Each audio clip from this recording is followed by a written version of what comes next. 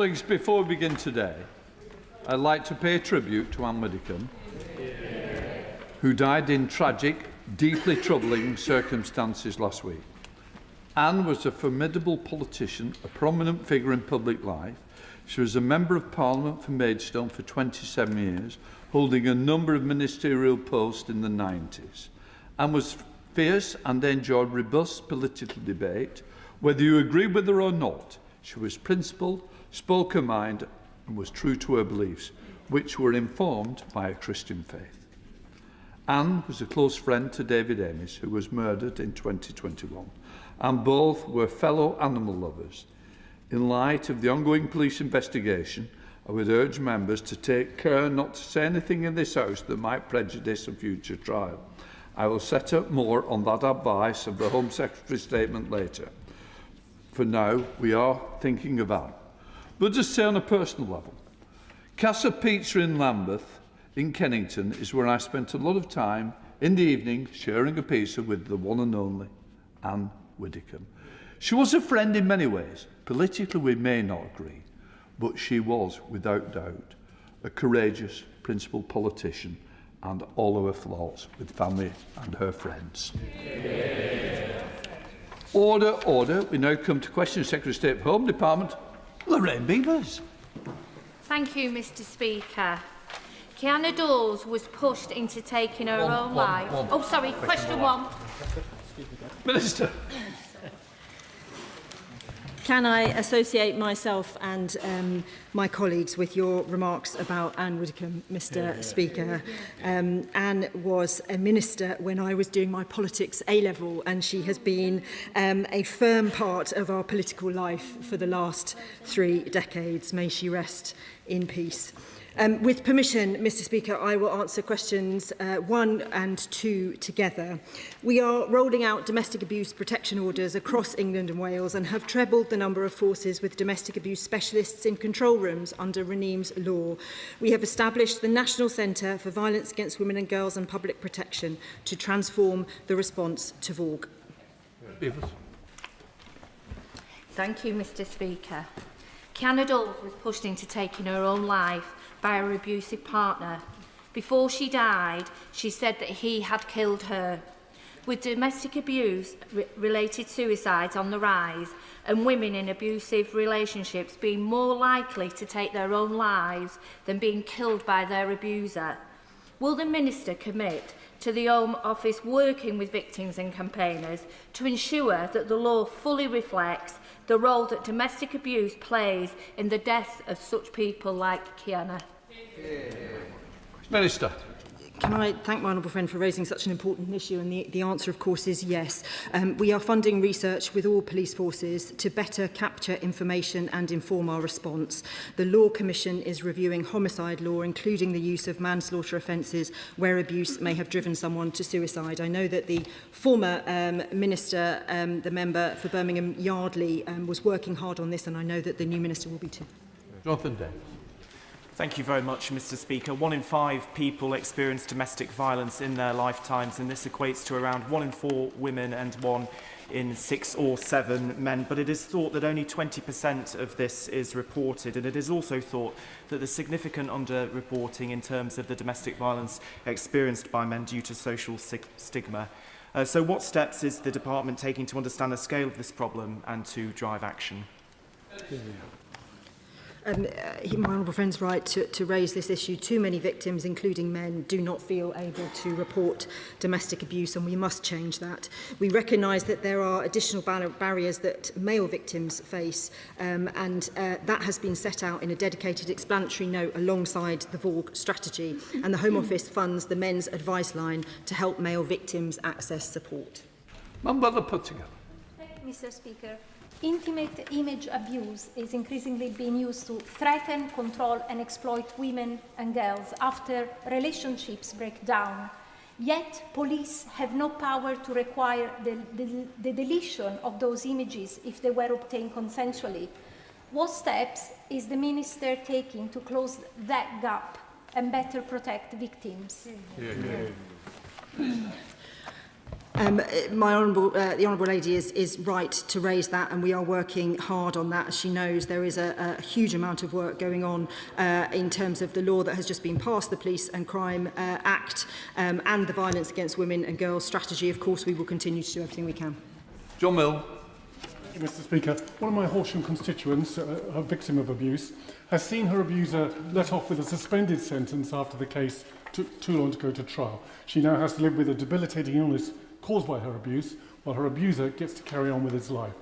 Court delays are of course bad in any case, but for victims of abuse, there can be an extra hardship. So does the Minister think that we need to think of some special provision for such cases? The Honourable Gentleman's right to raise the issue of court delays, and we have a whole strategy led through the Ministry of Justice to make sure we speed up those court cases, and he's right to highlight the particularly impact of those. We are ramping up the support that we give to victims and making sure we are helping people, trying to give them information about what is happening even when there are delays, and of course we'll listen to his question very carefully. Dr. Sophia Hammond. Please, Mr. Speaker. Thank you, Mr. Speaker. Before I answer this, may I briefly say what is on the minds of many in this House and pay tribute to Ann Widdecombe, a true public servant, and I will shortly make a statement about Ann and the ongoing police investigation. In relation to question number 3, Mr. Speaker, this government committed to end the use of asylum hotels this Parliament, and we are on track to deliver just that. We have brought the number of hotels down from 213 in July 2024 to fewer than 117 today, meaning 1 in 5 hotels open at the election are closed now, and we continue to move people into more basic accommodation, speed up caseworking and remove record numbers of people from this country. Mr. Speaker, can I commend my honourable friend for the way she's gone about reducing the amount of hotel use in this country after the shocking legacy that was left behind by 14 years of the last government. She will know these hotels have become a source, unfortunately, of right-wing intimidation, violence and community cohesion and tension. Can she reassure me in Scotland in particular that as families are moved out of these hotels, that the accommodation they are put in is not only appropriate for them, but also appropriate for the communities in which they are housed? I thank my honourable friend for his question. Let me reassure him we work closely with local authorities, accommodation providers and safeguarding partners to ensure that families and vulnerable individuals receive the support that they need throughout any move, and that is true across the whole of the UK. We do understand that hotels themselves can impact community tensions, and whilst people have a right to protest peacefully, nobody has the right to intimidate communities or vulnerable families. Mr. Speaker, and just building on the last question, RAF Linton on Ouse, where 1,500, up to 1,500 asylum seekers may be put, will be open gates, and it's a village of 600 adults, and close to that is a primary school. So may I ask the Home Secretary, in light of the comments about community cohesion not being in schools nursery, will she now rule out RAF Linton on Ouse as an inappropriate site because of the proximity of the primary school? Let me say to the honourable gentleman, no decision has been taken, and all of these factors, including other community assets, schools, community facilities, are taken into account as part of the decision making. Thank you, Mr. Speaker. The government and I inherited 3 asylum hotels in Bournemouth, and I know that the Minister is working through a complicated process to close the hotels in Bournemouth. I have asked on the 5th of January, the 9th of February, the 9th of March, the 8th of June, and today, whether the government have positive news about the closure of any of the asylum hotels in Bournemouth. Can the Minister give an update, please? Home Secretary.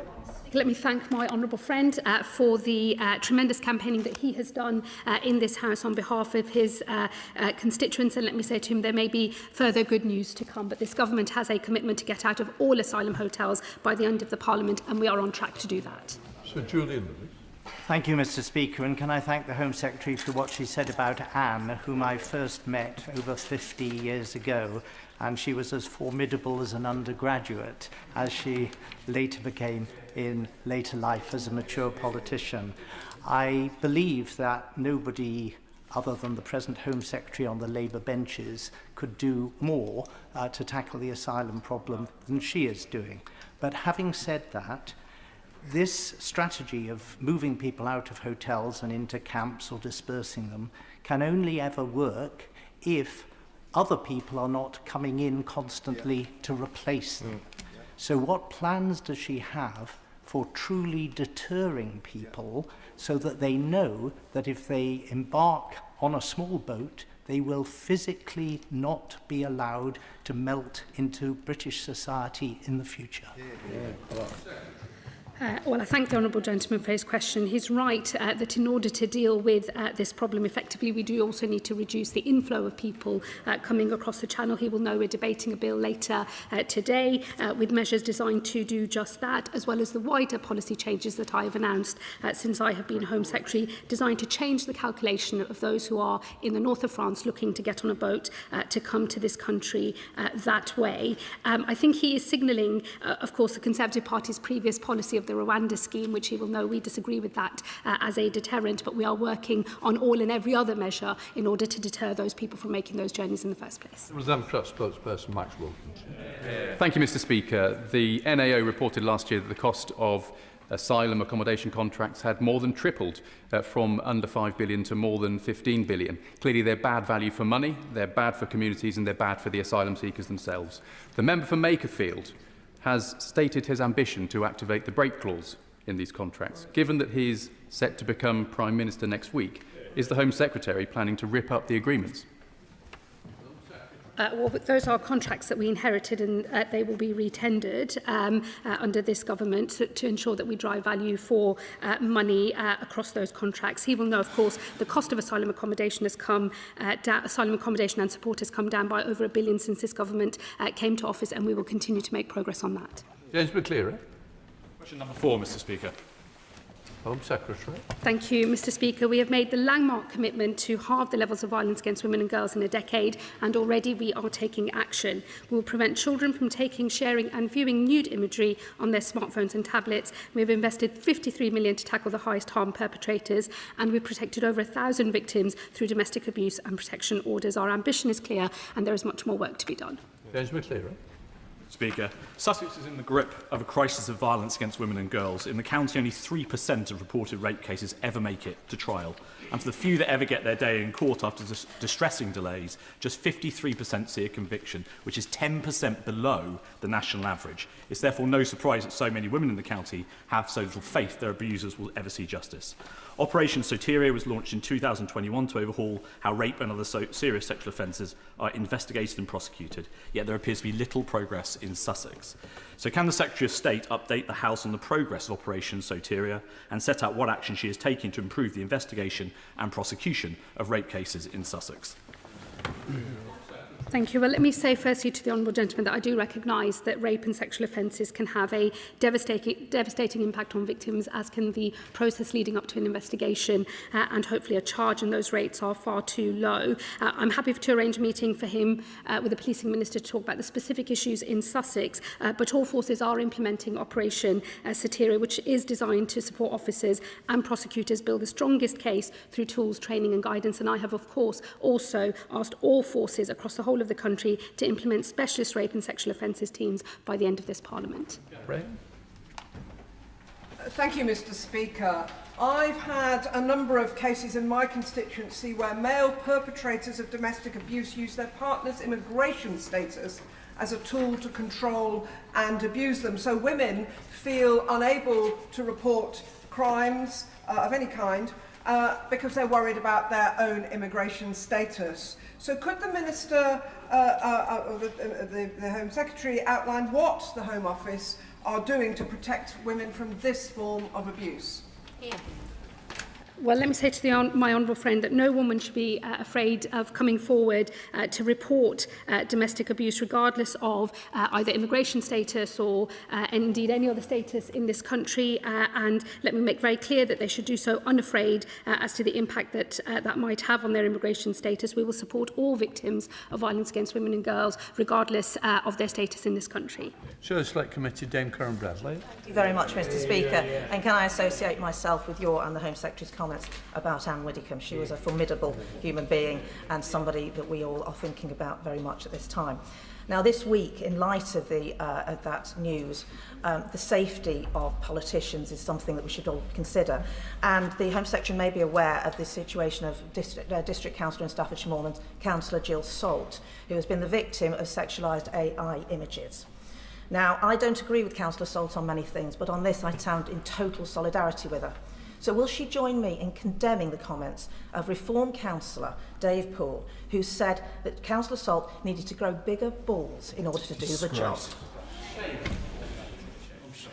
Let me say to the Honourable Lady, I think that those comments are a disgrace and that I would hope all members across this House, regardless of their party political persuasion, would take a unified stance on all instances of either violence against women and girls, threats, abuse, the creation of explicit sexual images, and indeed those that break the law as well. And let me say that message clearly from this dispatch box, and I hope it's one shared across the House.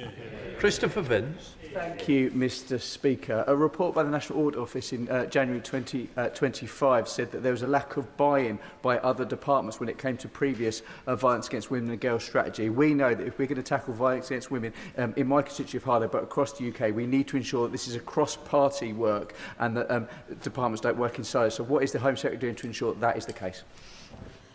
Well, let me assure my honourable friend this is a cross-government strategy, a cross-government commitment. It has been led by the Prime Minister himself directly, who has got government departments together to knock heads together and to make sure that everybody is equally committed. I'm sure that won't change, regardless of what may happen in the very near future. Let me assure him this remains a cross-government strategy, and I hope that it is one that does have support across parties as well.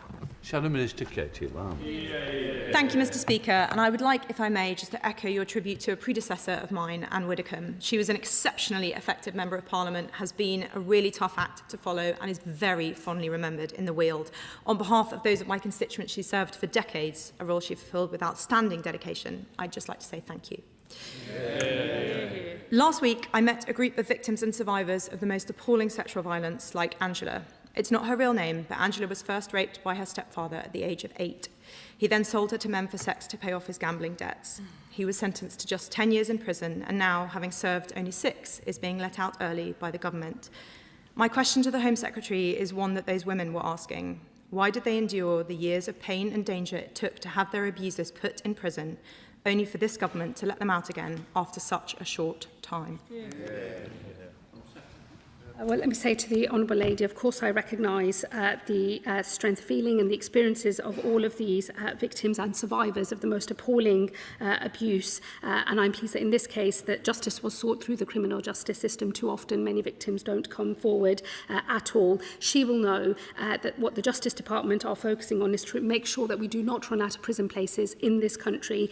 Over the last 14 years of the Conservative government, only 500 places were added to the whole of the prison estate. And it's a crisis that I, in fact, directly inherited when I came into government, and I do know how precarious the number of prison places in this country has been. And I hope she will agree that for all victims and survivors, the most important thing is to make sure that we never run out of prison places in this country again. James Aston. Number 5, please, Mr. Speaker. Home Secretary. Thank you, Mr. Speaker. With your permission, I will group this question with questions 7, 9, 15, 20 and 22. Last year saw over 3,000 illegitimate premises raided and nearly 1,000 arrests. I have provided £30 million of additional funding over the next 3 years to go even further, and as a result, thousands more businesses will be raided, hundreds will be arrested, and millions in cash will be seized as part of a permanent national crackdown. James Hudson. Thank you, Mr. Speaker. High street crime and shoplifting remains a key concern for my constituents who have seen some pretty awful examples. My local police have had some successes and they are running local initiatives on high streets that are starting to deliver results. Can I ask the Home Secretary, because there will be other such examples around the country run locally, can we make sure as well as national initiatives we are gathering together those localised ones and those local successes, bringing them together and sharing that good practice to make sure we're bringing it all together as part of an attempt to clean up our high streets? Well, let me thank my honourable friend and pay tribute to the work that is happening in his local area. And let me reassure him that we are working from the Home Office very closely with our colleagues in the Communities and Local Government Department as part of the government's wider strategy for high streets. This is, of course, a criminality-focused crackdown to deal with some of those businesses that we know are front organisations for other criminal behaviour. But we will be working with our colleagues closely, and I'll make sure that all of those good examples are used as a spur for others to take action too. Patrick Herbert. Thank you, Mr. Speaker. These criminals on the high streets, they move quickly, but the government response has tended to be too slow over many years. So, can I ask, when will the current pilots finish? How will success be judged? And when will every town in Britain be able to say that they benefit from what works? Well, firstly, let me say to my honourable friend, this is not a pilot. It is the real thing. I've made funding available to every force area in the country to take part in this national crackdown. And in addition, I provided enhanced funding to 3 hotspot areas where the need is greatest. But success, I would say to my honourable friend, means more shops closed, more criminals arrested and more cash seized. Not Toman. Thank you, Mr. Speaker, and I thank the Secretary of State for her answer. Residents in my constituency of Watford are concerned about crime on the high street, whether that's theft, antisocial drinking and drug use, or violence and hate crime. Does my right honourable friend agree with me that it is only thanks to this Labour government that we are finally getting a grip and dealing with it? I thank my honourable friend for his question, and we are certainly starting that long road to making all of our communities safe. We've made good progress so far in this Parliament with knife crime and knife homicides down very significantly, and there are of course 3,000 additional police officers and PCSOs in neighbourhood policing as well. We will make more progress as the government rolls out the measures in our Crime and Policing Act, as well as the wider High Street strategy, which will include the crackdown that I have announced, but is part of wider work with the Communities Department. Will Jones. Thank you, Mr. Speaker. Many of my constituents want to see tougher action against the criminals who hide behind businesses such as the road barber shops and the vape shops and the mini-marts, a blight on many high streets in my constituency. So can the Home Secretary update the House on what the government is doing to tackle this type of offending and get these dodgy shops closed once and for all? Well, I thank my honourable friend, and that is precisely what this new national crackdown is designed to do. The additional money will put more officers on the street to raid these dodgy shops and other premises, and we're also providing funding for trading standards and HMRC as well, because we know that this is a multi-layered problem and it does require assistance from other professionals as well. Immigration enforcement will also receive additional funding as part of this crackdown. We are determined to make sure that our high streets are safe places for communities to use. Harpreet Chapel. Not here. Jill Jump. Thank you, Mr. Speaker. Many seaside towns like Rhyl and Colwyn Bay in my Clwyd North constituency are working really hard to regenerate their high streets and attract investment. Can the Home Secretary confirm that the High Streets Organised Crime Unit will ensure that coastal towns facing issues with organised criminal activity receive the same support as larger urban centres? Let me very clearly offer my honourable friend that reassurance. The nationwide crackdown, which is led by the National Crime Agency, will involve enforcement activity across the country, including in coastal areas like hers. Enhanced funding is currently available for all police forces to bid for via the National Crime Agency, and I'd encourage my honourable friend to make sure her force is involved. Alberta Costa. Thank you, Mr. Speaker.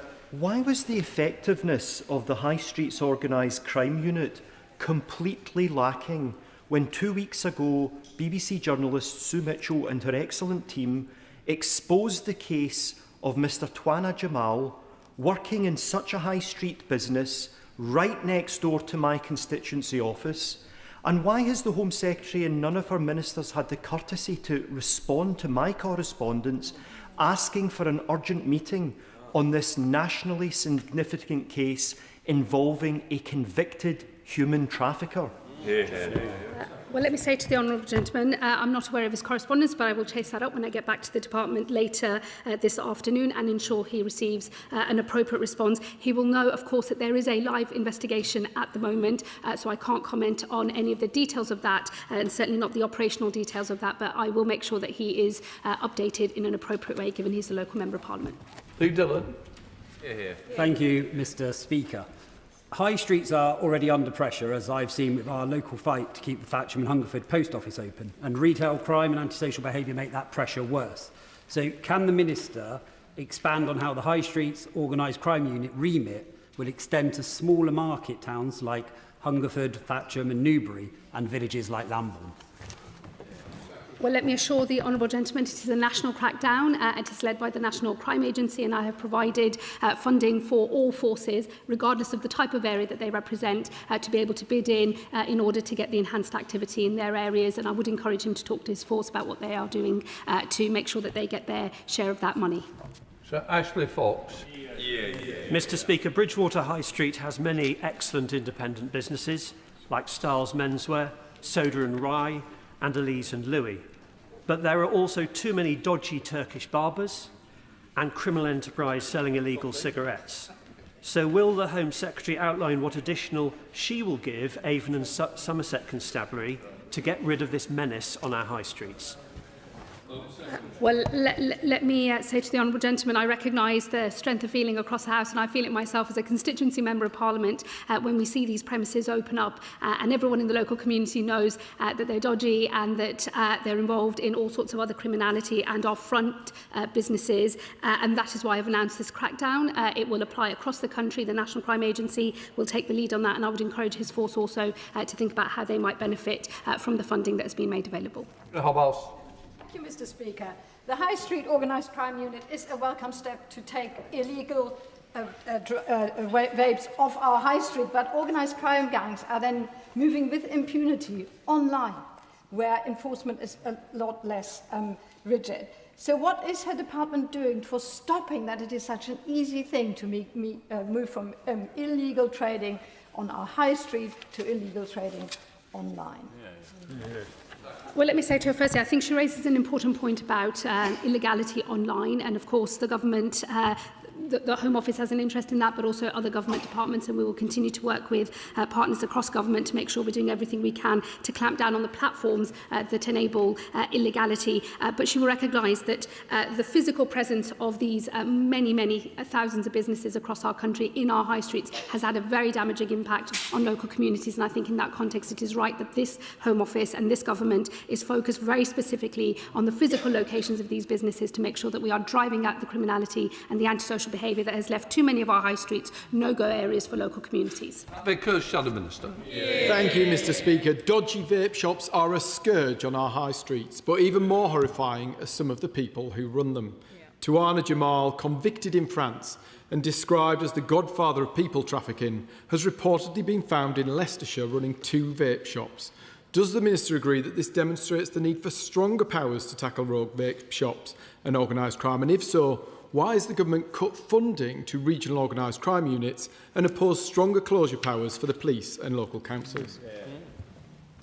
Well, the government hasn't opposed stronger closure powers, and in fact the government is currently consulting on a planned increase of closure orders from 6 months to 12, and we'll be bringing forward legislative measures very shortly, and we're also looking at the separate regime in relation to closure notices as well, none of which of course was acted upon when he and his party were in government.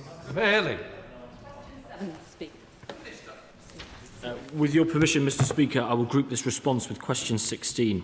The Government remains grateful to the British public for the generosity shown to Ukrainians who sought sanctuary in the UK.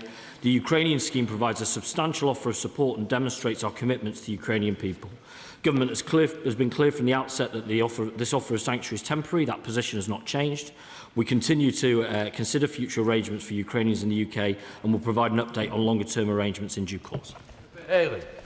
Ukrainian constituent Artem is currently seeking to apply for a funded apprenticeship, having now been educated here in the UK.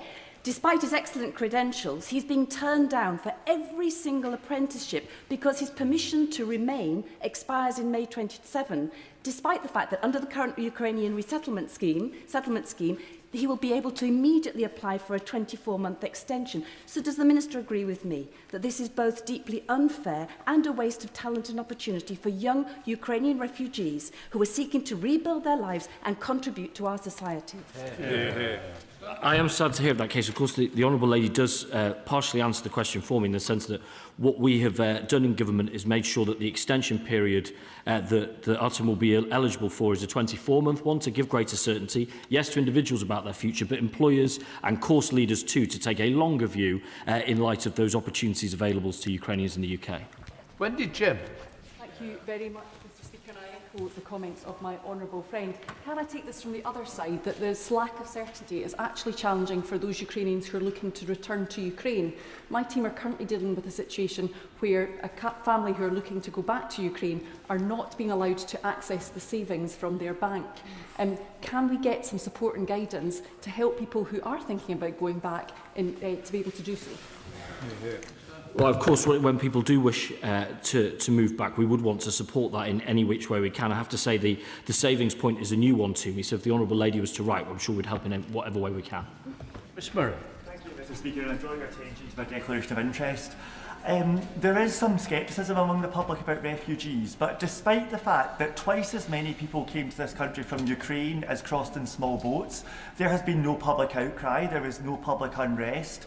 Does the Minister agree with me? That is because the public recognise that refugees who come here fairly, in a legal way and with proper support are absolutely welcomed by the British people. And what conclusions is the Government drawing from that as they've created their new scheme around safe routes?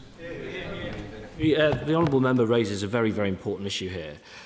I know from my own community where sometimes that immigration conversation is very difficult indeed, that those same people who raise frustration at the lack of order and control in the system as inherited from our predecessors were the same people who leaned into the Ukrainian scheme. Same people who've leaned into the Hong Kong BNO scheme, same people who've lent into the Afghan resettlement scheme and the Syrian scheme. The message I take from that is that when the British people see that systems are ordered and controlled, and that for those who get protection or those who need it, and we know who's coming, then they lean into it. And that, of course, is the spirit of our reforms to the system, and I hope the Honourable Gentleman, indeed all Honourable and Right Honourable members, will support us in that venture with our legislation this evening.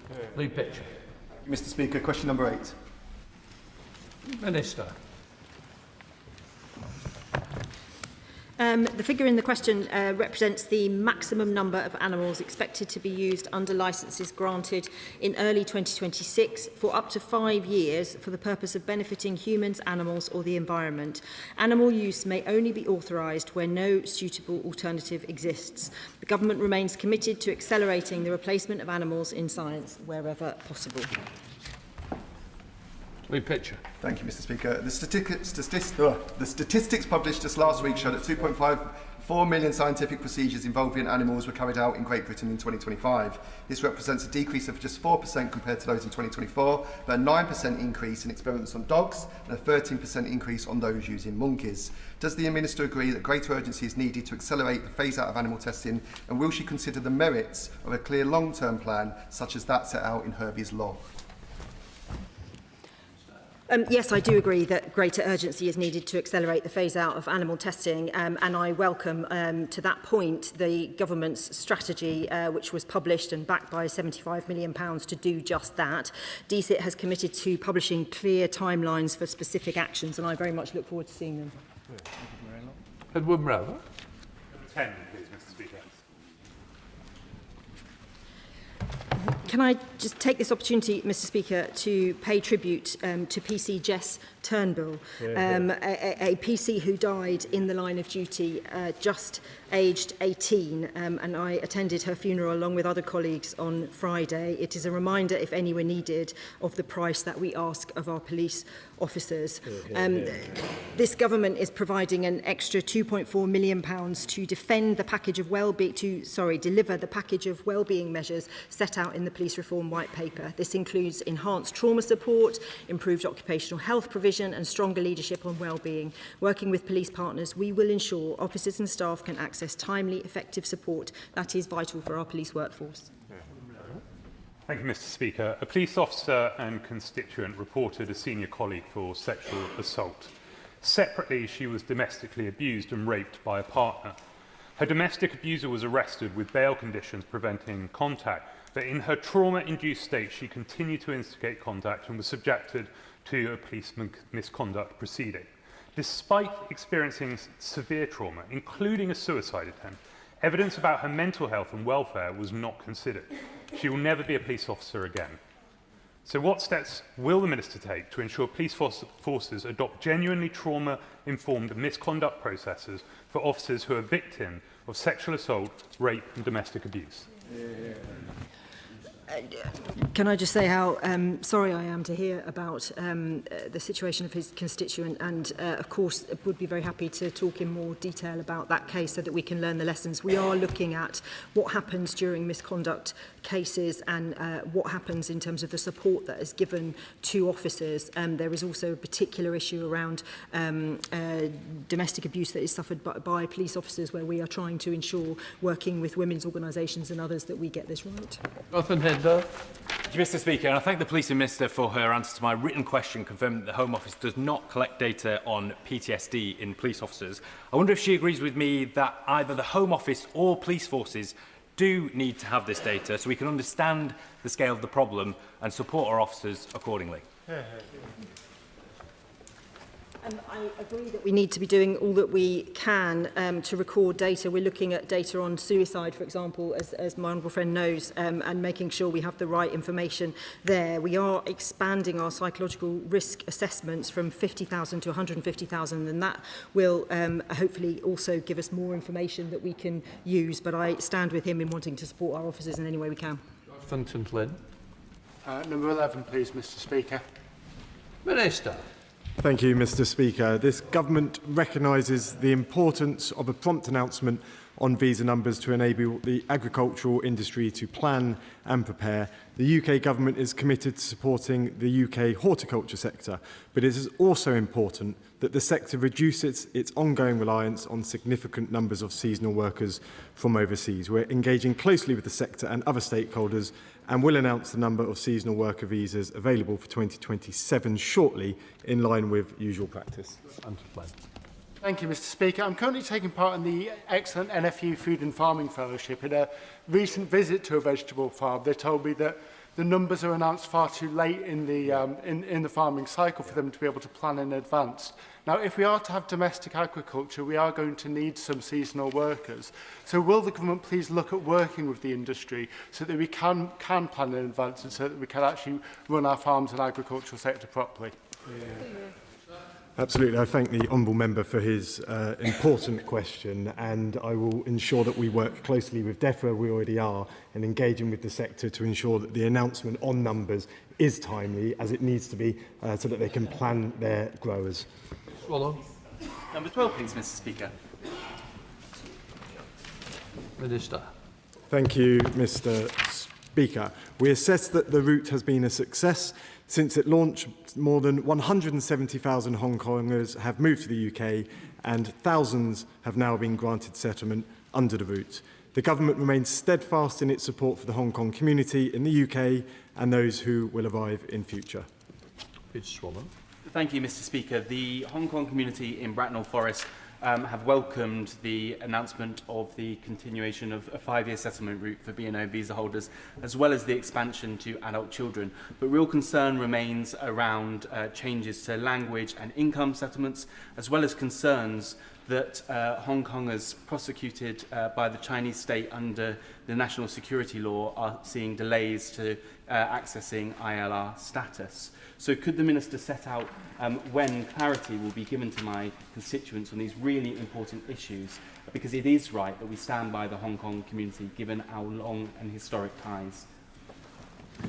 Thank you, Honourable Member, for his question. We have, of course, consulted widely on settlement, and we are considering the responses and will bring forward reforms at the earliest opportunity. In the meantime, of course, those on the B&O route can continue to apply, and the service standard for those on that route continues to be 6 months. If there are any individual circumstances, please do grab me after and we can go through that. So unless you can. Mr. Speaker, Ann Widdecombe was a force of nature, and my heart goes out to all her friends and loved ones. The B&O route has provided sanctuary for Hong Kongers fleeing the autocracy of the Chinese Communist Party, but its effectiveness should not be measured in visas granted, but whether people are actually safe here. B&Oers live under CCP bounties, doxing and surveillance. Yet a year after the Foreign Influence Registration Scheme went live, not one person or one company has registered as working or taking money from the Chinese state, and the government still refuses to put the Chinese Communist Party in the enhanced tier. So does the government really believe that not a single organisation in the UK is engaged in political influence on behalf of the Chinese Communist Party? And if not, how many investigations have there been into those failing to disclose? And the annual report on furs was due to be reported by the end of June, Mr Speaker. So is the government planning on seeking it out behind the summer recess to hide their failure to protect us and Hong Kongers from the Chinese Communist Party? I thank the honourable member for her very important point, and it is essential that we keep those who are here safe. The Security Minister is keeping this under review and will write to her in due course. John Whitting. Number 13. Minister.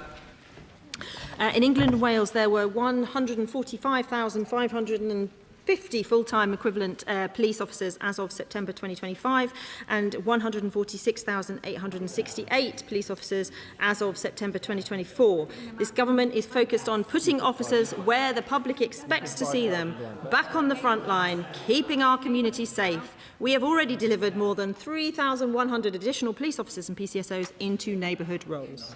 Sir John Whittington. Thank you, Mr Speaker. The Minister has confirmed that under this government the number of police officers has fallen. And it is now proposed that in Essex they will become part of a regional force which is going to be more remote and less accountable to the people they serve. How does that increase public confidence in policing?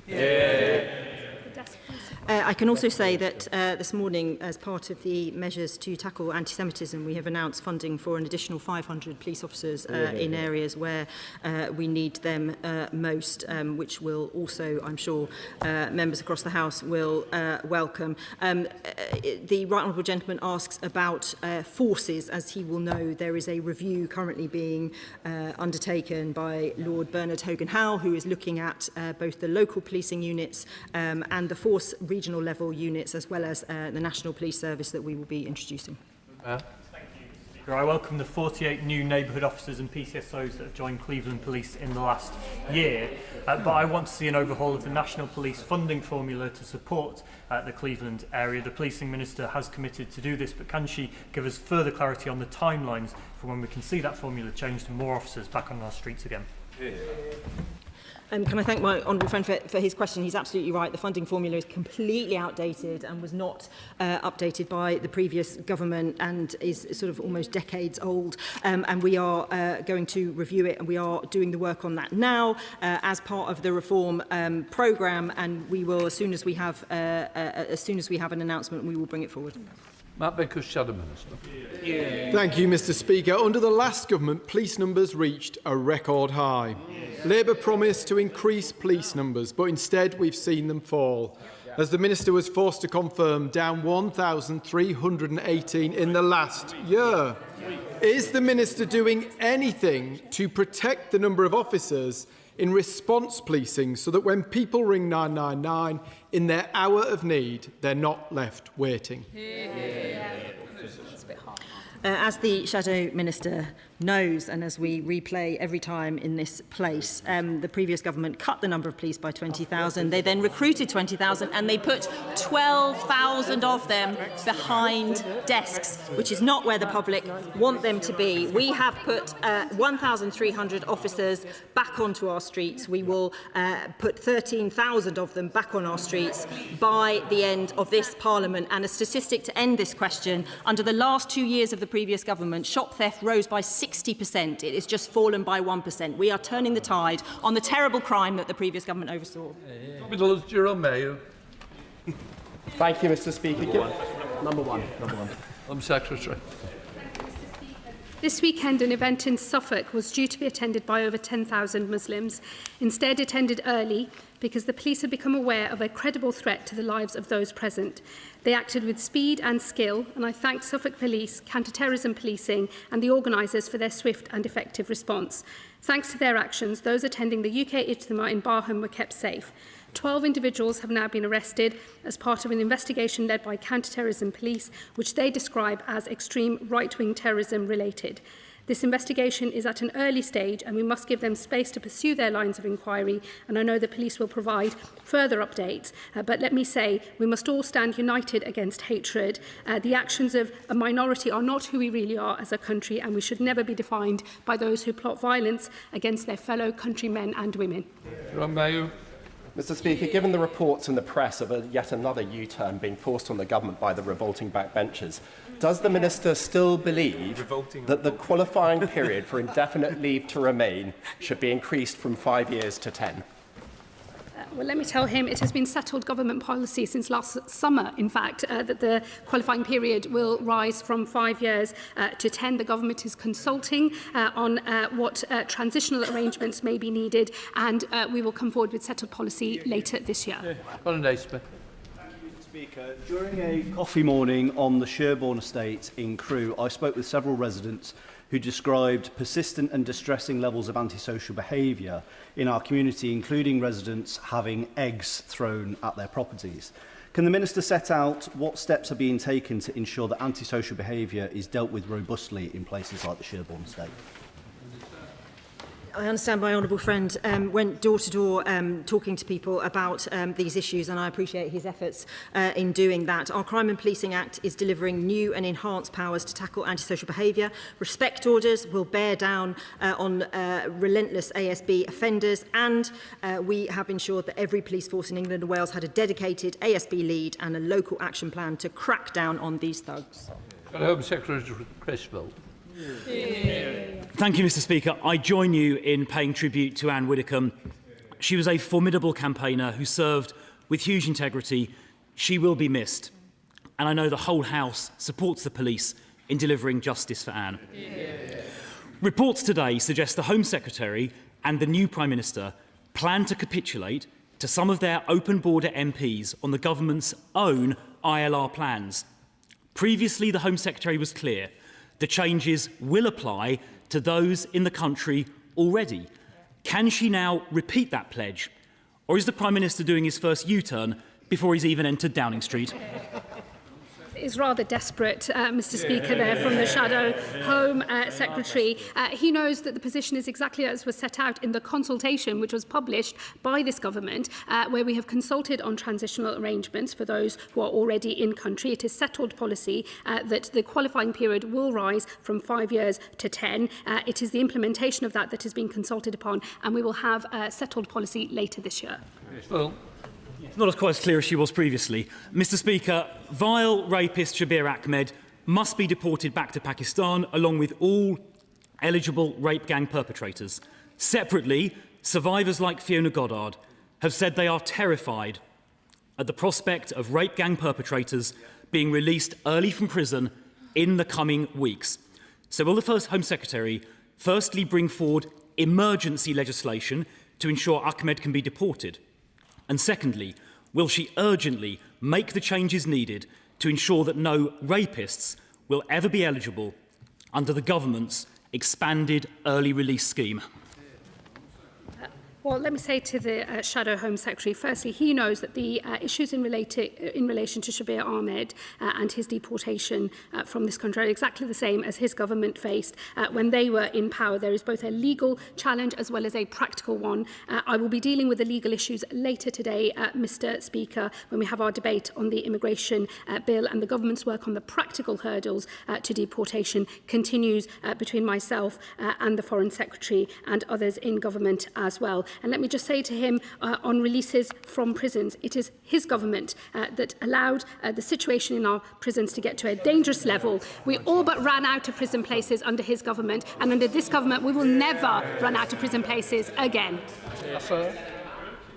Mr Speaker, I recently witnessed outside one of my stations an attempted phone snatch by 3 masked youths on electric bikes, which was fortunately unsuccessful. But at a community neighbourhood safety forum, residents raised with me this was a major concern of theirs. So could my honourable friend outline what progress we're making against tackling phone thefts, and does she agree that the phone companies need to do much, much more to make sure criminals can't pay and profit from phone snatching?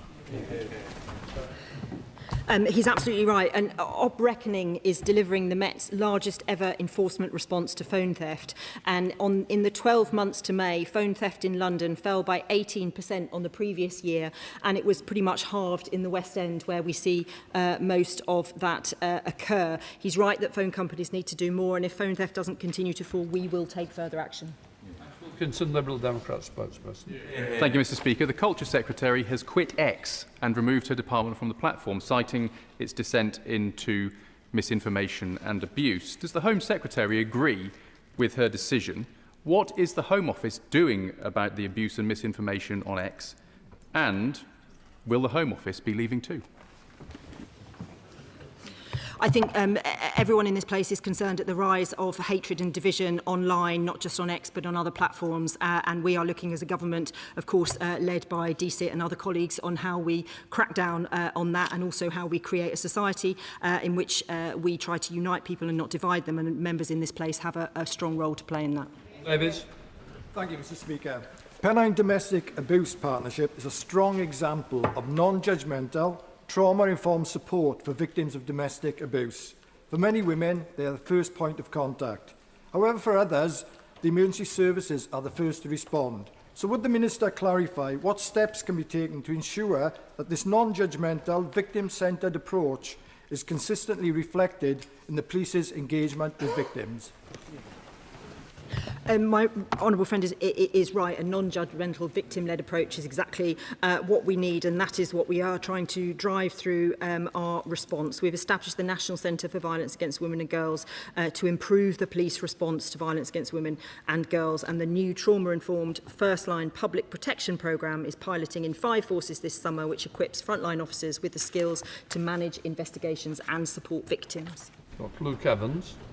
Thank you, Mr. Speaker. Now, the Home Secretary is boasting about the fact that hotel asylum seekers' numbers are being reduced, but of course they're being moved into HMOs, and the government won't produce the actual figures of how many are going into HMOs, which means places like Hinckley and Bosworth are getting more HMOs. So will the government commit to produce the data to show exactly where people are being moved from and to, so we can see it specifically around HMOs, because it is not in the data and has not been released in the quarterly data? I'd be grateful for an answer. I'm slightly saddened by the Honourable Gentleman's question. He and I had a very, very good conversation about the nature of the supported population in his constituency. He knows that we work very closely under a policy of successive governments for full dispersal, so that the challenge of supporting the supported population is shared more fairly. Where there have been local disproportionate issues, like in postcodes of his own, we were able to make positive changes there. I would have hoped he would have recognised that. But to be very clear on his original point, if he talks about data, the May stats release show a reduction in the hotel population of 35% and an increase. If the Honourable Gentleman, he can do the questions, he can't do the answers as well. If he was, a reduction in 35% in hotel population and an increase in the supported population of less than 1%. Even he can do those maths. Peter Prinsley. Thank you, Mr. Speaker. So on Friday, I met with Barnham Parish Council in my constituency and the head teacher, Amy, of the adjacent primary school. They raised concerns about the proposed accommodation of large numbers of asylum seekers at RAF Barnham. They worry about community cohesion, particularly if large numbers of young men are to be transported into neighbouring towns and villages without access to supervised constructive activity. So will the Minister outline what material steps will be taken to address this problem? I'm grateful to Honourable Friend for that question. I would stress, as my right Honourable Friend, the Home Secretary, said, that no decision has been taken in respect of this site, and suitability assessments continued. We're engaging with relevant local authorities, health partners, police forces and other partners to minimise the impact on local services and communities in exactly the way that the Honourable Gentleman speaks. Kieran Mullen. Thank you. Can I begin by thanking Madam Deputy Speaker for securing a meeting with the Minister with local MPs, councillors and residents of Crowborough, where the Minister heard for himself directly reports of illegal working, groups of young men drinking on the street and the smuggling of alcohol onto the site. If the government is going to force this camp on people, the very least it can do is to ensure that people there play by the rules. Can the Minister introduce breath testing and make clear to anyone drinking on the site that if they're found to fail those tests, their asylum claim will be immediately thrown out? Grateful to the Honourable Gentleman both for the question and for his time, and for Madam Deputy Speaker's time in advocacy, and indeed local councillors. I was very concerned to hear the reports about those drinking off-site. We are looking closely, as I've said to the Honourable Gentleman, about making sure that's not doesn't happen. We already block merchant codes on aspect cards to prevent it. We are talking about a relatively small amount of money, £9.95 each week, but we do not want to see that spent on alcohol. The sites themselves are alcohol-free as well. I'm not quite sure that breath testing is the way that we need to enforce it, but nevertheless, I share his vigour to stop it. Joe Powell. Mr Speaker, can I warmly welcome the Government's swift introduction of the National Security State Threats Bill that received royal assent last week. The activities of the IRGC have caused huge concern across the country, and in particular to my Iranian and Jewish communities. So can the Home Secretary update the House on when these new powers will begin to be used to protect our country from hostile state-linked organisations and threats? Well, thank you very much, Mr Speaker. Today, my right honourable friend, the Home Secretary, has laid statutory instruments to designate 3 bodies engaged in foreign power threat activity under the National Security State Threats Act 2026. The Islamic Movement of Companions of the Right, who have publicly claimed 7 attacks at UK locations linked to Jewish and Israeli communities and Persian language media, Iran's IRGC and Russia's GRU volunteer corps. Designation will make it an offence to support, assist or obtain benefits from any of these organisations. Thank you, Mr Speaker. As the House will know, the Home Office does not routinely publish figures on the number of small boat arrivals who abscond or whose whereabouts subsequently becomes unknown. Now, given the Department holds case records that would allow this to be calculated, will the Home Secretary commit to publishing it periodically so the House can properly scrutinise the scale of the problem? Well, the honourable gentleman will know of the 70,000 people removed by this government, 41% up on our predecessor, but he mentions very good point around data. That's been the subject of our response to a recent ICIBI report. We are looking at it closely. We do want both colleagues in this House but the public at large to have the best possible data to work from so we can have the most informed conversation possible. Jonathan Hender. Mr Speaker, the Police Federation is the only staff association police officers can join to represent them, and yet the Chief Executive has paid himself £1.4 million over 2 years from members' subscriptions. So does the Minister agree with me that frontline police officers have lost confidence in the national leadership of the Federation and should be allowed to set up an alternative? As he knows, the Chief Exec is no longer in post. We are clear that the pace of change is not fast enough. We have made clear in the Police Reform White Paper that we will bring forward any reforms necessary to ensure that the interests of rank and file officers are properly, effectively and robustly represented. It is important also to say that there are good members of the Police Federation who are working across the country doing brilliant work, including those that I met in Newcastle. So we do need to tread carefully, but he's absolutely right to raise this issue. Thank you, Mr Speaker, my constituents in Meriden and Solihull East are greatly concerned about abuse of the ECHR, including Article 8. They deem cases like the Albanian criminal who was not deported because his own son wouldn't eat foreign chicken nuggets as an insult. And the Home Office's own legislation analysis shows that abuse of the ECHR costs about £4.9 billion. I know the Home Secretary wants to reform the ECHR, but can she accept that if this runs out of road, then Britain should be allowed to forge its own way on human rights law, including leaving the ECHR? Well, the ECHR provides important protection both for ourselves and abroad.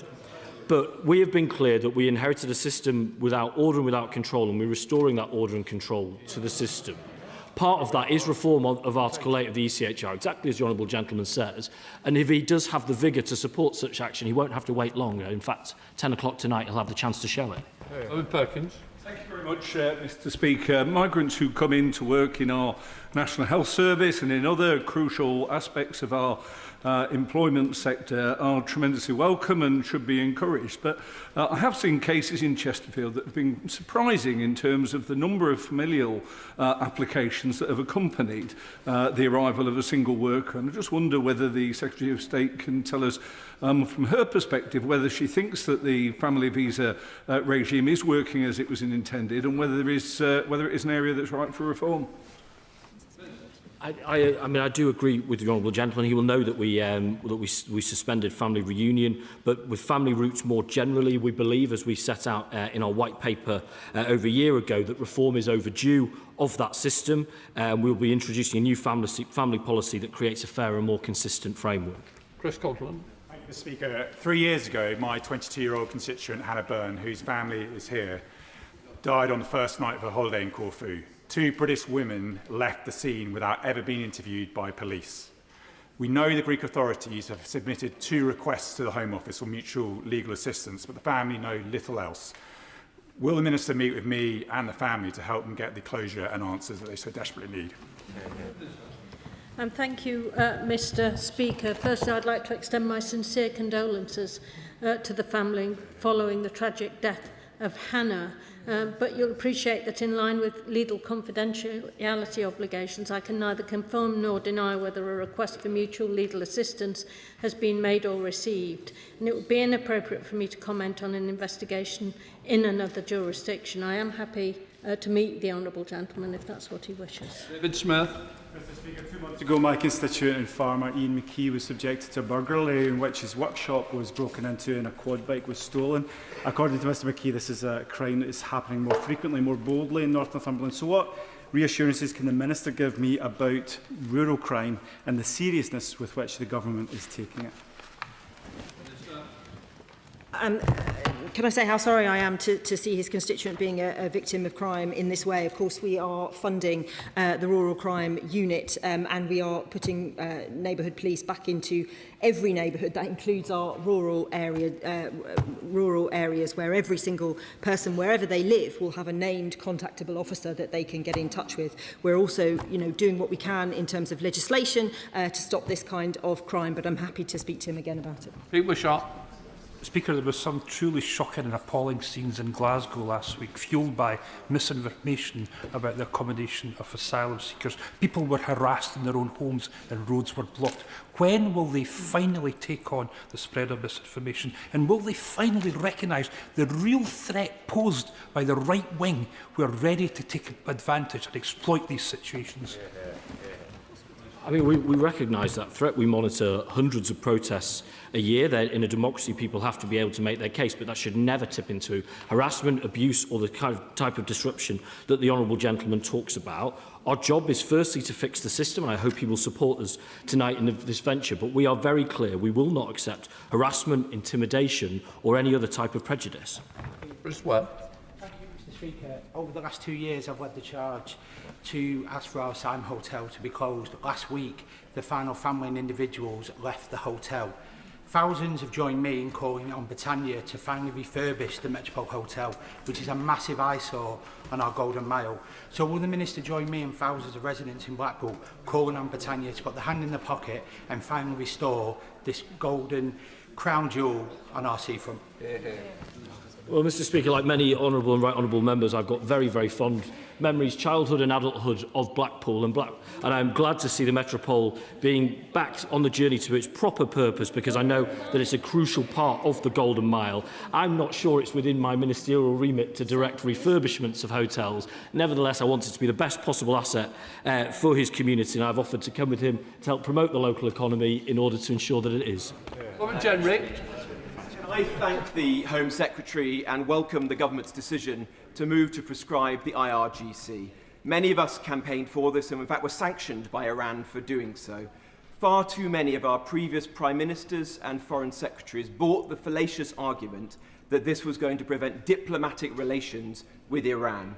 Now the Home Secretary has chosen to do this. How will she enforce this so we quickly stamp out all the activities of this terrible organisation from our country and ensure it never takes root again? I'd say to the honourable gentleman, thank him for his contribution. I would just say that the government has passed new legislation in order to allow for the designation of the organisations that my honourable friend referenced earlier today, and that includes the IRGC.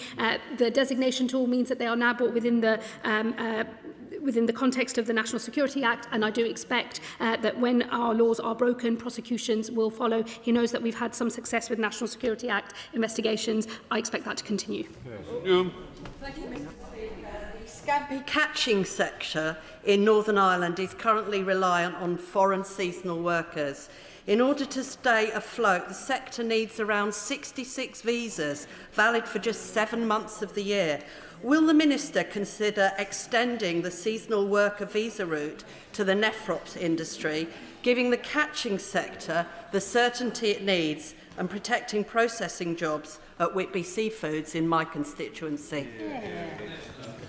Thank you, Honourable Friend, for her important question. I work closely with DEFRA and many sectors in agriculture to ensure that they can operate if they need that access to foreign workers. Of course, we are looking to reduce that, and I'm happy to meet and talk more about this specific scampi, which I love, after this. Thank you.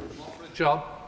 Can I thank the Asylum Minister for his professional courtesy in calling me on Friday to say that the asylum dispersal plans for Stoke Heath in my constituency have now been scrapped, and I'm very grateful for that, and it's a great relief to many residents. It was a completely inappropriate location from the get-go.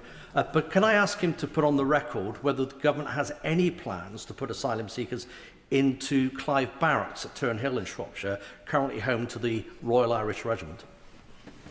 Grateful for that question and the spirit the honourable gentleman offers it. And I would recognise his advocacy in helping us understand that it was the wrong thing in the wrong place. But I know, not totally different to the honourable gentleman's contribution, that now gets followed up with misinformation of people who were planning on creating division through asylum accommodation, now pointing at another site. So to be clear to him and to his constituents, we have proposed 3 new sites and the extension of time at 2 other ones. Those are decisions not finally made, but those are named sites, and those are the sites under consideration, not his. Final question, Ewan Steinbank. I welcome the Minister's explicit statement last month that he wants to see the Clarendon Hotel, opened by the Conservatives, closed. When any hotel closes, can my honourable friend confirm that the vast majority of those being moved out will have their accommodation needs met within existing capacity? I'm grateful for that question. I think and talk about the Clarendon Hotel a lot because we are resolute in closing that hotel. But I appreciate his constituents or others wouldn't feel much better if they thought that those bed spaces were just being provided in the immediate area instead. Goal 1 for this government is to reduce demand, and we're seeing positive trends in this space. That's allowing us to close hotels and allow us to close more. So exactly in that spirit, not merely by displacement into dispersed accommodation. As I said earlier, a decrease in 35%, Mr Speaker, in hotel accommodation, an increase in dispersed accommodation of less than 1%. Excellent. Let the front bench change over.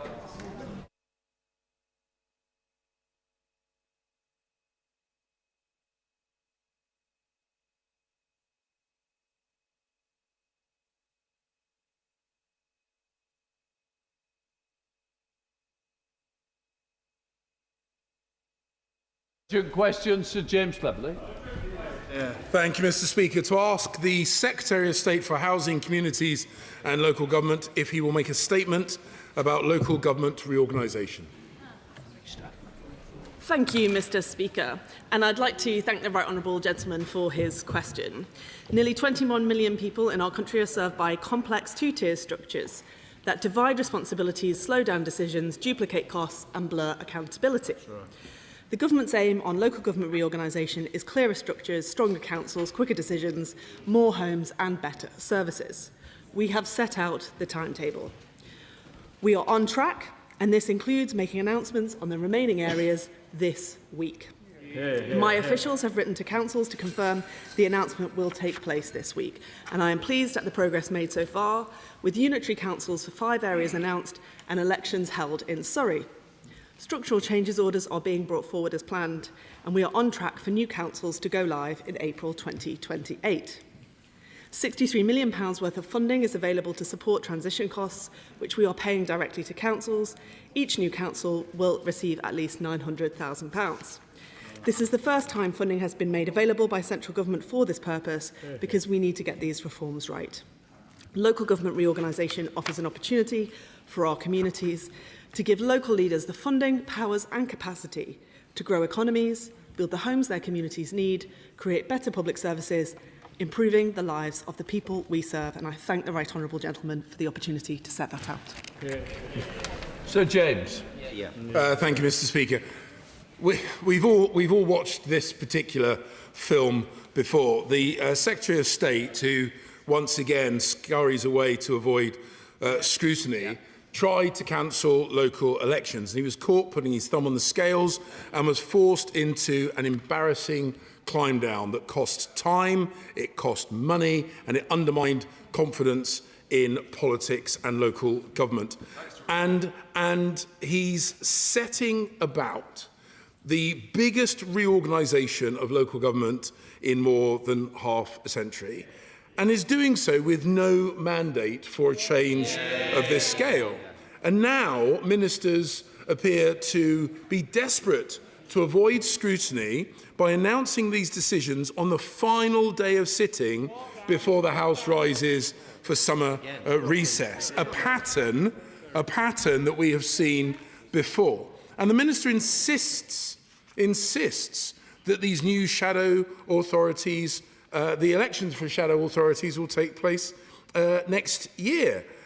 But we also heard that the elections for county mayors was going to happen of May of this year. And spoiler alert, Mr. Speaker, they didn't happen. They didn't happen. In many areas, there is still no agreed authority boundaries, no ward boundaries, no legislative timetable. How are councils, candidates and electors supposed to prepare for elections without these key details?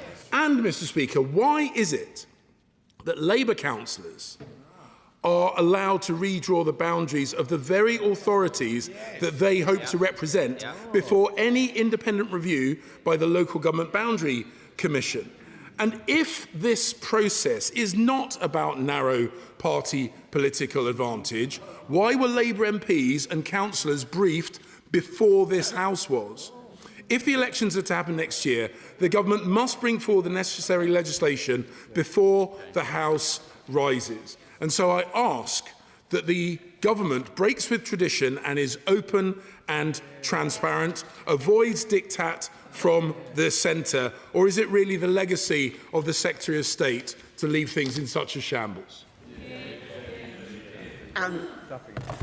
Thank you, Mr. Speaker, and I thank the right honourable gentleman for his question. He said I was desperate to avoid scrutiny. I'm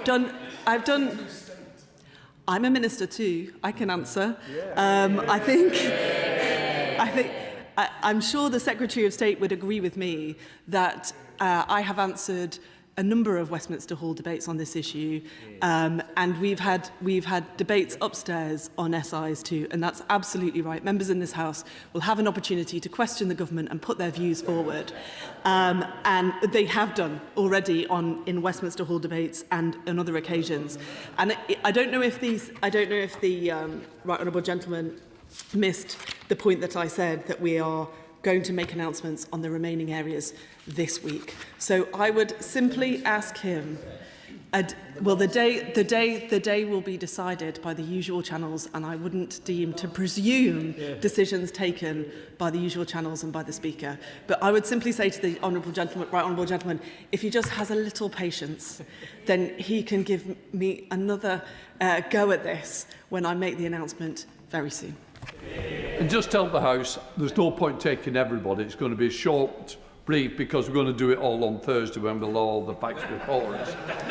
If I'd been told earlier, this wouldn't have happened. So there we are. So let's go to the Chair of the Select Committee, Florence Session-Lomé. Thank you, Mr. Speaker, and I pay tribute to the right honourable member for Braintree for securing this urgent question. The reality is LGR is very complex and involving so many different councils, over 200 councils and services, and delivering services to millions of residents right across the country. And I know that my honourable friend, the Minister, is very able and capable, but there are real concerns being raised by local government. Is she aware of the concerns and comments from the new chair of the LGA, Councillor Eamon O'Brien, where he said that the LGA had previously not taken a position on LGR, but they are hearing from councils about real delivery concerns. This is an area that we've looked at on the Select Committee, where we've raised issues around standards across the housing sector to deliver measures, right measures like the Renters' Rights Act and enforcement. And the LGA raised 6 concerns about these reforms are trying to do too much too quickly with too little.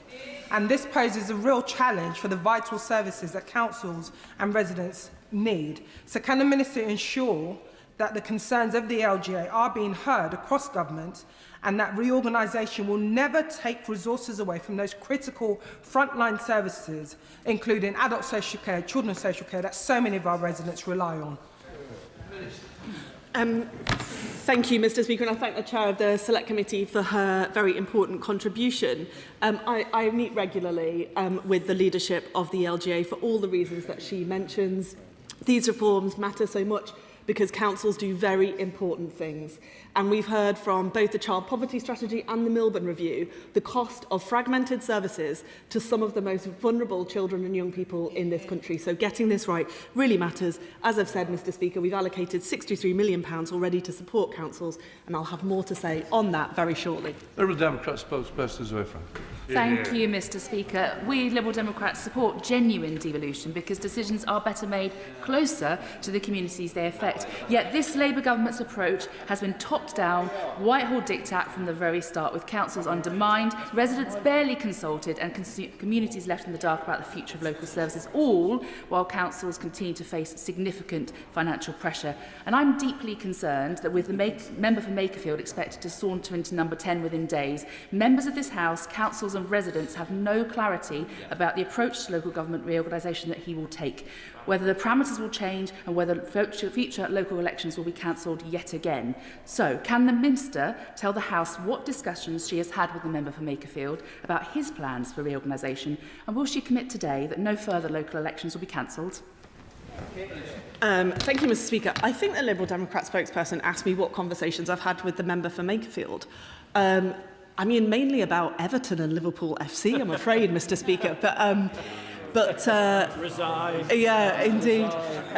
But I can say to her that the work of this government to secure devolution and to reshape local government so that we can grow our economy, build homes and serve our constituents properly has been thought through carefully and is proceeding in line with the timetable. And I am sure that all of us, whatever our views in this House, want to see that succeed. Barry Moon. Oh, he's not standing now. He's changed his mind. Oh, he's standing. No, make your mind up. Go to Snell then. Thank you very much, Mr. Speaker. Can I thank the Minister for her answers? But she will know that local government reorganisation is one half of the coin with devolution on the other. And in places like Staffordshire and Stoke-on-Trent, the access to bus franchising, adult skills agenda, spatial planning is the real victory that we look for. So when the announcement comes this week on the new local authority boundaries, is she able to give any insight into when decisions around strategic authorities will be made and when we might have those first selections to those so we can access those devolved powers that we desperately want to? Minister. Thank you, Mr. Speaker, and I thank the honourable gentleman for his important question, especially given the state of public transport in many parts of this country, and I will take his question as a request for things I might include on a statement further this week. Sir Bernard Jim. Thank you, Mr. Speaker. Can I draw the Minister's attention to a poll conducted by YouGov, which has now been published, which shows that local government reform in Essex is really unpopular. And what's more, the more people are questioned about it, the more unpopular it becomes. So why won't we have a referendum in Essex to find out whether we really want local government reform instead of it just being something imposed by politicians who think they know better? Minister. Thank you, Mr. Speaker, and I thank the gentleman for his question. Obviously, like all of us politicians, I pay close attention to opinion polls. Oliver Ryan. Thank you, Mr. Speaker. And can I thank the Minister for her listening ear throughout this process? I know she'll make a bigger statement on Thursday, but can I just make a last-ditch attempt to her, while she's making the considerations, to keep Burnley and Blackburn very separate and to prioritise devolution in Lancashire so we can enjoy with the Mayor things like cheaper buses and business investment that the cities enjoy? Minister. Thank you, Mr. Speaker, and I thank my friend for his representations. Obviously, I can't respond directly to them, but as ever, I keep the views of members of this House under close watch.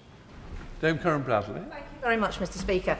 In 4 days' time, it will mark exactly 2 years since I first explained to ministers how much the people of Staffordshire Moorlands do not want to be part of a Greater Stoke local authority, do not want to have devolution forced on them, and want to have their own say on who makes decisions about what happens in the Staffordshire Moorlands. So can I please implore the Minister, like my colleague, can we please have a referendum in North Staffordshire on what is going to be imposed on us, because we don't want it imposed, we want to have our say. Thank you, Mr. Speaker, and I'm sorry to disappoint experienced and knowledgeable right honourable members, but having referenda is not part of the local government reorganisation process, and I think it's very important that we hit the milestones of the timetable as we set out. Andrew Peck. Thank you, Mr. Speaker. There are several options being put forward in Cambridgeshire, Peterborough local government reform, which could benefit Peterborough greatly.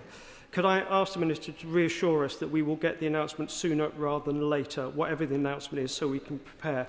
But can I also ask the Minister, did she hear the comments from the member opposite, who said that Labour MPs have been briefed in advance about this, about the details of what's to come. Can I put on record, Mr. Speaker, this allegation has been made against me? I have not been briefed, no information has been leaked to me, and it is a scurrilous rumour. Can I ask the Minister upon the record that no MPs anywhere know the outcome of this result yet? Be careful, don't accuse you of protesting too much, though, Minister. Thank you, Mr. Speaker. I think it's fair to say that I am chomping at the bit to try and make this statement, and I thank you for your support in helping us do that. And I think the honourable gentleman has made his point clear there. Just to be clear for the record, I think there's been a lot of accusation that people have been briefed. I can assure that I know of no briefing, including myself, which I was hoping I would have had. Daisy Cooper. Thank you, Mr. Speaker. The Liberal Democrat administration at Hertfordshire County Council has made huge strides forward in improving special educational needs and disabilities, and we were delighted when the government lifted the improvement notice which had been imposed when the Conservatives were running Hertfordshire County Council.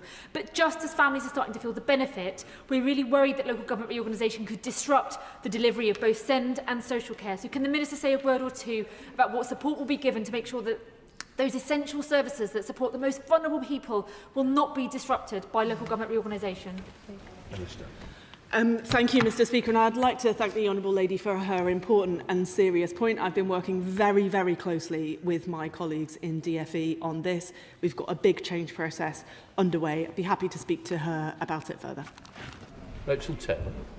Mr. Speaker, and I really welcome the Minister's reassurance that an announcement will be made this week. There's been 2 proposals put forward for reorganisation in Warwickshire, and I, like my honourable friend, would also like to put on record my support for the 2 Warwickshire proposal, because it most accurately reflects how people consider services. But could she also say that the only people who seem to support the one Warwickshire solution are the Reform administration in Warwickshire that have failed to improve services on potholes, on buses, on SEND or on children's services. And therefore the people in my constituency of North Warwickshire and Bedworth will really welcome elections taking place in accordance with the schedule.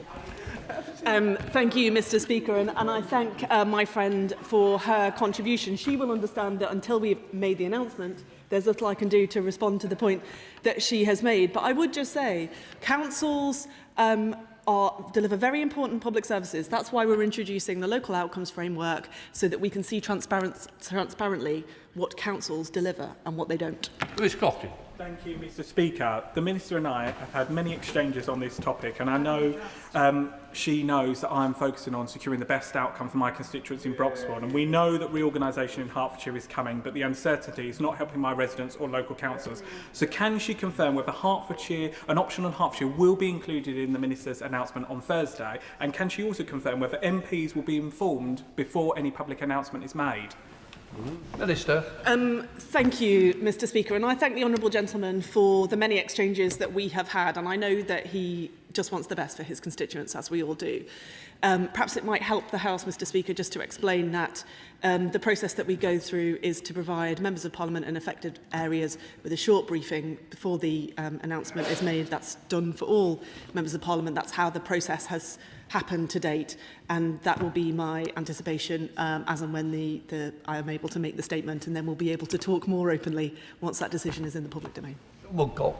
Thank you, Mr. Speaker. Does the Minister believe, as I do, that if this is done correctly, this has the opportunity not just to reshape local government so that it's fit for the 21st century, but also can help us secure much-needed economic growth? Minister. Thank you, Mr. Speaker, and I'd like to thank my friend for Banbury for that really, really important point. This is not just about constitutional niceties or the importance of councils, crucial though they are, to government in this country. This is also about having the right size of authority to grow our towns and cities and to give young people and everybody in this country the opportunities they deserve. Richard Tice. Thank you, Mr. Speaker. In a week's time, we will have a new unelected Prime Minister, the Member of Parliament for Makerfield. Can the Minister confirm whether this honourable member, whether he supports this local government reorganisation, or is he going to reorganise the reorganisation? Thank you, Mr. Speaker. Last time I checked, the MP for Makerfield had in fact been elected. Adam Jogi.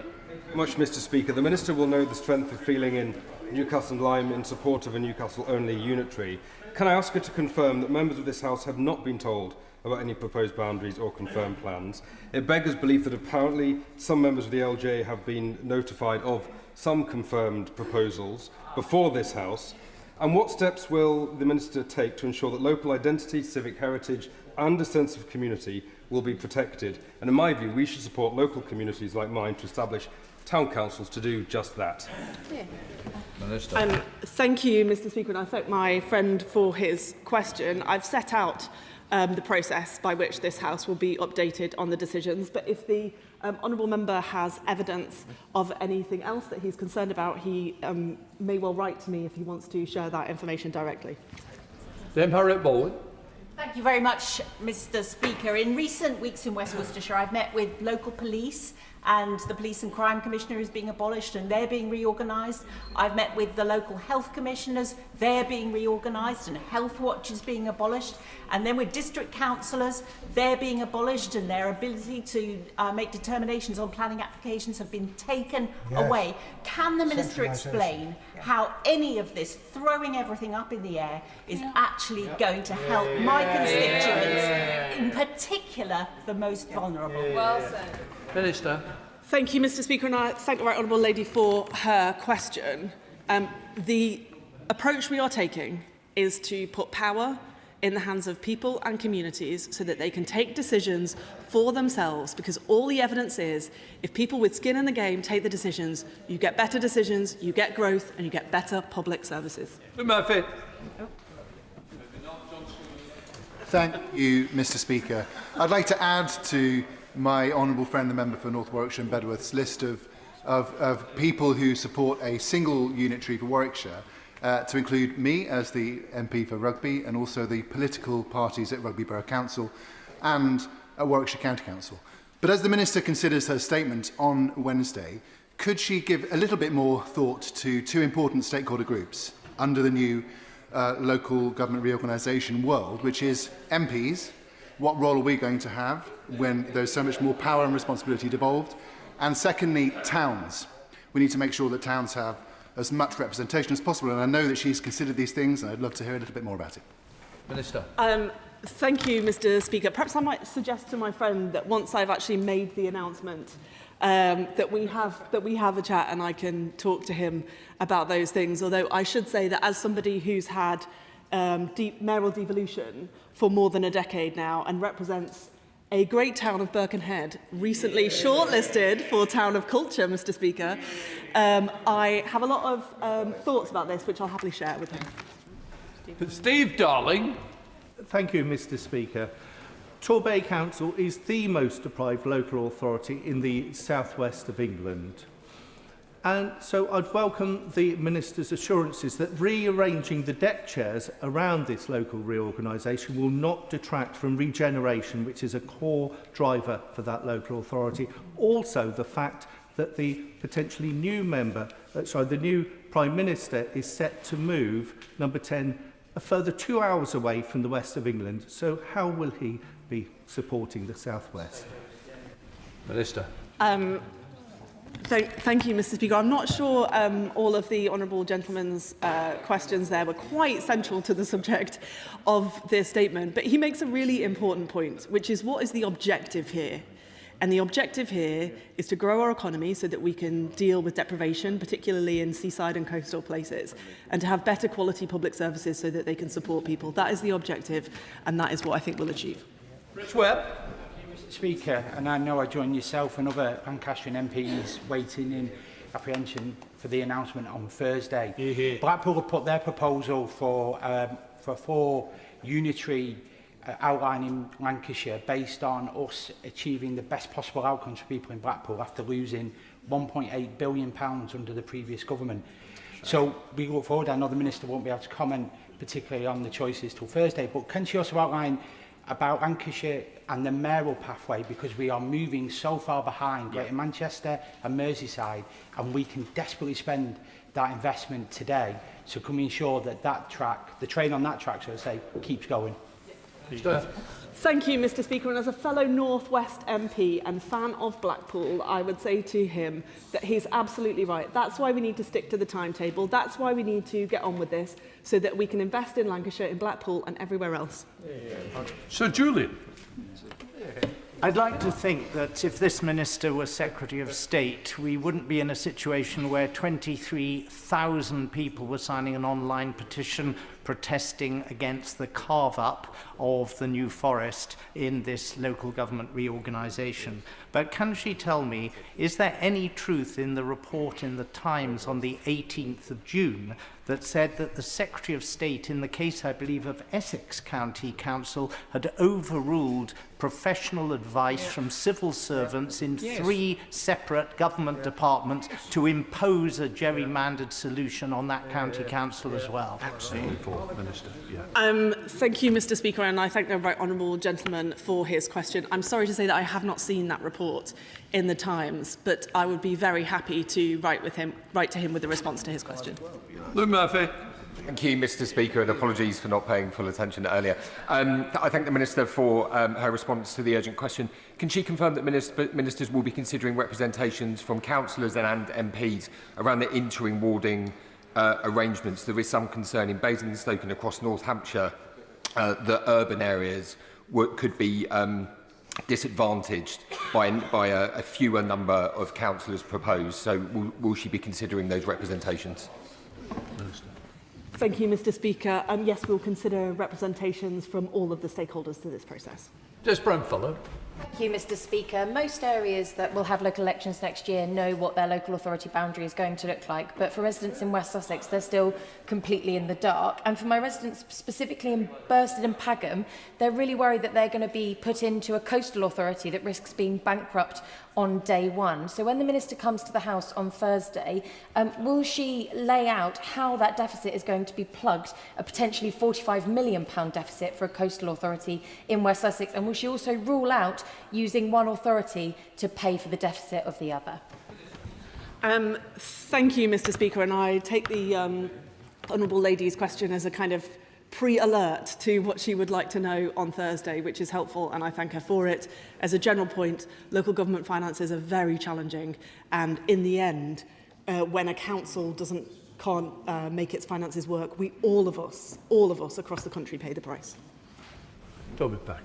Thank you very much, Mr. Speaker. As a former councillor on Chesterfield Borough Council, and given the excellent record that Labour have had there over the last 15 years, it will be a shame when Chesterfield Borough Council ceases to exist and we move towards unitary authority. But I've never met someone in a unitary authority who think it would be better if it went back to two-tier. So I think ultimately we are on the right route with this approach.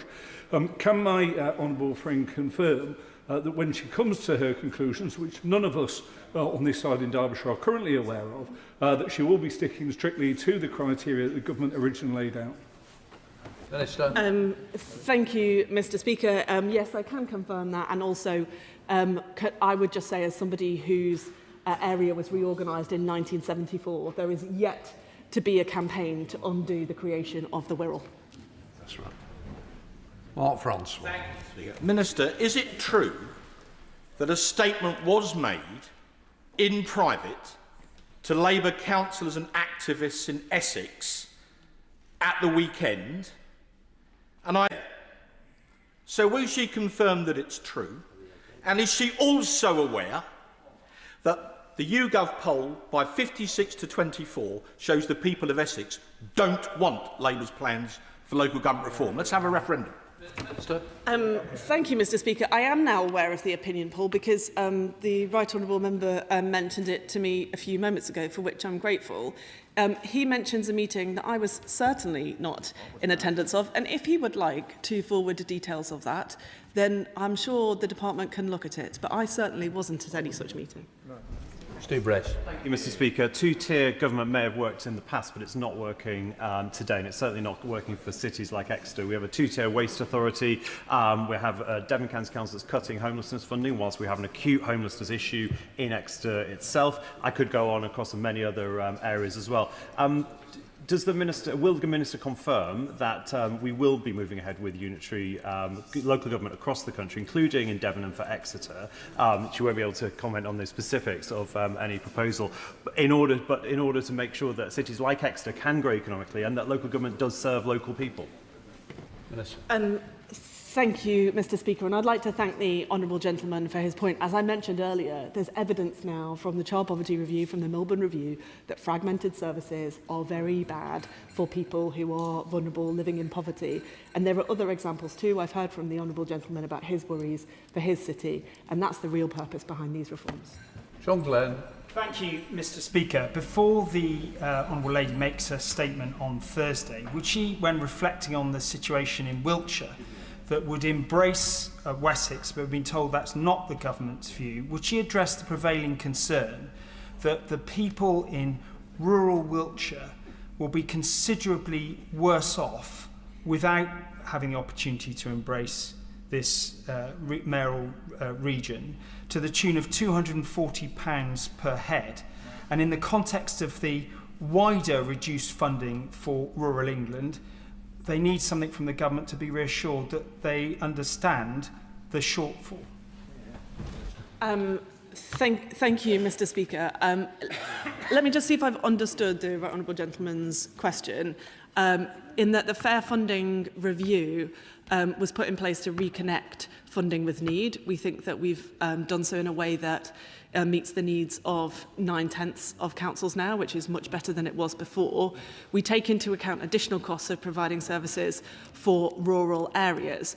But when it comes to poverty and deprivation, actually improvements in data now allow us to identify much more closely pockets of poverty surrounded by greater wealth. So I hope that we'll be able to do that for his constituents much better in the future.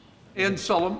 Thank you, Mr. Speaker. The Oxford-Cambridge Growth Corridor is one of the government's flagship regional growth priorities, with a ministerial champion in Lord Vallance to ensure joined-up delivery. Yet if reports that option D is being taken forward for Cambridgeshire are correct, the government will be choosing a structure with no realistic path to viability right at the start of that corridor. So will the Minister confirm what assessment has been made of option D's viability within the corridor and whether Lord Vallance was consulted before the decision? Minister.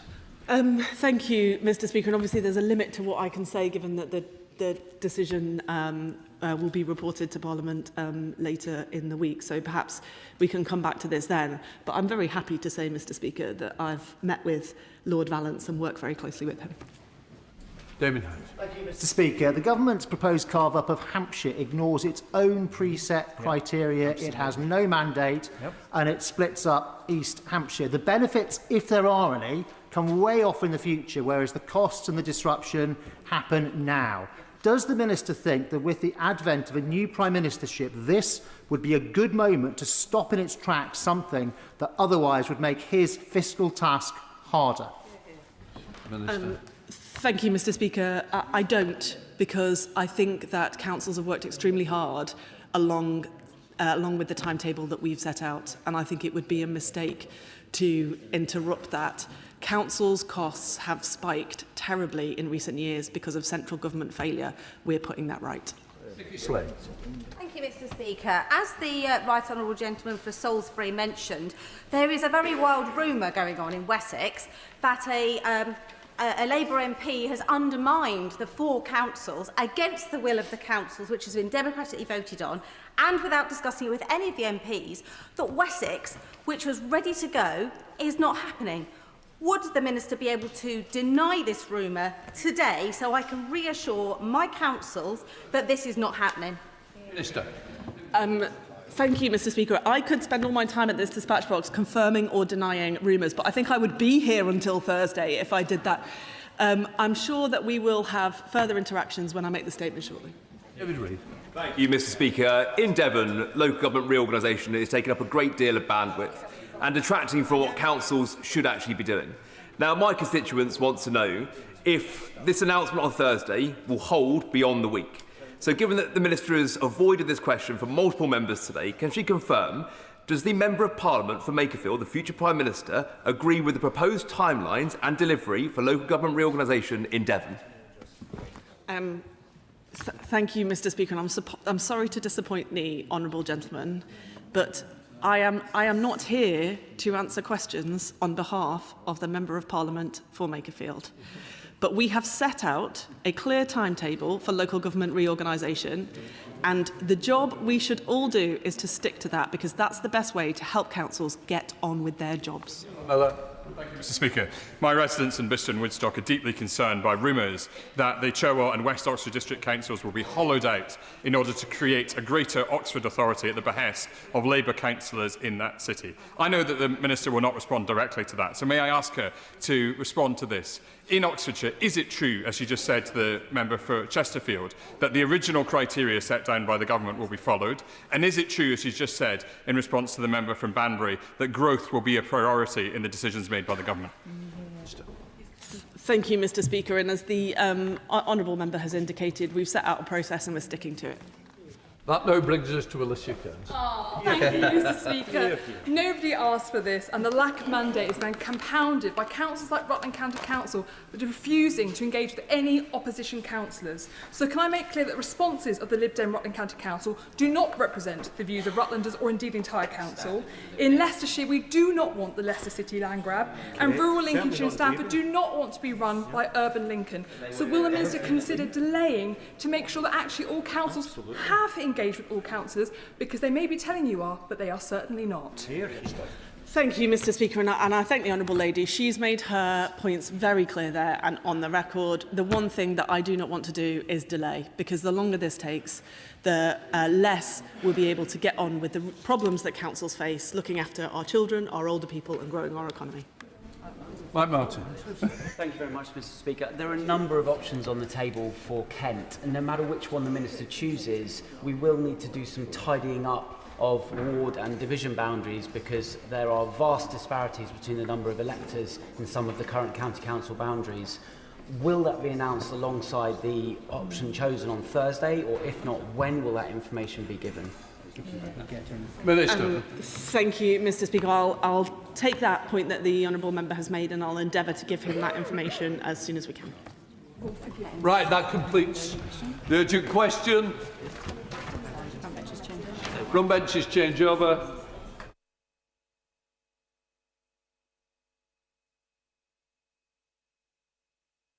Come to the business statement, change of business. Leader of the House, Selwyn Campbell. Thank you, Mr. Speaker. Mr. Speaker, with permission, I will make a short statement to provide an update on this week's business. The business for tomorrow, Tuesday the 14th of July, will now be remaining stages of the Public Office Accountability Bill, followed by consideration of Lord's amendments to the Steel Industry Nationalisation Bill. Members who are considering tabling amendments to the Public Office Accountability Bill should consult the Public Bill Office as soon as possible. The Government will ensure that the text of its new amendments is made available to members in the Vote Office straight away. The business for the remainder of the week is unchanged. On Wednesday the 15th of July, Opposition Day, debate on a motion in the name of the official opposition, subject to be announced, followed by a motion to approve a statutory instrument relating to national security. On Thursday the 16th of July, the Sir David Amess summer adjournment debate, the subject for this debate determined by the Backbench Business Committee. The House will then rise for the summer recess at the conclusion of business on Thursday the 16th of July and return on Tuesday the 1st of September, and I will make a further business statement on Thursday. Shadow Leader of the House, Jessie Norman. Thank you, Mr. Speaker. I'm not going to come to the dispatch box now without registering my sadness and I'm sure everyone across this House at the dreadful news about Ann Widdecombe. And we'll talk about this later, I'm sure, but I just wanted to start with that. The Leader of the House is a good and honourable man, and he will be deeply embarrassed by this fiasco of a procedure today. It is a gross breach of parliamentary protocol and timing to bring a bill, let alone a bill of this sensitivity and magnitude, to the House on this very abbreviated notice. Of course, there is concern about the victims of the bill, of the Hillsborough disaster and their families across this House. but these matters must be properly debated in due season. And to do so, Mr. Speaker, with new amendments that have not even yet been published on no notice, and without the ability of members to amend those amendments or to comment until now, is, I think, a further breach. Mr. Speaker, why has this happened? Because the outgoing Prime Minister is desperate to preserve what he sees as a legacy. It is a tragedy that he should be so focused solely on his own political future, such as it is, and it's a pity, I think, that he's taken this opportunity to sideswipe the incoming Prime Minister, a man who arrives with no scrutiny and no accountability to this House. I raise a couple of key points. Of course, it is understood that this legislation was being discussed in the Intelligence and Security Committee. It is understood that this legislation and its implications were being discussed with our Five Eyes allies, with our armed forces and with the USA in particular. And this abbreviation of protocol is something that I know will attract the attention of the Lords when it arrives in their House. But let me ask the Speaker now, why now? Why has this bill been brought forward on such an expedited basis? What has changed? What actually of substance? What has caused him to want to abbreviate the consideration of these very delicate matters on such timetable? Have our international partners been consulted about this change in procedure? Have the agencies been consulted? And why, above all, after 7 months of grieving families concerned about the passage of it, is it suddenly now, as it may appear with little or no change, being brought forward in front of this House? Leader. Thank you, Mr. Speaker. I do agree with the Shadow Leader of the House about the tragedy of Ann Widdecombe, and I join with echo his words. I don't agree with him, Mr. Speaker, about the way in which he describes the run-up to this change of business and the fact that the bill will come tomorrow. This is an important bill. We have been signalling for some time that the bill is coming. He knows that because we've had dialogue about this before, but I've only been able to confirm it today, which has been the earliest opportunity, Mr. Speaker. He talks about amendments. A number of amendments have been laid for a long time on this bill. The government has brought forward further amendments, and they are in the vote office. I do regret that there's not a greater length of time for colleagues to scrutinise that, but they are available, and I'm sure there'll be a way of facilitating a full debate tomorrow. There's been no abbreviation of this process. It's the same programme motion as was agreed by the House at the end of second reading. And I just want to assure the House, as will no doubt come out in the debate, that the agencies have been central to this process, the families have been central to this process, and that's why we have taken time to get it right, which is why it has been delayed. But I say this is an important bill that colleagues will want to see on both sides of the House, will want to see before the summer recess, and that's what we're facilitating. Mr. Speaker, and I thank the Leader of the House for this statement and update and this really important bill coming back to the House. But it does raise questions about the Representation of Peoples Act, which has been delayed. A big legislation which would have included key major reforms enfranchising so many young people when trust in politics is at an all-time low. This bill also contains provisions around tightening financial donations. I think it's fair to say donations have been in the news for the past few weeks. Can the Leader of the House please ensure that this bill will come back swiftly after the summer recess? Thank you, Mr. Speaker. My honourable friend is absolutely right that the Representation of the People's Bill is an important bill, and I will announce in due course when it returns to this House, but it will be returning to this House.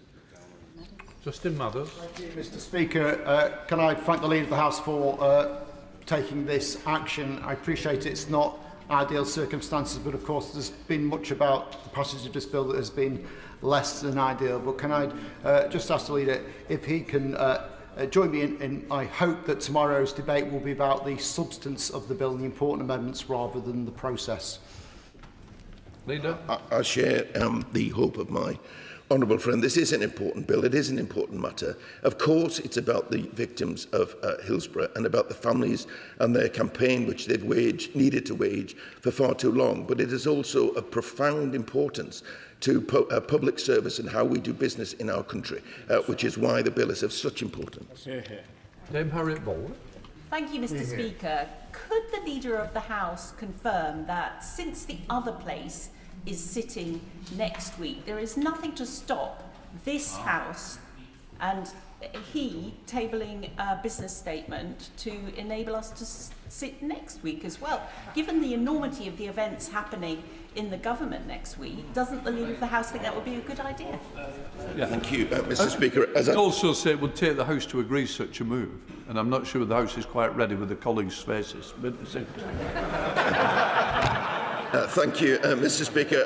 I just announced the recess dates. There are no plans to change the dates in which the House is sitting. As you have alluded to, Mr. Speaker, recess dates are agreed by the House in advance to make certainty of parliamentary business for colleagues, and just to reassure the House that the work of government will continue through the recess.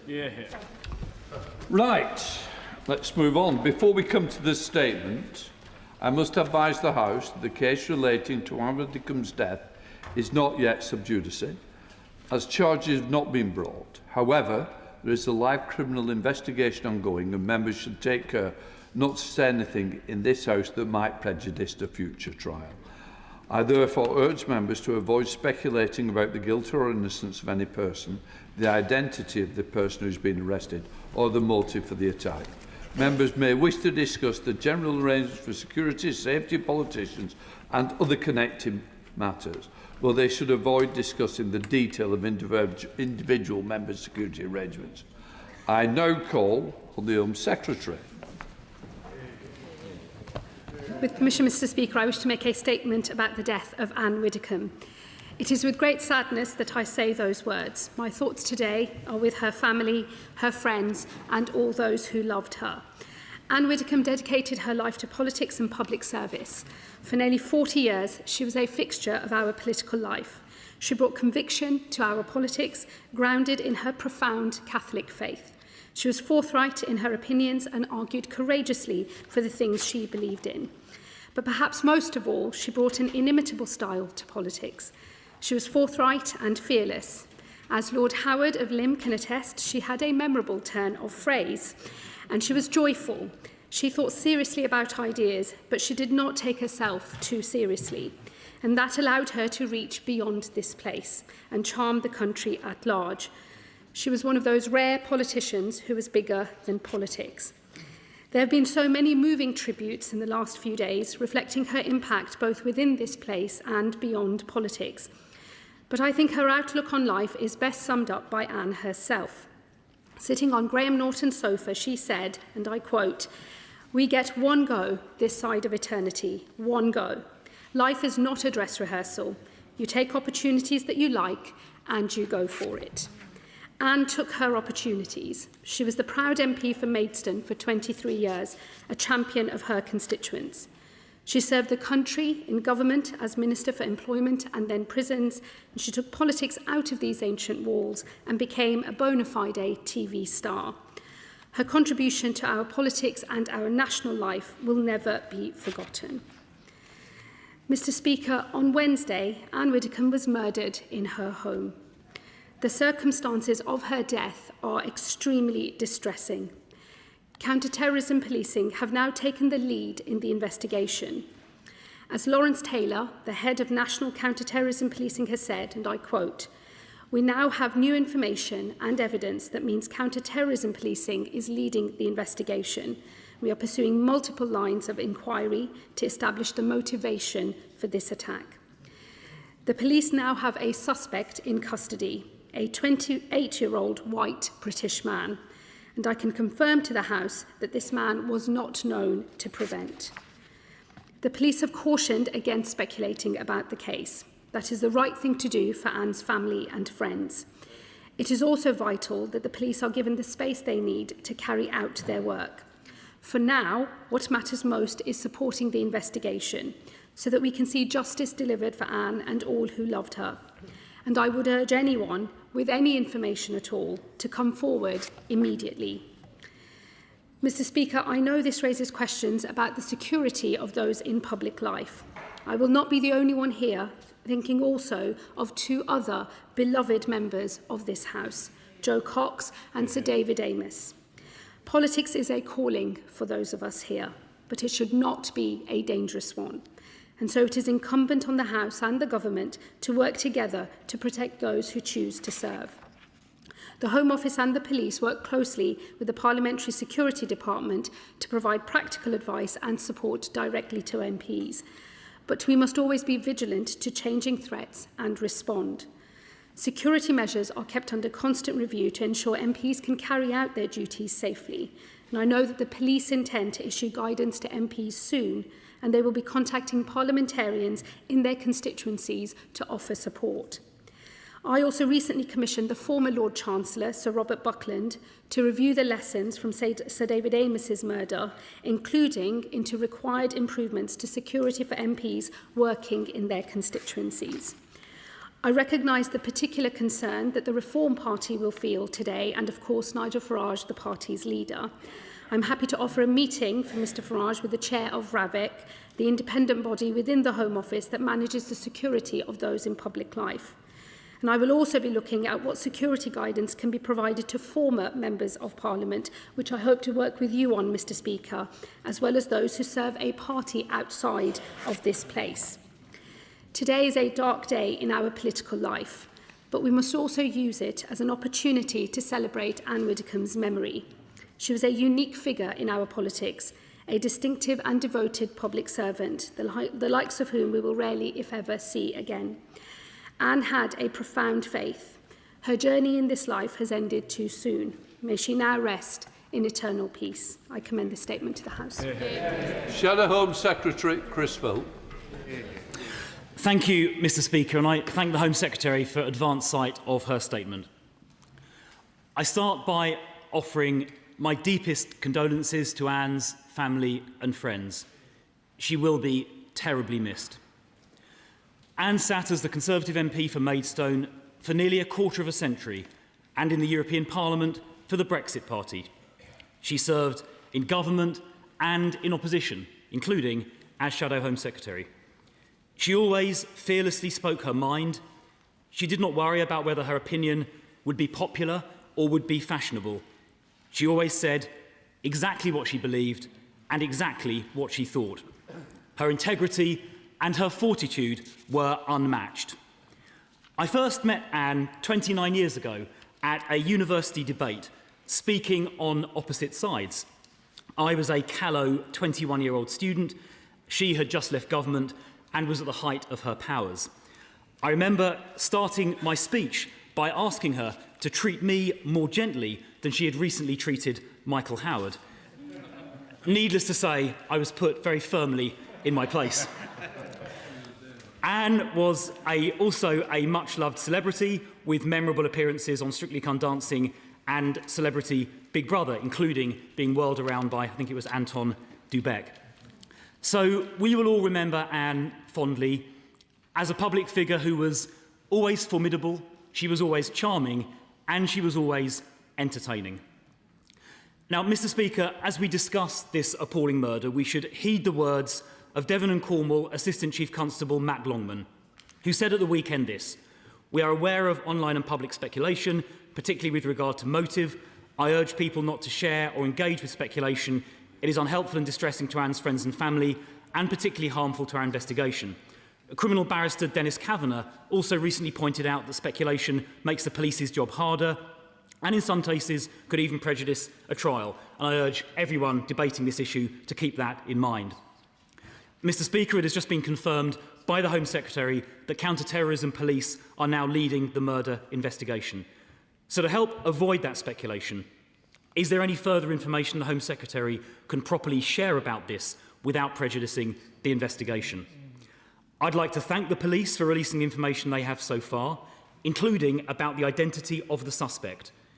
It is always important to release as much information as possible in the interest of transparency and to avoid misinformation filling the void, as Jonathan Hall KC the independent reviewer of terrorism legislation has said previously.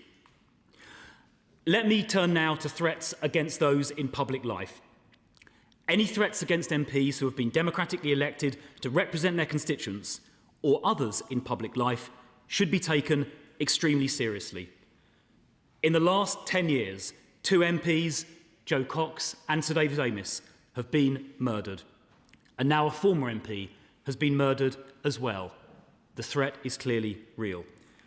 I also remember in 2017 when terrorist Khalid Massoud drove a car into pedestrians along Westminster Bridge, injuring more than 50 people, 4 fatally, and then ran into New Palace Yard, just yards from where we sit here, where he fatally stabbed PC Keith Palmer.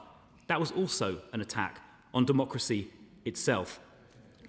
And Mr. Speaker, I would like to thank you personally for all the work you are doing to protect MPs and those in public life. I know that as the Speaker of the House of Commons, you have made the safety and protection of those in public life your highest priority, and I would like to thank you for that.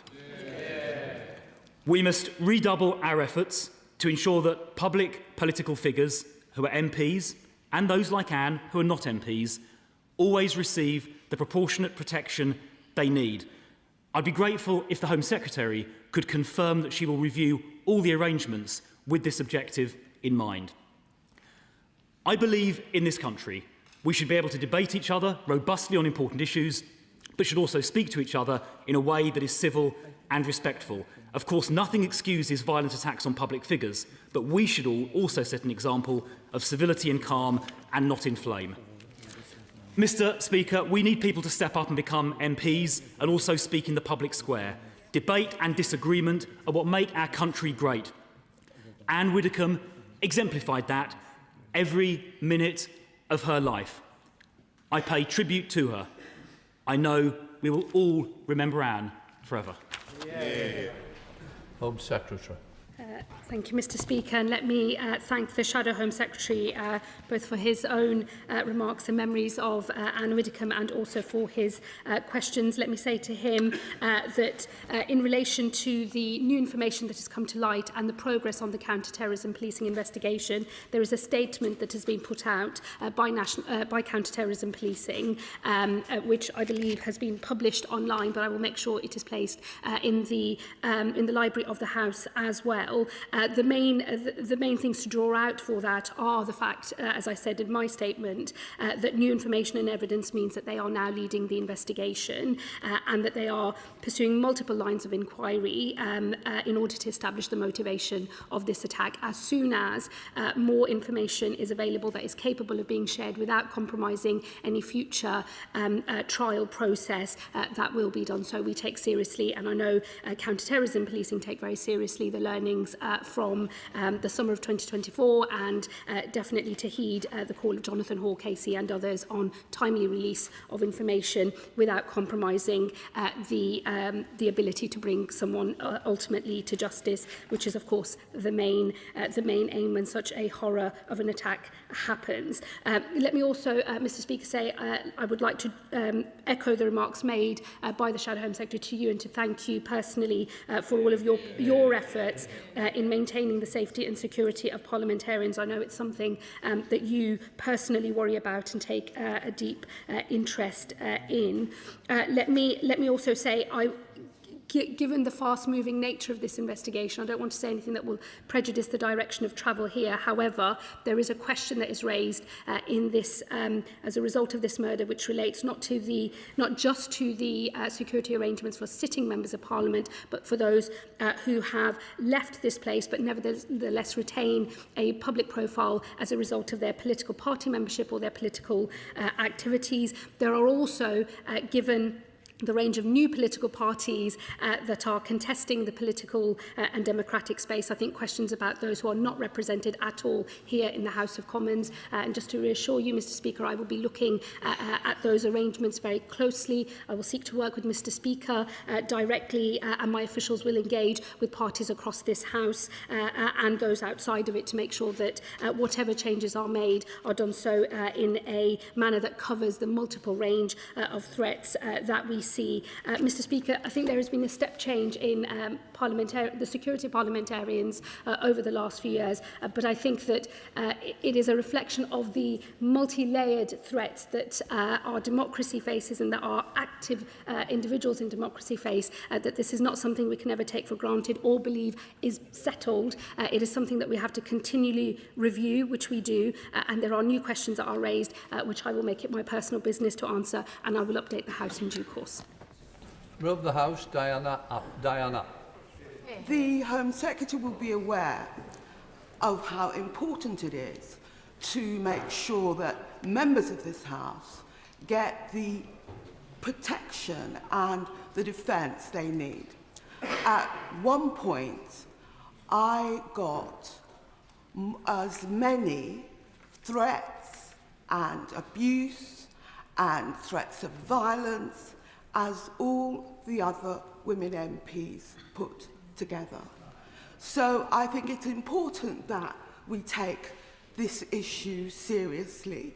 I think we should recognise, and I can speak to that because of my years in the House, that this has got much, much worse with the rise of online activity.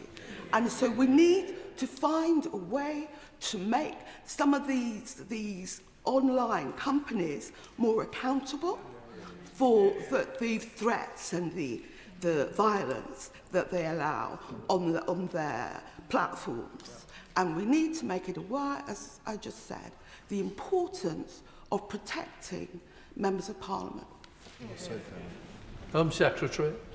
Mr Speaker, let me say to the Mother of the House that I think that given the sheer range of threats that have been made to her personally, it is a testament to her personal bravery that she has continued to be an active parliamentarian, but it should not take such levels of bravery to just be able to represent the people of your constituency, and she is absolutely right that we must always make sure that our security arrangements are able to keep pace with the changing nature of threats that members of Parliament are facing. Let me assure her we, as the government, will do that, and we work very closely with the Parliamentary Security Department in order to make sure that that is the case, so that all members can make their contribution just as effectively and for just as long as she has.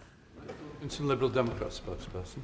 Thank you, Mr Speaker. The news about Ann Widdecombe is shocking and deeply distressing. My thoughts are with her family, including her nephew, the Reverend Roger Widdecombe, my constituent, and his wife Hannah, who lead the congregation at St Paul's Church in Cheltenham. Her death is all the more tragic, given what we now know about the upsetting and disturbing circumstances. Ann Widdecombe was a conviction politician and also an entertainer. Many did not agree with her views, including me, particularly when she was briefly my member of the European Parliament. But the style in which she put those views was compelling, and it captured the attention of her nation, just at her dance moves. They were deeply held beliefs, and she was a passionate public servant who was never afraid to challenge those in power, and might I briefly speculate, Mr Speaker, a strong liberal inclination to challenge power from a strong Conservative politician. I want to pay tribute to the police for their rapid response in this case, and I want to pay tribute to you, Mr Speaker, for the way in which your office gives security support to MPs. It is important we are able to do our jobs without fear, intimidation or worse. It is of course horrifying that there have been 3 politicians murdered in this country in the past decade. Clearly there is more work to be done. Might the government support some amendments to the upcoming Representation of the People Bill to impose a duty on the Electoral Commission to provide more guidance and safety for politicians? And will the Home Office consider supporting some measures so the safety of politicians can be improved? And finally, Mr Speaker, some alarming allegations were made on the weekend by the Reform Home Affairs spokesperson Zia Youssef. If they are true, these allegations are extremely concerning, but given his record, I think many of us have doubts. I'm certain that the government and the House authorities, including you, Mr Speaker, are taking seriously the duty of care to members from all parties in this House. But for the sake of the record, perhaps the Home Secretary can confirm that this remains the case. Secretary. Let me thank the Honourable Member for his contribution on his three specific issues that he raised on the amendments to the Representation of the People Bill. Let me say to him, I'm very happy to discuss with him. He knows that Home Office is not the lead for that bill, but I'm very happy to have a discussion with him about any additional measures that might be needed in terms of legislation. Of course, the Electoral Commission has its own work to do. It might be better that duties are placed elsewhere, but as I say, I'll happily discuss that with him. And equally, whether there's any further obligations or changes of policy in respect of the Home Office or indeed the Parliamentary Security Department. Again, I'm happy to engage with him and other members across this House. Let me also say, I don't wish to speak for you, Mr. Speaker, but I think all those of us who are members can attest to the fact that all of us are treated equally in this place by the Speaker and also for the purposes of the Parliamentary Security Department when it comes to our safety on this estate and also in our constituencies. Let me say that is a position shared by the government. There is equal treatment for all in terms of the work that we do on security of members of Parliament. There is specific work that is undertaken by RAVEC, which is the independent body within the Home Office that looks at security arrangements for some of those in public life. That work is also fiercely independent. It has been the subject of legal proceedings before, and I've always maintained the independence of that process, and that is based on risk assessment and risk management. Just for the record, every member of Parliament is equal in the security to me. There is no difference between any member, I want to assure. When things are brought to my attention, because we don't discuss security, I don't put out there what is happening, what has been done, but I reassure everybody that when it is mentioned to me, it is passed on to the security people to deal with. Unfortunately, I'm sorry that people don't think I do that. Lucy Pell. Thank you, Mr. Speaker. Can I join the Home Secretary in paying my respects and condolences to the family of Ann Widdecombe?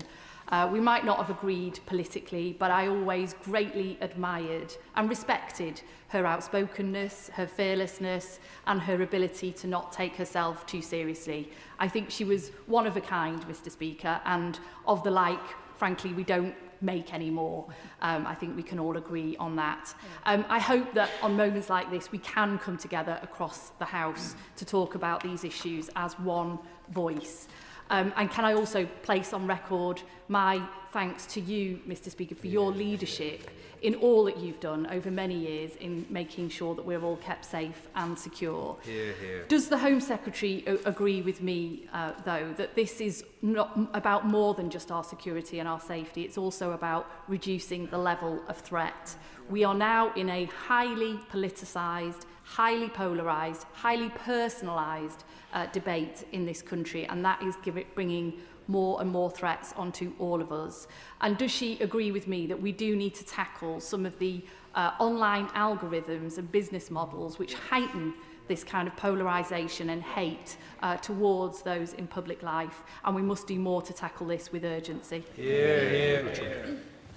I thank the Honourable Lady for her contribution and her questions. Let me say, I think she's right that the current climate that we are operating in within our national politics is unlike any that most of us have seen. Those of us who've been around for a while can see the big change that has occurred over the last decade or so, and we do absolutely have to do more as a government and as a society to know exactly what the boundaries are between passionate, contested, fierce debate of the kind that Ann Widdecombe herself engaged in, and then behaviour that spills into threats and harassment of the kind that is designed to drive people out of public life. And getting that balance right, I think, is absolutely crucial. I think it is clear that there is more work for the government to do, there is more work for us to do across society. That includes social media platforms taking greater responsibility for the kinds of behaviours that are promoted on their platforms, and I can assure her that I will be discussing this with colleagues across government to make sure that we are responding to all of those challenges. Dame Karen Bradley, Chair of the Home Affairs Select Committee. Thank you very much, Mr. Speaker. Like many on this side of the House, I have very fond memories of Anne. She made the effort to travel to Staffordshire Moorlands. Not many people do. We're quite an isolated area. And she came to Consul... Yes, they come to Alton Towers. The honourable gentleman is quite right. But she came to Consul Hall Gardens, as it was then, to do a fundraising dinner for me. And she delivered a tour de force, which I suspect the then Prime Minister, the noble Lord Cameron, might not have entirely approved of. But my association were totally enraptured and thought it was the most wonderful event, and it's still fondly remembered in the association. Not least because she told me I had to take my heels off because I was going to stand far too tall next to her in the photographs, and that was not appropriate. Can I also thank Staffordshire Police for contacting me this weekend and making a visit to my home to review my security arrangements at home. I know police forces across the country will be doing that, and I'm very grateful to them for taking that time. But could I ask the Home Secretary to comment on what might happen in the longer term around the prevent duty? She will know that the Home Affairs Select Committee did produce a report on new forms of radicalisation and extremism, and we have some recommendations which we hope might be able to help the law enforcement and others to find those that have a tendency towards violence. Could I ask her if she will consider that in the longer term? Home Secretary. Let me say to the Honourable Lady, she makes a really important point actually on the prevent duty and the changing nature of the threat and the consequences that has for the prevent programme. I think it's absolutely essential that we retain a de-radicalisation programme that is focused on ideology, but as she knows, and as those who are also expert in these matters know, the range of threats and the link between ideology, mixed ideology, occasional ideology, mental health and other issues is now asking us a bigger question about how the prevent strategy works in the future and how we deal with the threats that fall outside of that through wider and other societal programmes. I will absolutely look at the recommendations her committee makes, and I hope to discuss those with her committee when I appear before them, hopefully very soon. Member of the Speaker's Conference on Security, John Slinger. Thank you, Mr. Speaker. I send my deepest sympathy and condolences to the friends and family of Ann Widdecombe, and also extend that to her former colleagues from the Conservative Party and the Reform UK Party, for whom I know this must be a very difficult and sad time. I want to put on record, Mr. Speaker, that you chose that the subject of the Speakers' Conference for this Parliament would be the security of MPs, candidates and elections, and we have done good work on in the Speakers' Conference, but there is much more to be done, as I'm sure we can all agree. So will the Home Secretary confirm that she will work closely with you, Mr. Speaker, and the Parliamentary Security Department and all others who care about protecting our democracy from the threats that sadly are growing? Absolutely give that assurance to my honourable friend. I will pick up a discussion with Mr. Speaker and others on how we think about security for those who are no longer members of this place and also the specific new circumstances that are raised by Ann Widdecombe's murder. And I'm happy to work across party and across all of this House and indeed with the Speakers' Conference as well. Thank you, Mr. Speaker. We are all reeling with shock, sadness and anguish at the loss of our Anne, and also the manner in which she has been taken from us. She was a colossus in public life, in political life, a legend adored and loved by millions and millions of people, including my own late mother, for whom she spoke so very warmly of Anne. She was a remarkable lady.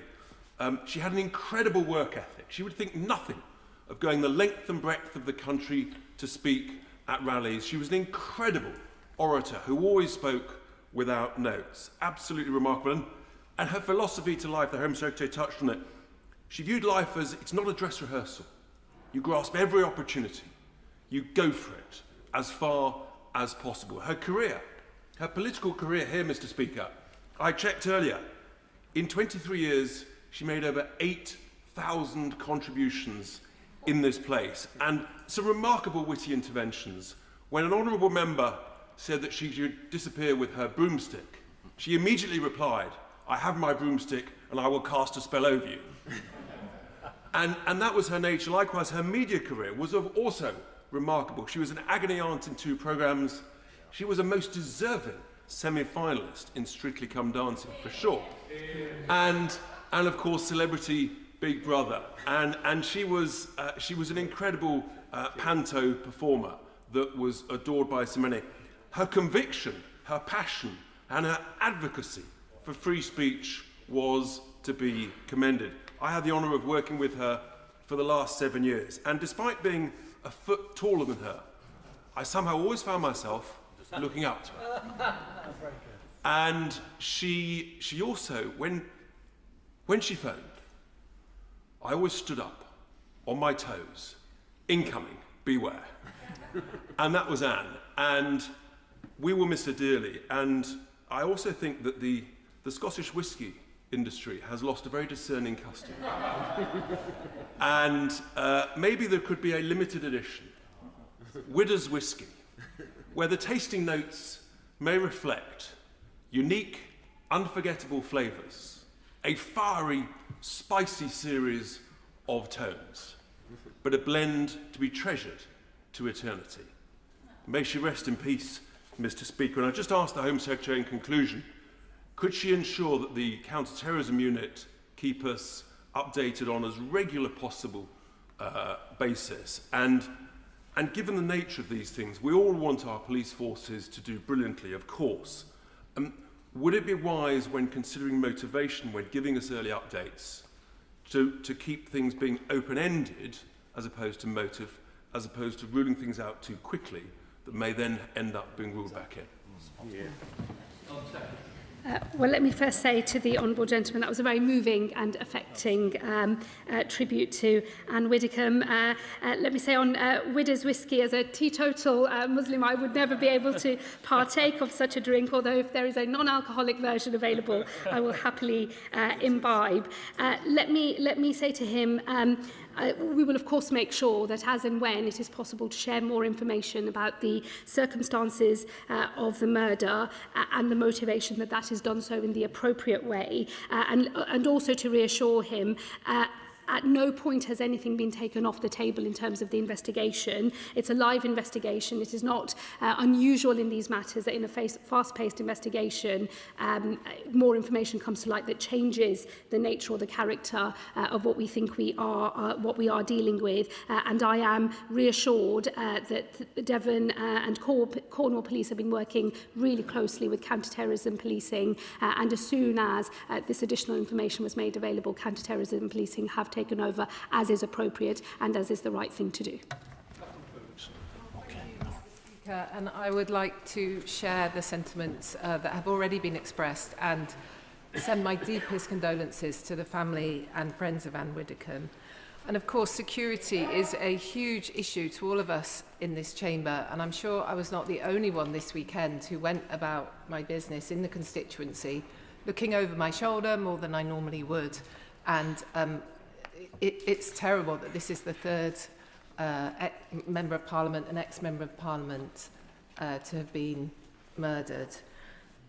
But it shouldn't be like this. And whilst I thank the Speaker for everything he's doing, and I have already heard from my Operation Bridge of Contact this morning about my security and is everything okay, which I'm really delighted to have heard from, it does seem that security fob and security in our houses is not really enough.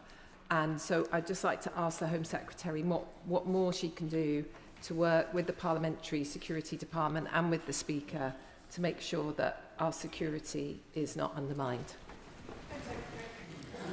I thank my honourable friend. Let me say to her, we wouldn't, of course, ever comment on the specific nature of the arrangements that are made for members of Parliament for their security, either here on the estate or in their homes or constituencies either. However, let me assure her that there are a number of measures that are taken and that for local policing, as well as working with the Parliamentary Security Department, there is an offer for all members of Parliament, and then there are also specific specific risk assessments as well when there is something for an individual, something of concern relating to a particular individual. So let me just reassure her that I think those arrangements are comprehensive. However, we should ask ourselves always whether they are enough and whether they are responding to the changing nature of threats or the spike in threat activity that we sometimes see as well. And let me assure her I will, of course, be working closely with the Parliamentary Security Department and policing more broadly to make sure these arrangements are as tight and as robust and as comprehensive as they need to be. Sir Julian Lewis. Thank you, Madam Deputy Speaker, and may I apologise to you and to the House that the fact that I have to chair a meeting in a few minutes' time prevents me staying as I would wish to do till the end of the statement. When I went up as an undergraduate to Oxford in late 1970 and joined the University Conservative Association, there were two outstanding figures a year ahead of me in that august body. One was Ann Widdecombe and the other was Nicholas Turner. And a few years later, in February 1980, Ann Widdecombe and I shared a taxi to the funeral of Nicholas Turner, who had heroically sacrificed his life in an attempt to rescue his young daughter Alice. It was a double funeral, who had been swept into the sea by a freak wave. Anne was always there when her friends needed support. And on a lighter note, she was always there ready to bring her friends back down to earth. So when she was elected, I think in 1987 for the first time, and I happened to be moving flats, I gifted her a relatively new washing machine that was now surplus to my requirements. And for several years after she became an MP, she used to invite me once a year, almost like clockwork, to have lunch with her in this place. And I naturally assumed that it was that she wished to imbibe the wisdom of my political advice. It was only by accident that she once revealed, when I suggested that to her and how flattered I was, she said, "Oh, no, Julian." She said, "This is rent for the washing machine." Now, Madam Deputy Speaker, Mr. Speaker will certainly remember that in 2008 to 2009, this House spent a lot of time taking steps to ensure that MPs' home addresses did not in future have to be revealed either in answer to freedom of information requests or on ballot papers and notices of nomination. And it therefore comes as a bit of a shock to me to read in one of the reports today that Anne had, and it may turn out to be complete coincidence, featured in her home on a programme on television extensively only 6 days before she died. And it said that the name of the home had been obscured, but there is software available that if you put up a picture of a place, particularly if you know the general area where it is, it will identify the address. So may I please appeal to members and ex-members from whatever political party, do not throw away the gains we made, and whatever else you do, keep your home addresses as private as you possibly can. Thank you, Madam Deputy Speaker. I think the Honourable Gentleman makes some really wise points on the safety of MPs' home addresses. And let me just say to him, I will make sure that in the work that I carry out alongside the Speaker on the lesson to be learned from the circumstances of Anne's murder, I will make sure that the privacy and security of home addresses is something that we consider. Florence Eshalomi. Thank you, Madam Deputy Speaker. I join in paying tribute to the many heartfelt tributes for Ann Widdecombe from members right across the House. I didn't know her personally, but as someone thinking about before I came to this place, there are many names that you always come across, and hers was definitely one of them. And may her gentle soul rest in peace. I wanted to ask the Home Secretary about the area that many members have already raised. I spoke to a group of students earlier this afternoon, students who were completing work experience and shadowing. And one of the young girls asked me, what are the downsides and what do you not like about this role? And it pained me, to be honest, to them to say the death threats and the abuse that you get just because you are doing something that you love and something that you enjoy. And we have to be honest about the real life threats being faced by parliamentarians right across the House just for doing the job that they really enjoy.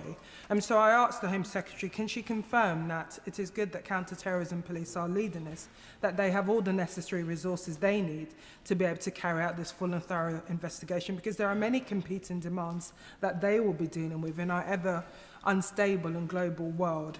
And can she also confirm that in addition to some of the misinformation that's been spread online, we look at the area which the Mother of the House did mention around that online misinformation, that targeting. I'll declare an interest, Madam Deputy Speaker.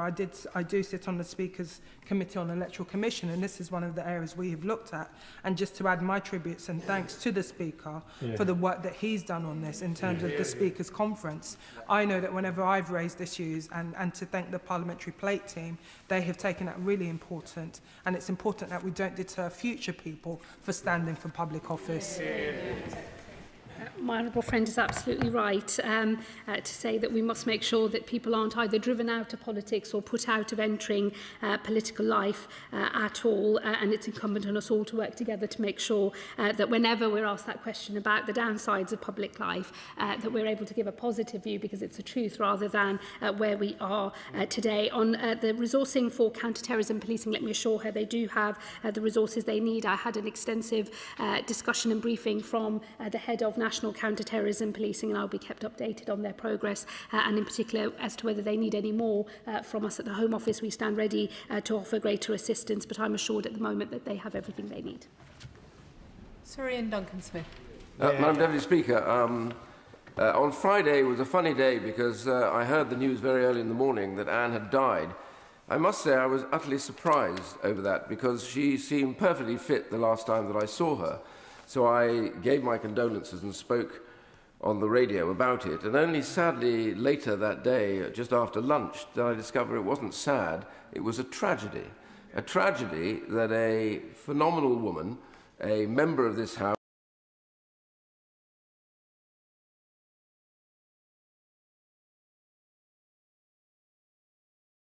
me to think back to this woman who was a force of nature. She was impossible to argue with because she never accepted that she was losing the argument until finally she was able to turn it 180 degrees and make you feel guilty that in actual fact you'd even dared to argue with her at that time. And I particularly remember during the Maastricht debates, of which I have to confess I and one or two others here were deeply rebellious, and I got a lecture from the dispatch box when she was in government about how I should support the Maastricht Treaty and the European Union, which rather worried me. And I have to say, it's rather ironic now when I turn out that she's gone over to reform. I thought to myself, now there's somebody that takes the brief that you have collective responsibility more than she even had to, I said, so rather remarkable. And she was a remarkable woman in many, many cases, and I got to know her during Shadow Cabinet, when we would debate and argue. She argued as robustly in Shadow Cabinet as she did across the dispatch box. You were the enemy, no matter whether you were Labour or Conservative, you disagreed with her. And you got used to it, and it was phenomenal, really, because she was so certain about the way that she was. But she embodied something else, Mr. Speaker. The passion that is necessary in this chamber for us to make our arguments without fear of any other person doing something to us. We have that because we're there. The second thing she imbibed and completely demonstrated was the peculiar, unique responsibility that we have to our constituents and the nature that we have, which I don't think is replicated almost anywhere else. The personal contact we make with constituents going into their homes. I don't ask for security when I go into someone's home. You go in to see them if they're too ill to come and see you. We all do this. I know we do. And we do not want to lose that. We do not want the epitaph of her terrible murder to be that we withdrew from from the nature of who we are and what makes this place so great. And I simply say we need to reiterate, and the government, if I don't mind saying to the Home Secretary, needs to specify to all those social media companies, they must do something to close down on the visceral, violent language that some people use, attacking personally, as they did over her murder, which has shocked me, to make sure we get on top of that, because that is the root of violence and death. It is not only her that has been murdered. It is not only Joe Cox or David Amos, my good friend, that has been murdered. But the rack up here shows that terrorists have murdered many in our party. And I say, if we want to stop that, we have to be bold, we have to be clear. We will not accept being shut down, being stopped from our duties, or being silenced in any way, because that is what Anne would have approved of.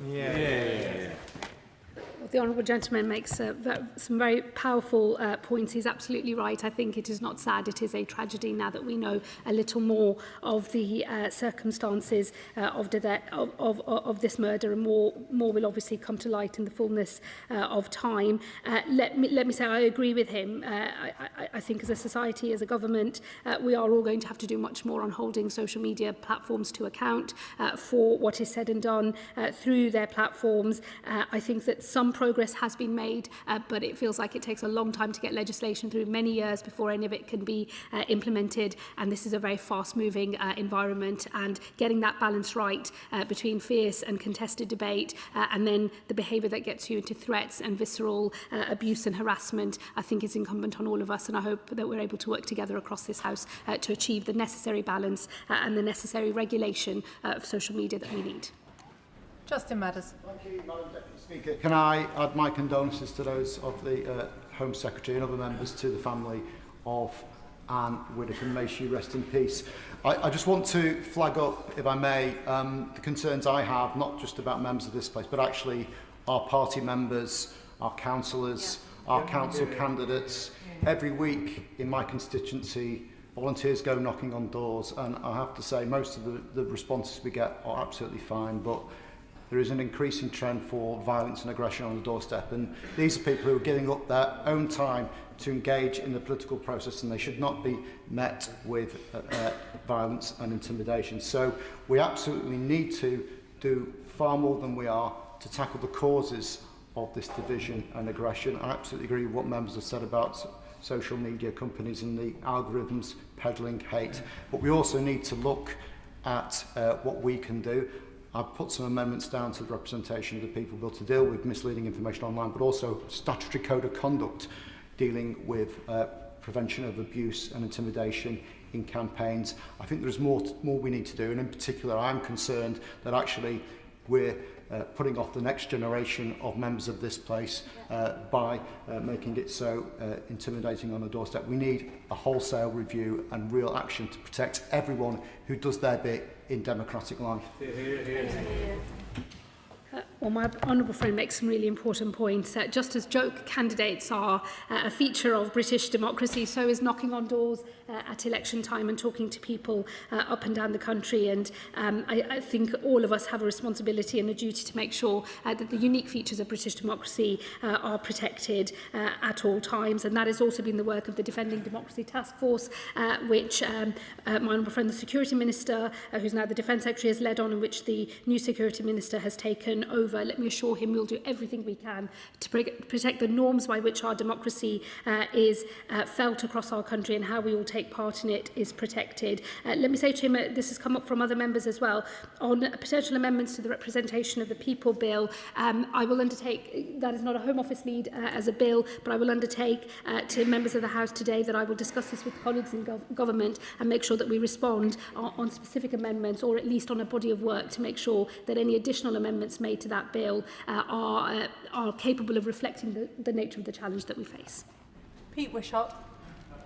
The news about Ann Widdecombe was truly shocking, compounded by the fact and the way that she had met her death. And the thoughts of my party, the Scottish National Party, are with her friends and family today. As has been said, Anne was a larger-than-life political figure, liked by people right across this House for her wicked sense of humour and her straight-talking. I remember when I inadvertently strayed into a private Conservative event to be met by Anne, sending me packing. And I could say something, Madam Deputy Speaker, for somebody of her stature, she was a very effective bouncer. Now, there is great interest in this tragic death, beyond those with an obvious interest in politics. And there will be this temptation to speculate about her death, including with those with more malevolent intent on social media. So can the Home Secretary do everything she can to ensure that the information that's passed on about this particular case is correct and right, and do everything possible to counter those bad bits of misinformation? It's incredibly important that nobody indulges in any speculation of any kind, and for those that do, that we all collectively call them out as well, that people exercise caution before they comment on this case. For those who wish to see justice done, that is the right way to behave, and that is what we should all want, the proper functioning of our criminal justice system, which does require careful handling of information. We will obviously, wherever possible, step in to correct misinformation, as the police have done as well, but occasionally in these sorts of cases, the police are constrained as to what they can put out in the public domain because they wish to protect proceedings that may follow in the future. And so for all of us, I think we have to be vigilant and we have to be careful and we have to send out the right message from this House as to what our expectations are. Helen Dollymore. Madam Deputy Speaker, can I join members across the House in giving my deepest condolences to the friends and family of Ann Widdecombe. I never had the privilege of meeting her, but I certainly remember growing up, seeing her on the TV and thinking what an outspoken, strong woman she was that wouldn't take no for an answer. So I want to pay tribute to her as well. I don't want to speculate on the case or what happened, but I do wish to place on record my concern about the fact that we are seeing very frequently the media either photograph or broadcast identifiable details of members or former members' homes. That is happening repeatedly to members across this House, members of the Cabinet, members of the Shadow Cabinet, and to former members. And we've heard today about the risks that could come with that. I know that the former member for Surrey Heath mentioned in a podcast fairly recently that the man who killed Sir David Amess visited his home from details he had identified from the media, and that's how serious this is. So given the risks that we know exist about this, I know this is something the Speaker's Commission has looked at as well, and the new tools that are existing out there, like reverse image searching, which makes it easier to look at a media image to then find out where that house is on Google Maps. Could the Home Secretary urgently look at this issue, together with her colleagues in DCMS and also the media regulators, Ofcom and the Independent Press Standards Authority? Yes, let me thank my honourable friend for that question, and to assure her that this is one of the issues that I will pick up, as I said, in answer to a question from one of the members opposite a little earlier in this statement, and I shall discuss with colleagues on a cross-party basis and with Mr Speaker and the House authorities on what more we can do when it comes to the specific details relating to the homes of members and former members of Parliament. Jenkins. Speaker, can I thank the Home Secretary for her statement and her tribute to Anne, which was extremely moving, if I may say so. Can I also just point out the unfortunate statistical fact that as a Member of Parliament you are more likely to meet a violent death than a member of Her Majesty's Armed Forces or a member of the British Police Forces. And can I just ask you, Madam Deputy Speaker, to assure Mr Speaker that none of us doubt his personal commitment to our security, but this remains a very relevant problem because none of us want our homes to be turned into fortresses, but maybe more people need to be encouraged to put, for example, security gates on the front of their houses and to have security cameras watching and recording what is going on, rather than just relying on the ring bell that happens to be on your front door. Can I just also pay tribute, my own tribute to Anne, that much has been already said, and I shared 18 years of her parliamentary life alongside my right honourable friend, the right honourable member for Chingford Wood and Green, the disagreements about Maastricht, the disagreements about women candidates. My goodness, she loathed me trying to promote women candidates in the Conservative Party. And I maintain she was wrong about that. But she was right about many things. Her maiden speech was actually about the Trident nuclear deterrent at a time when the Labour Party was a bit wobbly on that subject, and the Liberal Democrats. But what a testament to, what an emblem of her patriotism and fervour for strength and clarity of purpose. And I would also just point out, I served in shadow cabinet with her when the government were introducing the Human Rights Act and our close adherence to the European Convention on Human Rights. She was the one member of the shadow cabinet said we should oppose this, when there were members of our shadow cabinet saying that we should relish joining it. And she was right. And her prescience has often invited derision from others. But she was right on that score. We're learning the lessons that she left behind in her life. Maybe other parties will learn them too. Yeah, well said. Well, let me say to the honourable gentleman that was also a very moving tribute to someone that he clearly was very fond of and worked with very, very closely.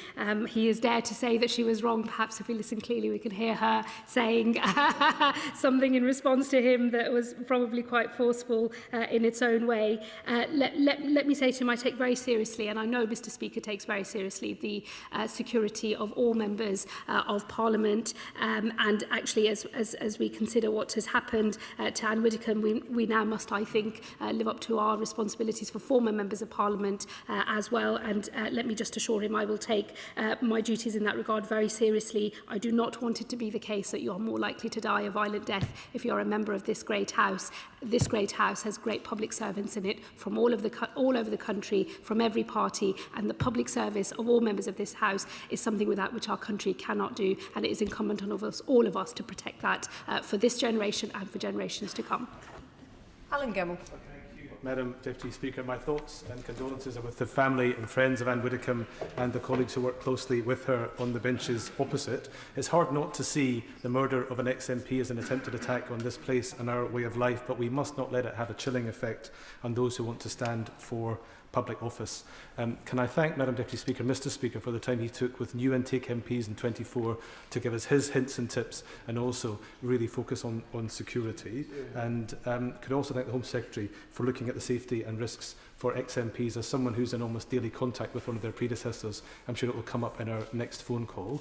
And can I let the member for Boston and Skegness know I have a call with the Scotch Whisky Association this afternoon, who I think want to talk about the FTA, but I'll very happily talk about Widow's Whisky. Does the Home Secretary agree we must do all we can to ensure that people are not put off standing in public life, particularly with online hate and the increasing violence that we see on doors and in our society?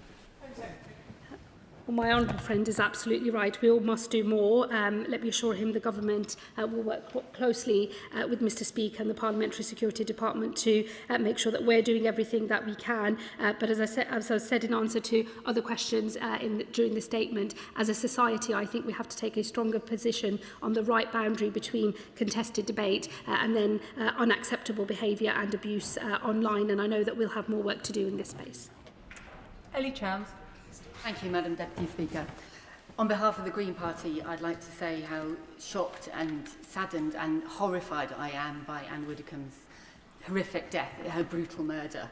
And my sincere condolences go to her friends and family and all who knew her and loved her, including colleagues in this House. And I welcome the points that the Home Secretary has made about reviewing security arrangements for those in public life, including former MPs and those outside this House, and very much agree with her in terms of the responsibility that we all have across this House and beyond to avoid speculation in order that the police can do their vital investigation and bring the culprit to justice. She's recognised the calls that have been made from across this House today for further action to tackle the proliferation of polarisation and indeed hatred online.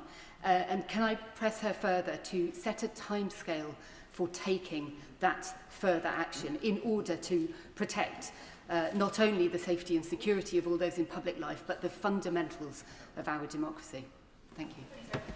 Thank the Honourable Lady for her contribution and her question, and just assure her that I will be picking up a discussion with my colleagues across government on how we do more on social media platforms and the sorts of behaviours that are promoted on social media platforms that we know are having a very damaging impact on our democracy, but also in the safety and security of people involved in politics in different ways, both as activists and then also as elected representatives. Specifically, I will be discussing this matter with colleagues in the Department for Science, Innovation and Technology, in DCIT and others, and I will ensure that the House is updated soon after the summer recess. Al Collins. Thank you, Madam Deputy Speaker. I'd just like to echo the thoughtful and meaningful comments across the House today. Now, I didn't know Ann Widdecombe, but I definitely knew what she stood for. Public service. She was a unique character and an amazing public servant of many years of sacrifice. How have we ended up in a position of where an individual or individuals collectively across the House spent so much time and effort into public service, but yet we are at risk? One of the reasons is that when we were young, Madam Deputy Speaker, we would walk into a library and the librarian indeed was apolitical. She or he would allow us to read whatever we wanted within a set boundary. But now, Madam Deputy Speaker, that librarian is no longer apolitical, it's an algorithm. And that algorithm is bought for by anyone from American tech bros to Russia and China and others. It's not a 4 or 5 different threats, they are one consistent threat, and one that is swaying the minds of large chunks of populations across the globe. So I was wondering if the Home Secretary could give me some detail on how we're clamping down on some of that adversarial and nefarious activity and making online activity much safer.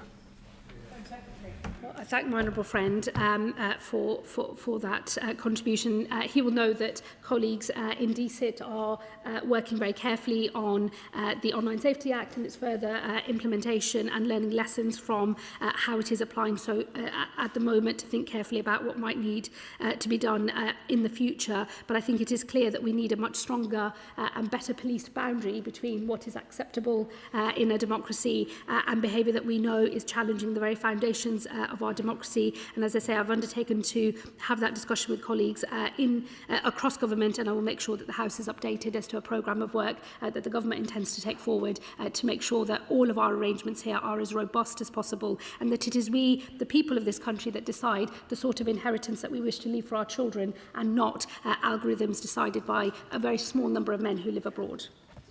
Mark Francois. Thank you, Madam Deputy Speaker. Can I thank both frontbenchers for their very touching tributes to Anne? And for the benefit of those outside this House, can I place on record that we all know the absolute personal commitment of Mr. Speaker and all the Deputy Speakers to the security of all members and of their families? And can we thank... Yeah, well done, Mark. We mustn't comment on the investigation, but can we at least wish the police Godspeed in bringing whoever was responsible for this utterly heinous act fully to book? We've now lost another fallen comrade. Joe Cox, Sir David Amos, and now Anne, and years ago others to Republican terrorism too. This is a challenge for all of us and for our loved ones. And I do believe, as I said after David was murdered, the social media companies have a responsibility in this too. You always needed a thick skin to come into politics. You now need the hide of a rhino. And they could do something to calm down the level of hate to which honourable members and their families are exposed online. And I look to the Home Secretary in the hope that something positive could be done there. Ann Widdecombe was unmissable. She was a one-woman nuclear deterrent. Whether she was debating in the House of Commons or arriving on Strictly by zipwire. I saw her only about 3 weeks ago at a breakfast meeting, and she was in fine fettle that morning. I knew her through Sir David. They were great friends. They came in a similar era in the 1980s. They had a strong bond via the Catholic faith. They got on extremely well. I appeared in a number of photographs with both Sir David and Anne down the years, but for some reason I was never asked to remove my shoes. I have one brief anecdote. In 2010, having obviously upset someone in authority, I was made the government accommodation whip. And it was my responsibility to hand out officers. Now, anyone who's ever done this job will tell you it's not easy. And Anne, who had retired from the House, had a very, very attractive office overlooking Parliament Square. And that was on my list of one that I knew would be in high demand. So when I went along to check it out, I found Sir David already neatly ensconced in the office. And when I asked him how this had come about, he told me he was claiming squatters' rights, and moreover, that he had been bequeathed the office by Anne as a personal gift. And when I sought to remonstrate, he told me that if I didn't like that decision, I could take it up with her personally. At which point I decided that discretion was the better part of valour and withdrew. Right. She was remarkable. You couldn't argue with her. Well, you could try, but you never got very far. And she's the type of character that people deeply respected because she was absolutely consistent in her view, whether you agreed with her or not. And we have lost a distinguished and incredibly remarkable colleague in the most awful of circumstances. But Ann Widdecombe would tell us to keep calm and carry on. And I believe that's exactly what we should do. That was a very moving and funny set of memories from the honourable gentleman, very affecting. And let me say to him, keeping calm and carrying on are definitely words to live by, and we could all do with taking that lesson on board. And also let me just echo what he said in terms of our best wishes for the police as they continue this investigation. Godspeed. Suella Braverman. Speaker, Anne's tragic murder has shocked the nation. Dear Anne was the personification of political courage, patriotic tradition and the importance of faith. Immense support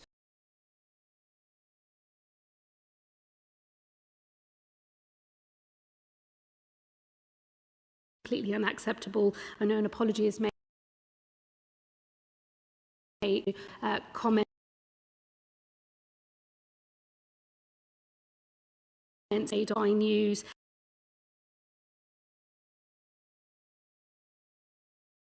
Reacted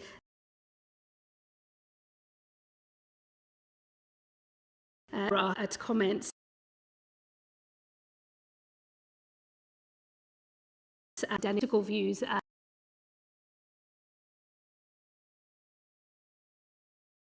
then let me say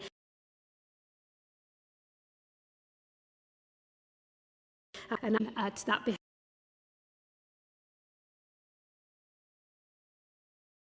and who has lost her life tragic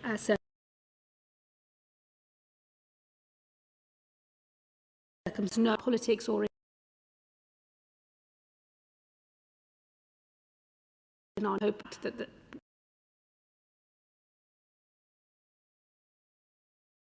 and I would urge to the wherever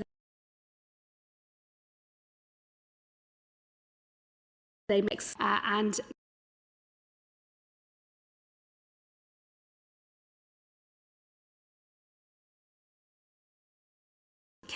hit the centre but social message a little touch in these circumstances.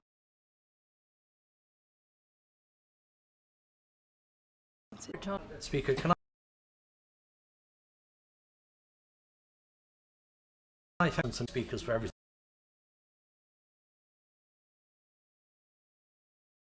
Parliamentary security,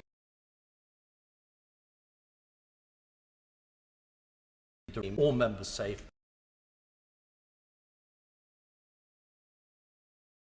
for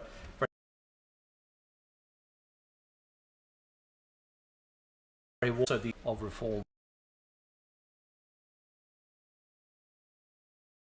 for as well.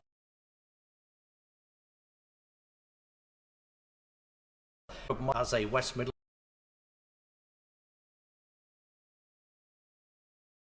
counter-terrorism policing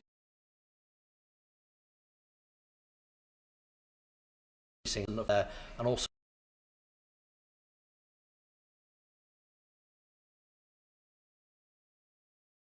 House.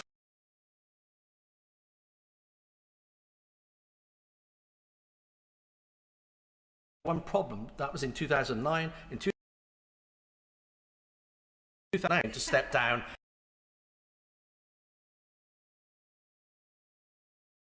Anyway, we met with her.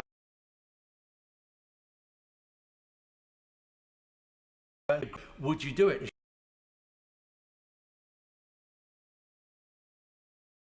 She's going to go and speak to the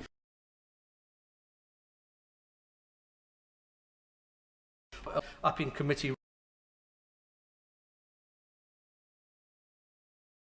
room, usual, and you've got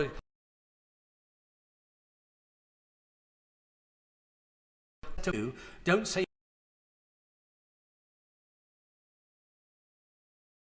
you're standing down.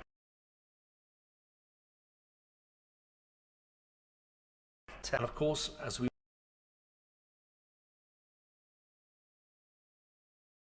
that integrity, authenticity, a lexicon of virtue. And of course, she was recognised by His Holiness the Pope with a papal damehood at DSG, but she was unfortunately, I think unfairly, never recognised in this country in the same way. And I hope that is something in her honour and memory that could be considered. Thank you. Good point. Well, again, let me say to the honourable gentleman, those are some lovely memories that he has shared with the House of his dear friend. As he was making his contribution, I thought I would follow what he had said in relation to counter-terrorism policing and just place on the record my gratitude for our counter-terrorism policing across the country. We actually have a world-leading counter-terror policing operation in this country. We are very lucky to have them. They do a great job keeping all of us safe, and I know I speak on behalf of the whole House when I place those remarks on the record. He is right. Many members have made this point today about the unaccountability of social media platforms for their algorithms and for the type of content that they host on their platforms. The government has already done some work in this area, but I'm sure we will have to go further, and as I've committed before, I will make sure the House is updated in due course. Roberts. I speak on behalf of my party, Plaid Cymru. I think we will remember where we were when we heard the news once again that, in this case, a former member of Parliament, but somebody who lived the same lives as ourselves died in such a hideous, shocking way in the murder. And of course, it is the work of the police and the justice system now that must come first and foremost. And I was with North Wales Police in training many of their officers on Operation Bridger only on Friday afternoon, just before this happened. And I do commend them, but also I think we really need to know how difficult it is for the police, because what Operation Bridger does has to go down to the front line. The front line need to be alert to that. And I must also mention the importance of Operation Ford for Senedd members in Wales, other national parliaments elsewhere, and also for councillors, because the ability of elected representatives, all of us, to do our job by being available to meet constituents and speak directly to them is precious. We need to be alert to keeping that. The trust that goes with being able to meet people is precious. So does she agree with me that we're not just talking about protection for ourselves for this year, for a few years to come? What we're doing here, what we're endeavouring to do here, is to safeguard the values of democratic debate over violence into the future. I think the Honourable Lady is absolutely right. When I was first elected in 2010, I used to run open, first come, first served advice surgery, and now that is no longer possible. And in the last few years, I've had to change, still offer advice surgeries, but on very different terms to when I first became a Member of Parliament. And it's a huge change, actually, and it's entirely as a result of what happened to Joe Cox and to Sir David Amos. And it's a tragedy because it does change the way that you relate to your constituents. It is a very precious thing that we must protect, that connection between Members of Parliament and those that they represent, between councillors and those that they represent as well. That is the work that the government and the Parliamentary Security Department, Mr Speaker, and all of his team here in the House are determined to see through, to make sure that even if there are some changes in the way we relate to our constituents, that we are still able to do so on terms that we would all recognise as good old British democracy at its best. Lee Anderson. Thank you, Madam Deputy Speaker. There are no words to express the sadness that we feel about the passing of Ann Widdecombe, but the sadness, unfortunately, is turning to anger. Anger not just at the social media companies, but also all of us in this place and the politicians and some of the language that we use in this place. And Reform UK MPs have been labelled as racist, as Nazis, as bigots by people serving in this place, and that undoubtedly increases the risk of attacks on politicians on this side. But is the Home Secretary aware of any increased risk to Reform UK MPs?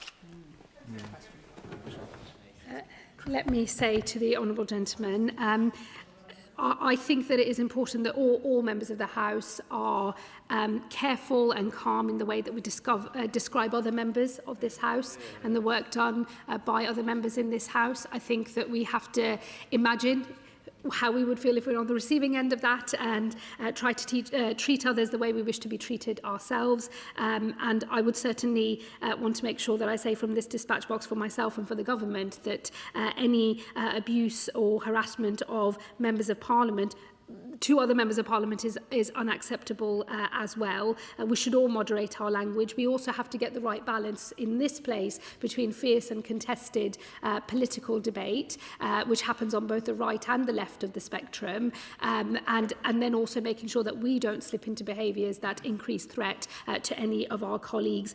It is a difficult balance sometimes to strike in the heat of the moment, in the heat of a very polarised debate, but we still have a responsibility to show our best selves at work, as it were, and I would always caution all members, before you say anything quickly, just take a minute to reflect and then think about what you're about to say.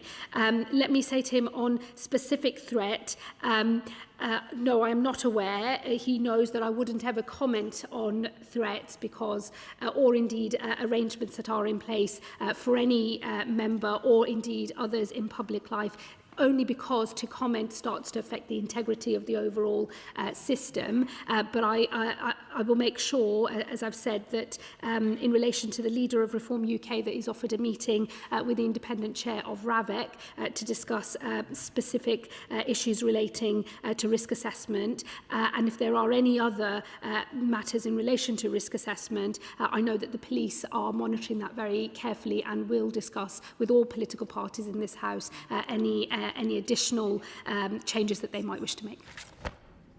Robert Jenrick.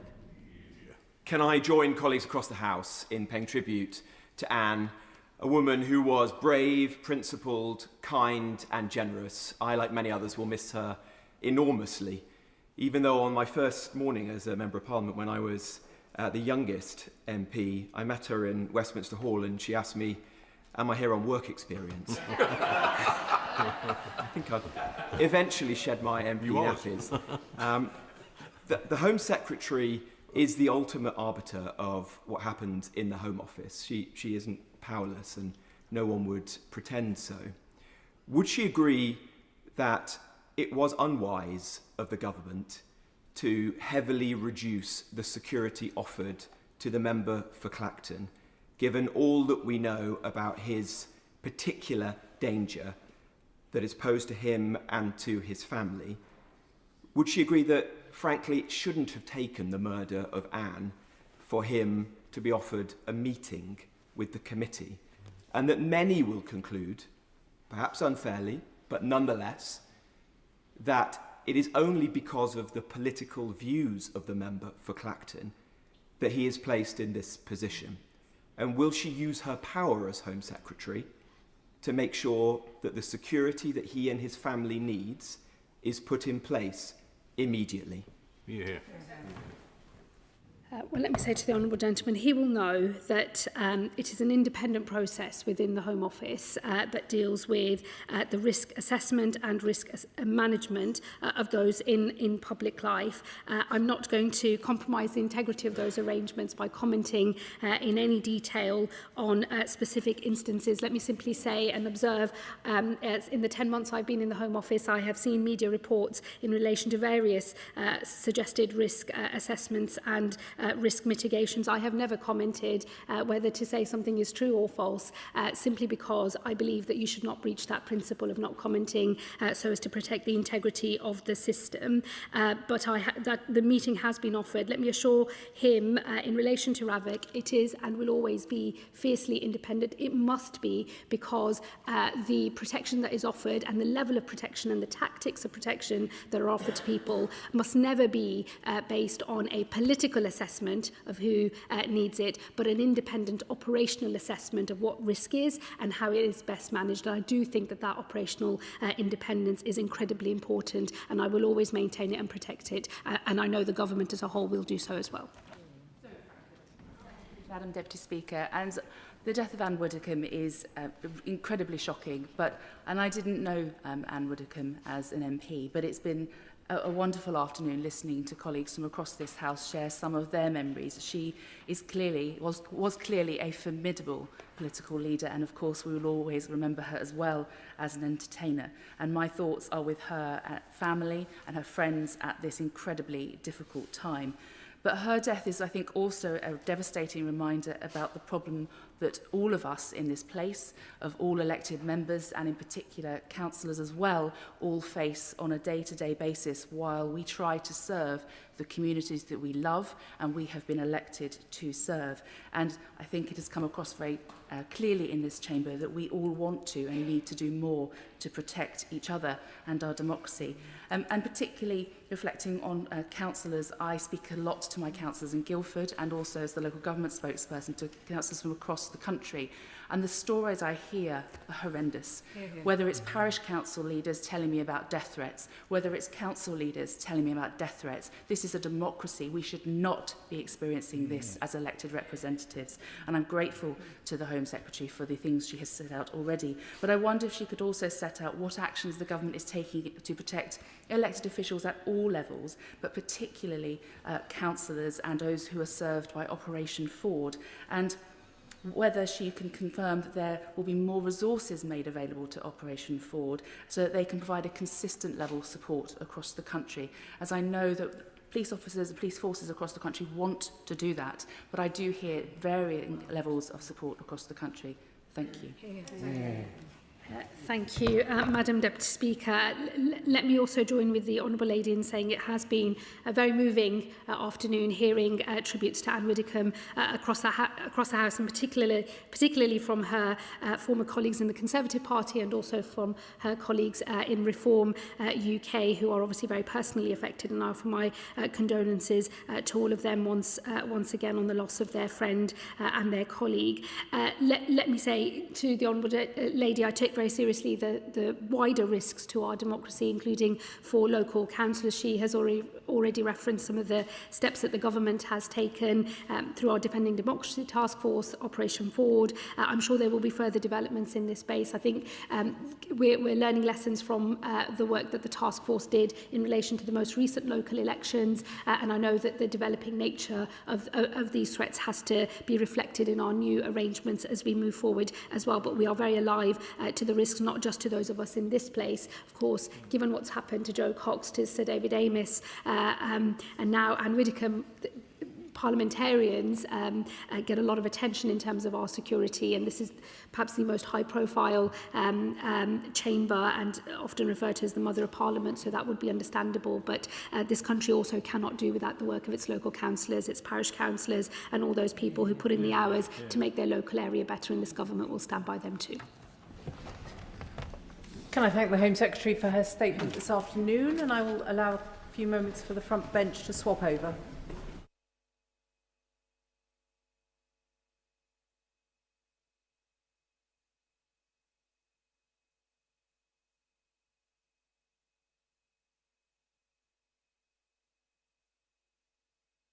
Brings us to a statement on the state of nature and climate 2026. Minister Mary Cray. Thank you. With permission, Madam Deputy Speaker, I'd like to make a statement about the nature and climate crisis. Nature is the monopoly provider of everything we need to live, and we are living through the Anthropocene, an age where human activity is now the dominant influence on our planet's climate and ecosystems. We are seeing its consequences: pollution, climate change and mass extinction. Last year, my right honourable friend, the Energy Secretary, gave the first ever statement to this House on this crisis. 1 year on, I am here to set out the government's commitment to tackle these challenges. Because climate change drives nature loss, and nature loss drives climate change. We must tackle both. Droughts and floods are disrupting harvests, straining supply chains and pushing up costs. Our nature security assessment, published in January, shows that if the current rate of biodiversity loss continues, every critical ecosystem is on a pathway to collapse, from coral reefs that protect our coastlines to peatlands that store carbon and prevent floods. The UK's climate is getting hotter and wetter with more extreme events. 2025 was the UK's hottest year since records began. In the heat waves in May and June this year, the Met Office reported that as many as 2,700 people may have died. Railway tracks buckled, over 1,000 schools closed, and the London Ambulance Service had their busiest day on record. Since 1901, the UK sea level has risen by about 20 centimetres. But that rate is accelerating because 2/3 of this rise has happened in just the last 30 years, which is why this Labour government is stepping up, leading globally on nature recovery, climate mitigation and adaptation. In the UK, we're working in partnership with local communities, businesses, conservationists and farmers. Before the Paris Agreement, the world was on track for around 4 degrees of warming. Now, national commitments put us on course for around 2.5 degrees. There is so much more to do, but this represents real progress. In December, we launched our Environmental Improvement Plan, which for the first time set out delivery plans to underpin our targets to restore nature, boost our recycling rates and protect our environmental security. Since then, we have published the Land Use Framework, the Water White Paper and the Farming Roadmap. We have invested a record £2.65 billion funding for flood resilience, invested in new food waste collection services and £1 billion in our national biosecurity infrastructure in Weybridge. Over the next 3 years, we will make the largest investment in nature ever, over £7 billion. This includes £5.9 billion for environmental farming schemes, £816 million for tree planting and £85 million for peatland restoration. Last October, we published the Carbon Budget and Growth Delivery Plan to set out how the UK will continue to reduce emissions, to lower bills for consumers and secure good jobs for British people. Last month, the majority of members in this place voted to cut emissions by almost 87% from 1990 levels for the Carbon Budget 7 period running from 2038 to 2042. Under this government, over £100 billion of private investment has been announced in the net zero economy. We have done much on mitigation. But following advice from the Climate Change Committee, we are setting stronger objectives for climate adaptation. We are building our resilience for a minimum of 2 degrees of warming by 2050. And we are supporting combined authorities to increase their resilience to climate change too. In 2024, we saw a single year exceed 1.5 degrees of warming, which is why we are committed to working with our domestic and international partners to keep the Paris Agreement goal of limiting temperatures to a temperature rise to 1.5 degrees Celsius. Global warming is likely to reach 1.5 degrees at around 2030, but 1.5 degrees is and will remain the right limit. Every fraction of a degree of warming reduces the severity of impacts on people and nature worldwide. Every species saved reduces the risk of losses to the ecosystems we rely on: pollination, disease prevention, food and climate regulation. And the key to delivering our nature and climate goals is how we use our land and seas. Our land use framework shows we do have enough land to achieve our priorities across economic growth, housing, food production, climate and nature recovery. But we must make better decisions about how we use our land. We are moving from paper-based systems to making land digital and opening up the land registry free for all. Today, we have published an interactive story map of our spatial evidence to support decision makers to use their land more effectively. The UK has also committed to protect and conserve 30% of our lands and seas for nature by 2030. Today, we're publishing the 30 by 30 delivery plan for land in England and guidance to land managers on how to implement it. In May, we announced the £30 million Wildlife Rich Habitat Fund. And today we are providing an additional £37 million a year for the next 3 years for national parks and national landscapes. But this is a whole of government effort. This weekend, the FCDO ratified the Biodiversity Beyond National Jurisdiction Agreement to create marine protected areas on the high seas, covering nearly 2/3 of the world's ocean. Funded by DCIT, the Advanced Research and Invention Agency, ARIA, is investing £81 million in its Forecasting Tipping Points programme. The MOD is developing climate security analysis and critical emerging technologies to support energy resilience for the UK and our armed forces. And the Department for Education are investing £710 million out to 2030 to improve the condition of school and college buildings, reducing their emissions and bills, and increasing their resilience to climate change so they last for decades to come. In Coventry East, my constituency, I'm delighted that Richard Lee Primary School and Potters Green Primary School are installing new solar panels. I opened a sensory garden built by the pupils' eco team in Courthouse Green School to bring nature closer to children. And tomorrow, on this week, I'm visiting the Great North Bog to see successful peatland restoration in action. And later in the week, I will celebrate the 75th anniversary of the first 4 national parks, a legacy of the great 1945 Labour government.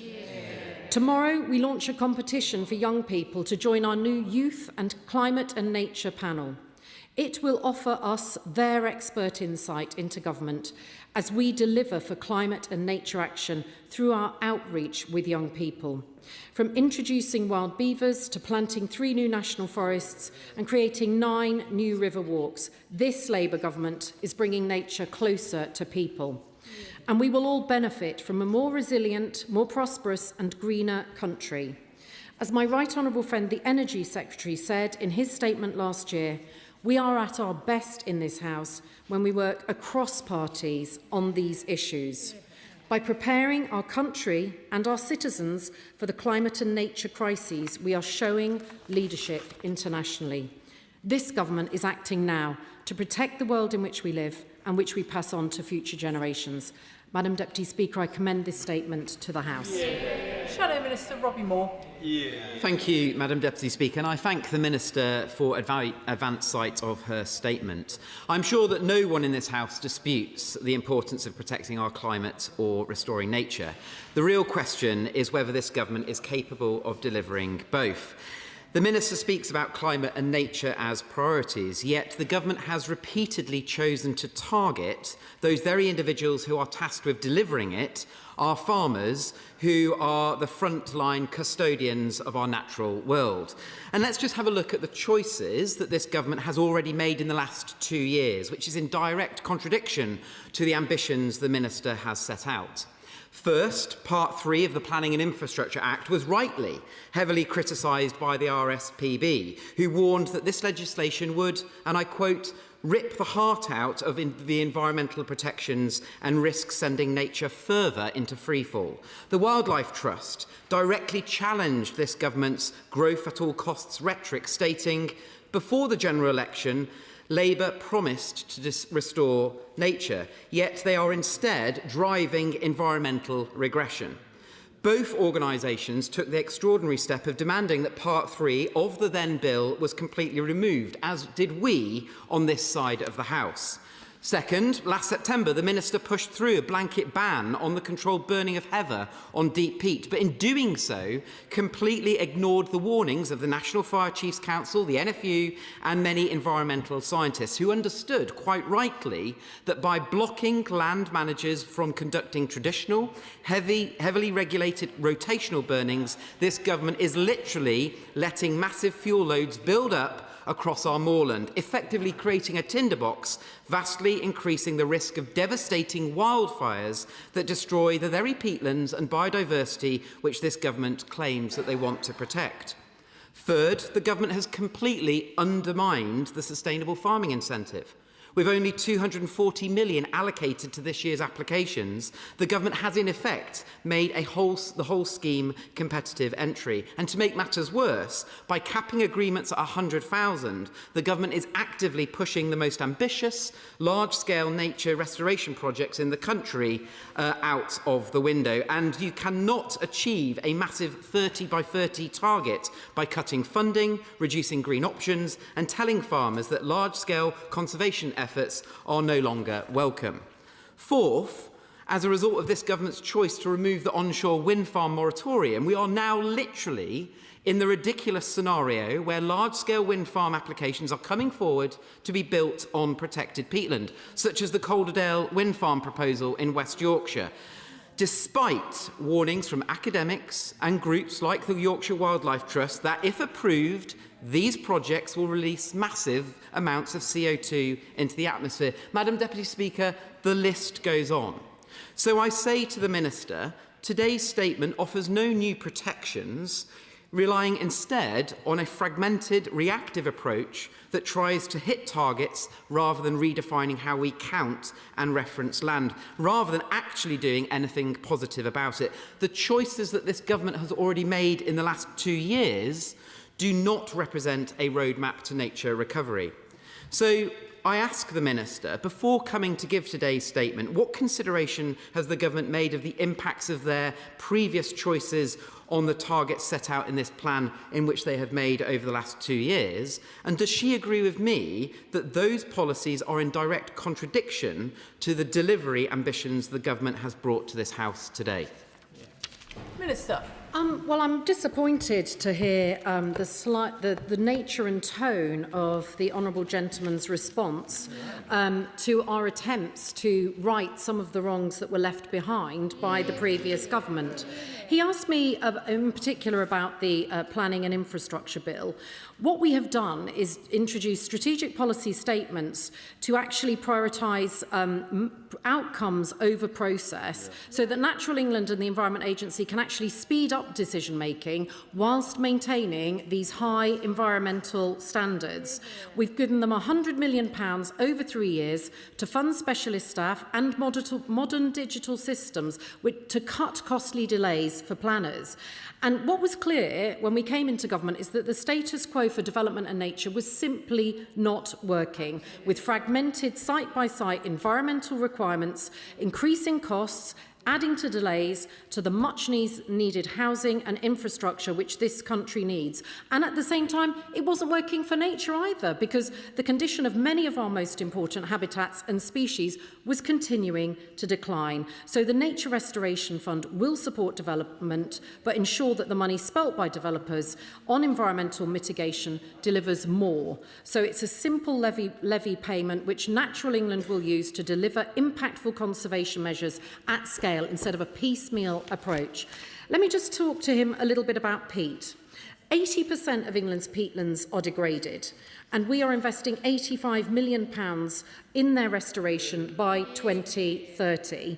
And since we've come into government, approximately 10,000 hectares of peatlands have been brought into restoration through our Nature for Climate Peatland Grant Scheme. Last week we announced £44 million for lowland peat, which was, I don't think, invested in under his government, and we expect another 4,000 hectares this year. So we have a target which his government set to restore an additional 40,000 hectares by 2030. But with these 80% of peatlands being degraded, rotational burning is a contributory factor to that. It makes it difficult to restore peat to its natural hydrology and impossible to return it to its natural state. And of course, it's really bad for air quality locally.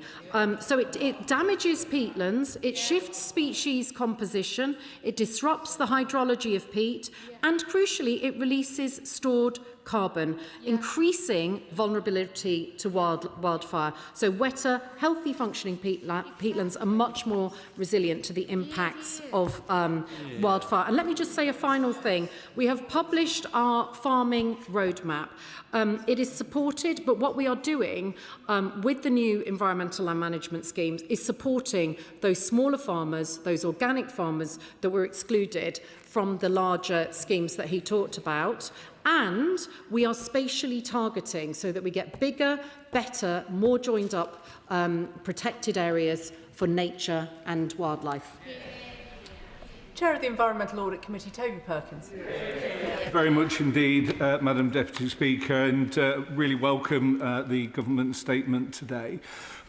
Firstly, my honourable friend's absolutely right to say that climate change drives nature loss and nature loss drives climate change, and we must tackle these absolutely hand in hand. I met this week with Moors for the Future, who were speaking about peatland and about the importance of working with land managers, and I have to say that they were very much more of the view of my honourable friend and of the Shadow Minister that we just heard from a few moments ago.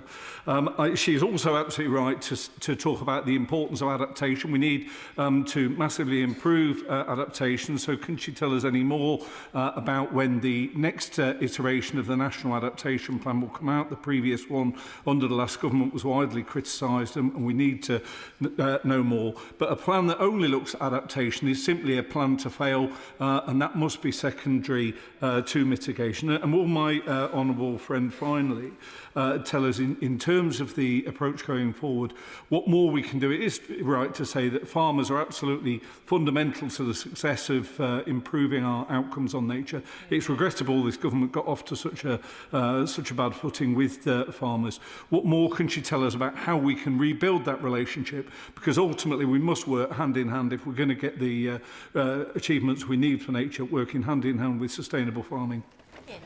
Well, I think we're seeing through some of our landscape recovery projects, farm clusters really getting behind this new idea of leveraging in private finance to work alongside the public investment that we are making. But what I would also say is understanding their role in a multifunctional and multi-use landscape. So, for example, in the uplands in the Lake District, working to restore peat, to hold much more water on the land, to prevent runoff, which can overwhelm the towns and villages below the peatlands and the bogs, but also understanding the role that nature can play in protecting runoff on farms, particularly with agricultural runoff. So planting, for example, trees along riverbanks and making sure that there isn't runoff into the rivers and reducing their phosphate. He asked me about the National Adaptation Plan. We are committed to an ambitious fourth National Adaptation Programme in 2028 and have requested advice from the Climate Change Committee on appropriate planning assumptions to inform our approach. But we are investing in those flood defences, 104 billion in private investment for new water infrastructure, and crucially the launch of the Local Advisory Climate Service to support local authorities to respond to flooding and crucially now to heat waves. Liberal Democrat spokesperson Tim Farron. Thank you, Madam Deputy Speaker, and I thank the Minister for early sight of the statement. On my way into Kendal this morning, before I came down here, I observed the jarring reality of fields yellowing in the dry heat and the River Kent so low that I could see the bedrock, and then alongside the defensive walls being built on the banks of the river in the aftermath of devastating floods. A reminder that climate change has brought extreme weather, different threats at different times, but equally challenging, indeed equally dangerous. And I'm afraid that those who continue to deny climate change now look more and more foolish by the day. And seen especially in the terrifying wildfires in the Peak District as we speak. A reminder that we do not protect nature if we completely remove livestock and the human beings that manage nature. The government aims to reclaim 30% of our land and seas for nature. I welcome that and welcome much of the action plan. But 70% of England's landmass is agricultural land. So would she agree with me that we must start with ensuring that all farmers have access to environmental schemes, not just those who apply for them the quickest? And will she give more detail on the welcome proposals that Liberal Democrats have long fought for to now permit those who farm common land to access payments to help restore nature in our most precious landscapes, like the Lake District, the Peaks and Dartmoor? Farmers estimate that hot weather this year will cost them 20% of their harvest. What is her plan to remove barriers so that farmers can build on-farm reservoirs and take other measures that will protect our natural environment and our food security? And finally, if the government wants to meet its targets, and we really want them to, aren't they being unwise in their rush to deregulate when it comes to planning?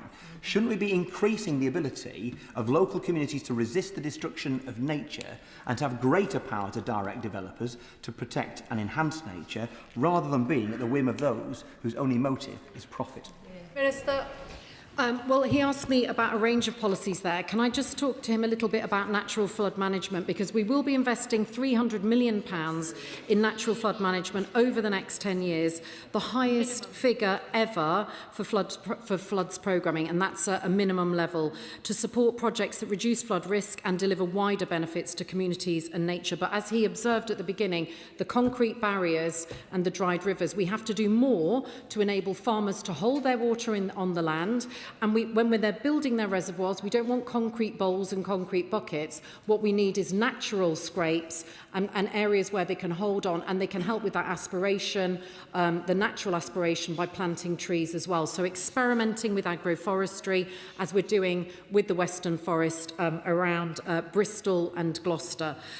We are acutely aware of what the challenges that farmers face with extreme weather events. The wheat harvest is already being brought in some areas in the east of England. We are committed to maintaining food production and supporting thriving farm businesses. But I think, as I said earlier, land managers, farmers have an increasingly important role in reducing the risk of flooding and coastal erosion as we adapt to climate changes.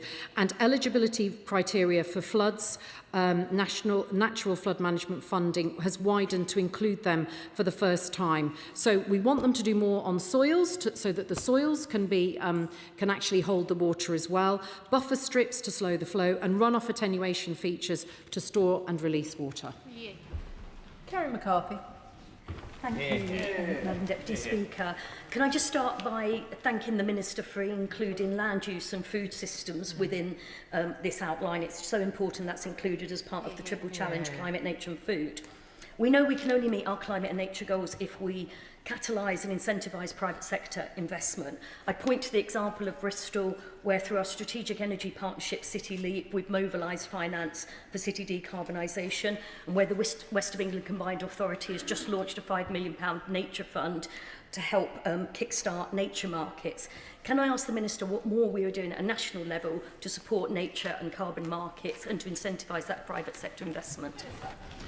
I thank my honourable friend for her question on that. What I would say is that at London Climate Action Week, what is clear is that the energy and climate transition is already well underway. We have worked with we've worked to set nature standards so that we have with the British Standards Institution, so that when we have nature projects and we have large financial funds that want to invest in nature, they have the confidence to invest in nature, and that they aren't accused of greenwashing as they have been in the past. But we want to also learn from some of the issues around investing in carbon markets and make sure that companies feel comfortable in setting their carbon and nature losses in their own supply chain. So the first rule is to do no harm and to inset it within their own supply chains. But there is a huge amount of money going into nature projects, and I'm very excited to see how that develops in the future. Dr. Ros Savage. Thank you, Madam Deputy Speaker. And I would like to express my gratitude to the Minister and to the Government for delivering this second climate and nature statement, as they promised to do during the conversations that we had around the time of my climate and nature bill last year. It's maybe not exactly what I'd envisaged, but I welcome it nonetheless, and maybe we can discuss it further in our meeting on Wednesday. However, despite all of this money that is being put into various climate and nature measures, there does seem to be an agreement amongst the environmental NGOs that the 30 by 30 plan is not going to deliver on 30 by 30. For example, in the last 3 years, Natural England has not designated any new sites of special scientific interest, and over the last 20 years, the area covered by those sites has only increased by 2.8%. So I'd like to ask the Minister what further funding she'll be giving to Natural England so that they can expand on their important mission. I've been literally discussing that very issue with Natural England this morning. What I would say is that land covering around 32% of England is already likely to, or has the potential, to contribute to the 30 by 30 target, including through our landscape recovery projects and local nature reserves and national nature reserves. We're creating 3,000 hectares a year of national nature reserves, a very, very significant contribution to that. But we've also set out the route to 30 by 30, and we're talking about bronze, silver and gold land. I understand why the environmental NGOs want everything to be gold, but we have to live in the real world and show what the pipeline towards gold looks like. Chris Hinchliffe. Thank you, Madam Deputy Speaker. Our best hope in the fight to restore our environment is this country's nature-loving public. But many of us across the House will be aware of the recent example of the Environment Agency threatening to take people to court for trying to clean up their dying river. So what steps will the Minister take to ensure that the Environment Agency is empowering the public rather than threatening to prosecute them for protecting nature? Minister. Well, he's right. We have an army of citizen scientists and naturalists, and we're certainly looking forward to celebrating some of them tomorrow at RHS Wisley for Bees Needs Week, and we've got the pollinator count next week as well. But what I would say is that anyone who wants to clean up their river does need to get a permit from the Environment Agency beforehand. We have habitats there, we have flood defences there, and you know, we mustn't, he's right that we should empower citizens to take action, but people also need to do it in a way that makes sure there aren't unintended consequences. Adrian Ramsey. Thank you, Madam Deputy Speaker. I welcome the Nature Minister delivering this statement and recognising the crucial links between nature restoration and tackling climate breakdown. Does she recognise that whatever action is taken, and we need to see far more action taken both on nature restoration and on decarbonisation, that if there is the granting of large-scale new oil fields, whether it's at Rosebank or Jackdaw, and if that could see, for example, the emissions equivalent to 28 low-income countries just from one oil field, that it could undo all the good work that she and all of us in this House want to see? Well, he knows that I'm unable to comment on individual licences, and that the Energy Secretary will make his decision in due course. But what I would say is that it is essential that we have a climate transition that is fair to those workers in the North Sea. We have been in decline in the North Sea. Oil and gas has been in decline for about the last 20 years. So he is right to say it is in decline, and we have to get off the fossil fuel roller coaster in order to secure energy security on prices and for the future. Sarah Champion. Thank you, Madam Deputy Speaker. I really welcome this statement and all the commitment the Government is is giving to nature. However, can I ask, I know that this 30 by 30 plan is just focused on land, the justification being that 40% of our waters are marine protected areas, but actually the JNCC said that less than 1% of our MPAs are assessed as being truly protected. So can the Minister please tell us when she will be focusing the next plan on marine protection, including, one hopes, banning bottom trawling? Minister. Well, my honourable friend, the Water Minister, is only too happy to meet with my honourable friend on this matter of bottom trawling. But what I would say is that about 32%, I believe, of our waters are currently protected. My understanding is that this depends on the site that is protected and the particular feature or animal or creature that is in there. So it's about the appropriate protection for the appropriate thing, but I will get the Water Minister to talk to her in detail on this matter. Vicky Slade.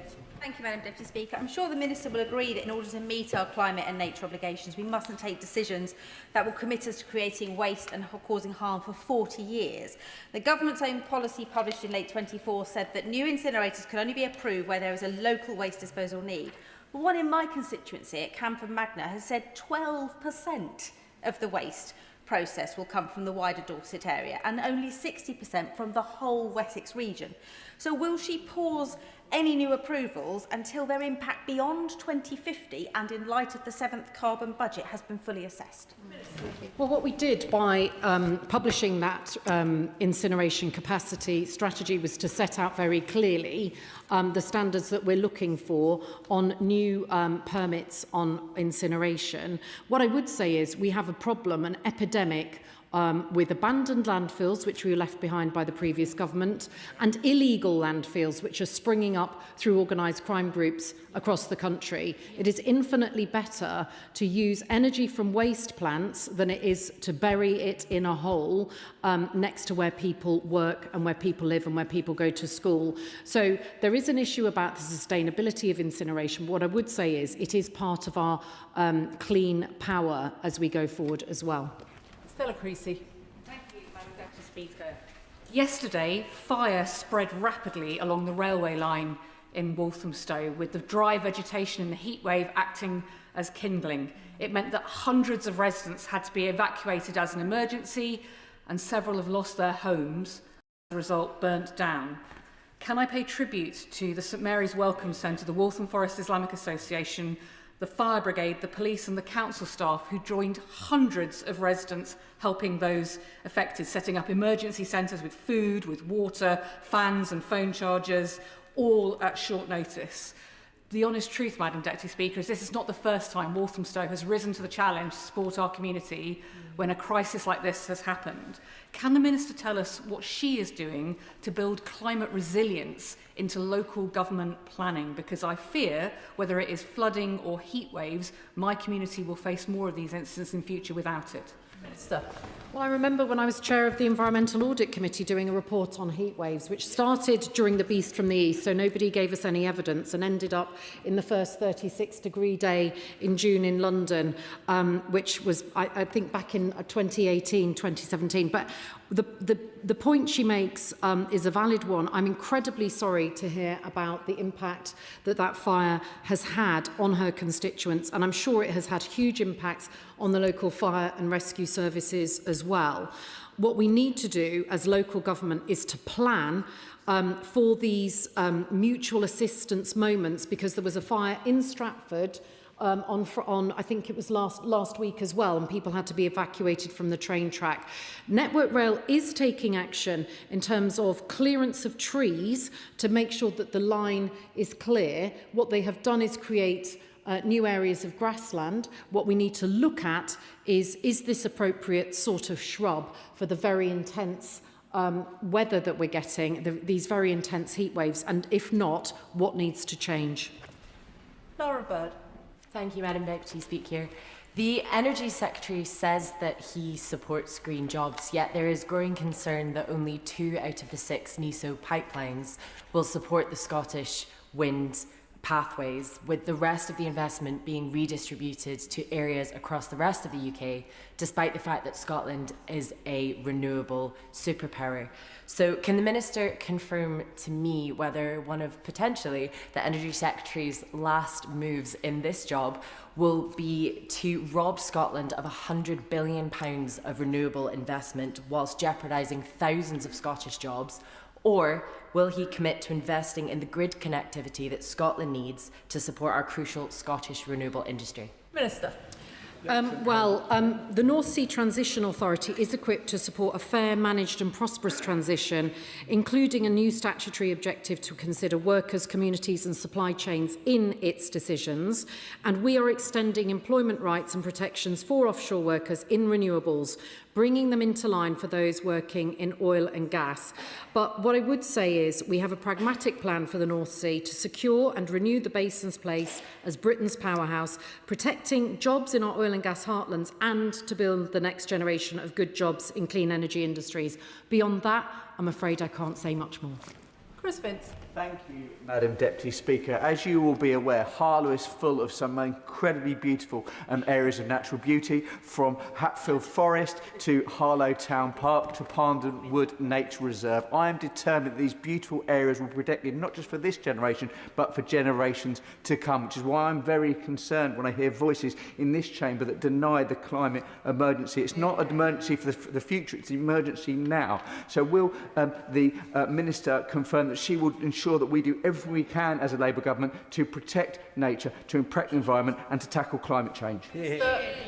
Well, he's right to say that we've seen a big flip-flop from the Conservatives, who I'm old enough to remember back in 2019 when, under Theresa May, they put net zero into law, and Theresa May described it as a Conservative mission. Now their leader says the very same target is impossible. So which Conservative party are the voters supposed to believe? The one that legislated for net zero, or the one that now instructs its MPs to vote against it? Claire Young. Deputy Speaker, some schools in my constituency were forced to close during the recent red alert heat wave. So could the Minister, causing disruption and loss of learning, so could the Minister explain what discussions she's had with the Department for Education about preparing our schools for more frequent and more extreme weather events, and also about improving outdoor learning spaces, as advocated by my honourable friend, the member for South Devon, to ensure that the citizens of the future feel more connected to nature?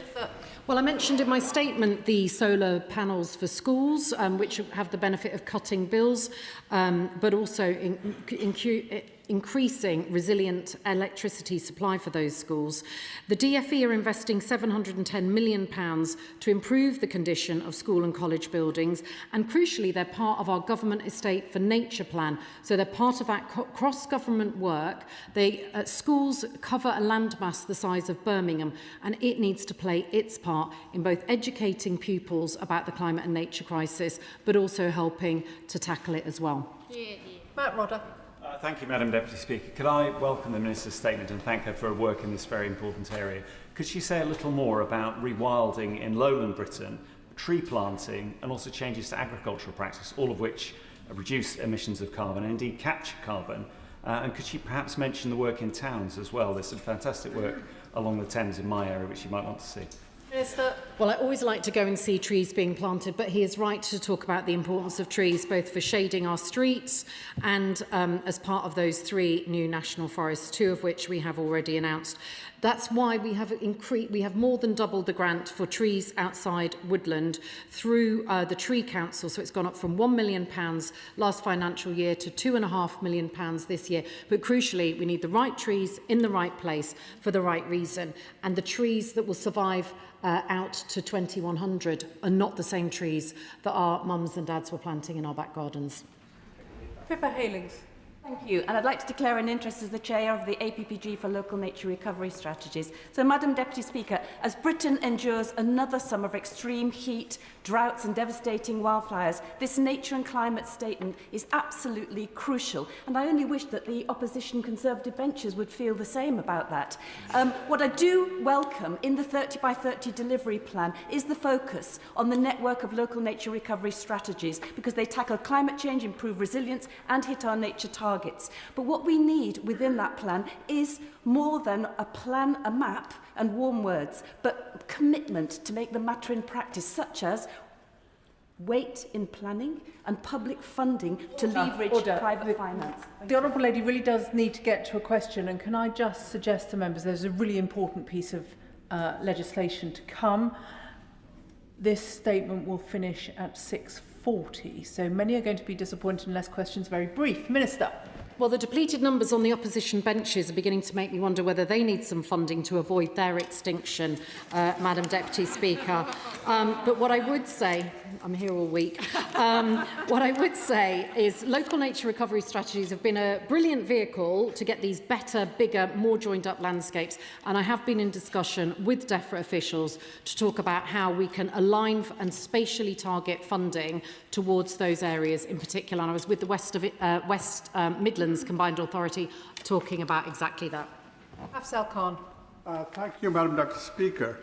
This weekend, I joined constituents in Hume for a screening of the People's Emergency Briefing on the threats of British life to British life from ongoing damage to nature and to our climate.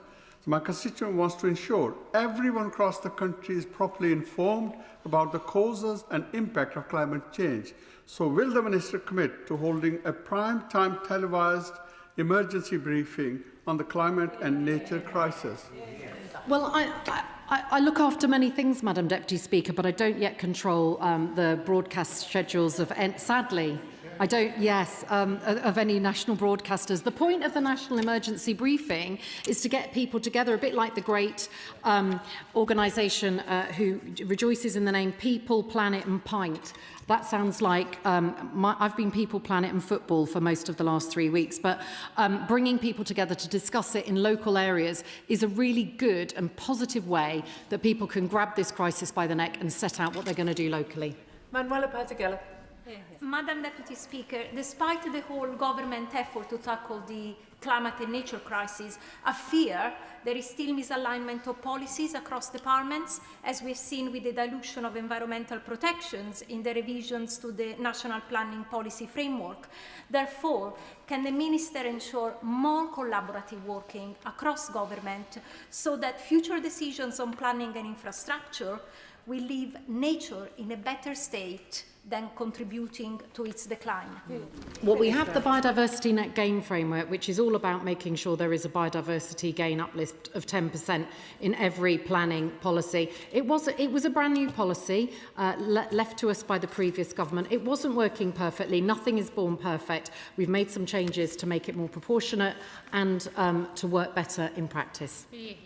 Rachel Maskell. Thank you, Madam Deputy Speaker. I welcome the 30 by 30 nature and climate plan responding to the crisis we face with building resilience and restoration. And following my youth environment conference in York, Our Planet, Our Future, it's really clear that young people want to get involved. So in addition to the Youth Climate and Nature panel, will she ensure greater accountability with young people across the country, with local panels to hold local authorities to account for what their actions are? Again, she tempts me beyond my brief, Madam Deputy Speaker, but given that most of the local authorities in the country have declared a climate and nature crisis, it strikes me that it's an excellent topic either for this, for the Youth Parliament or for local youth panels done through schools. Jonathan Davies. Thank you very much, Madam Deputy Speaker. The Minister was right when she said that climate change drives nature loss and nature loss drives climate change, and we are seeing the effects of that on people's health, on the economy, but also global security. So I welcome the work the government is doing to address that. But there was a report, the National Security Assessment on Biodiversity Loss. Can I encourage the Minister to put as much of the findings that went into creating that report into the public domain so people understand the threats that we face in terms of our security? And could I also invite her to give us us some information about the relationship between the new Climate Security Task Force and the findings of that report, which I mentioned earlier? Well, the Climate and Security Task Force is part of DESNES's remit, so I can ask my right honourable friend to talk to him about that. But what I would say is that what we have published on that national security assessment about biodiversity loss talks about ecosystem degradation occurring across all regions, every critical ecosystem on a pathway to collapse with high confidence, and it threatens UK national security and prosperity. Without major intervention, this is highly likely to continue to 2050 and beyond. So what is in the public domain is pretty sobering reading, and I do commend the full document in the public domain to all members of this place. Sir Jan Joseph. Thank you, Madam Deputy Speaker. This morning I visited the Churchill School in Hawkinge and I had a good interaction with the young children. And most of the questions were around protecting nature. And they were repeatedly asking the question how we can support them to plant more trees. Children do care about our environment. How the government, the minister, how we can encourage that public opinion, like the children, especially the opposition members, to talk about this nature and the net zero. Well, it's absolutely vital for children in Ashford to have the protection and shade from trees, given the intense heat waves that we have experienced this year and in previous years. What I would say is if it's an academy trust, they should be making the funds available to mitigate these adaptation impacts in their schools and to keep their schools open. What we don't want is children at home not learning and schools overheating to absolutely impossible temperatures. So I commend those students and I encourage them in their efforts. I am aiming to finish this statement at 6:40, so if we could have questions and answers short and snappy, please. Alex Serble. Thank you, Madam Deputy Speaker. The Government has produced the Global Diversity Loss, Ecosystem Collapse and Nature Security Report, and I support my honourable friend's call from Mid-Derbyshire to release it in full. But what we do have in the public domain warns of the exact cumulative heat waves we are now experiencing. Can I ask the Minister what work is being done to protect nature globally, particularly within relation to the Kunming framework, and what adaptation is being done here at home to protect people from this extreme heat? Well, we are having a triple COP year. We will be setting out our approach and our achievements as we move towards the biodiversity COP in Armenia and the climate COP in Turkey. But what I would also say is there's a very important desertification COP taking place in Mongolia, really on the front line of the climate crisis as the permafrost there collapses. So we are looking to see how we make sure that every pound we're investing in climate also delivers for nature, because the era of £1 for one thing and £1 for another thing and governments being asked to do it on their own is emphatically over.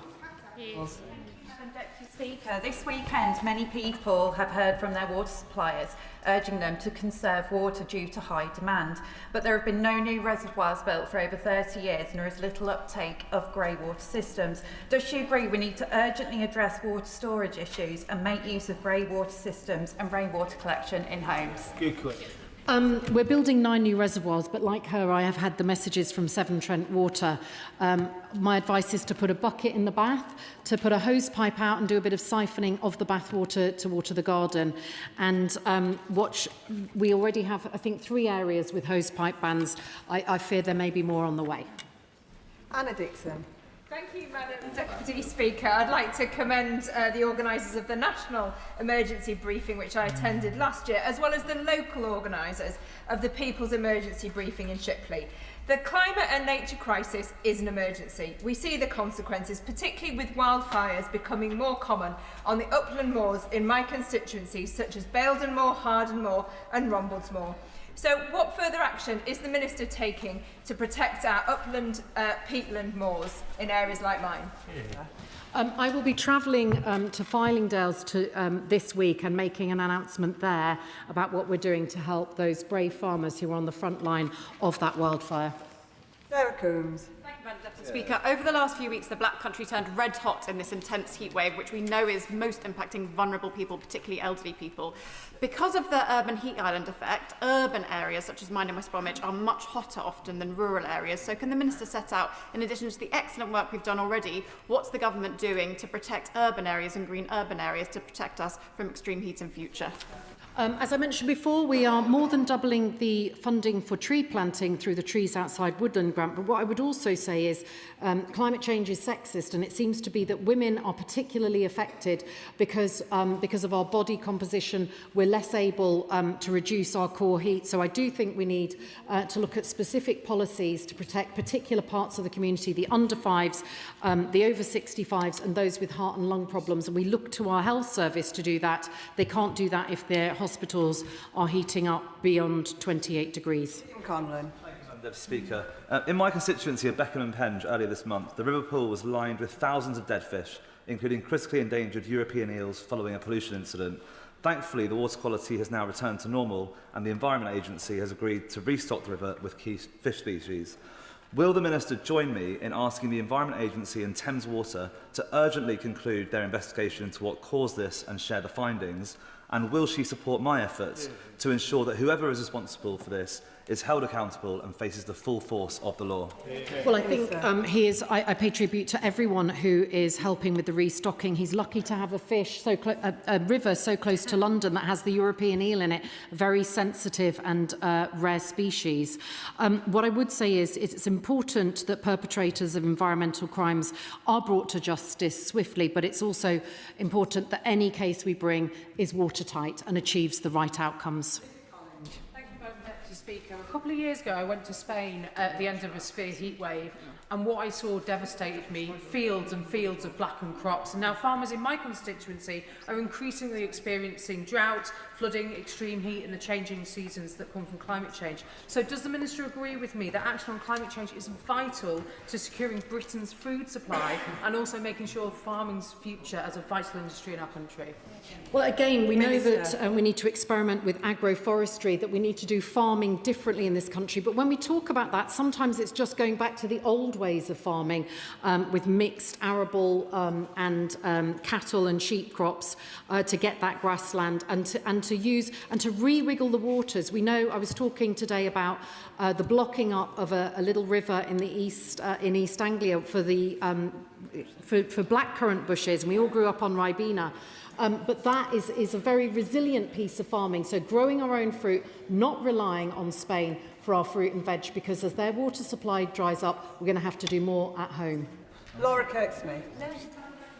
Heat waves have been really unsettling. We've seen kids unable to learn in school. We've seen care homes unable to keep residents cool. One of the GP practices in my constituency had to shut its waiting area because the temperatures were dangerously high. I was pleased to hear the Minister talk about adaptation and resilience measures. We're in this climate emergency. Can she say more about how those measures might help my constituency in Aylesbury?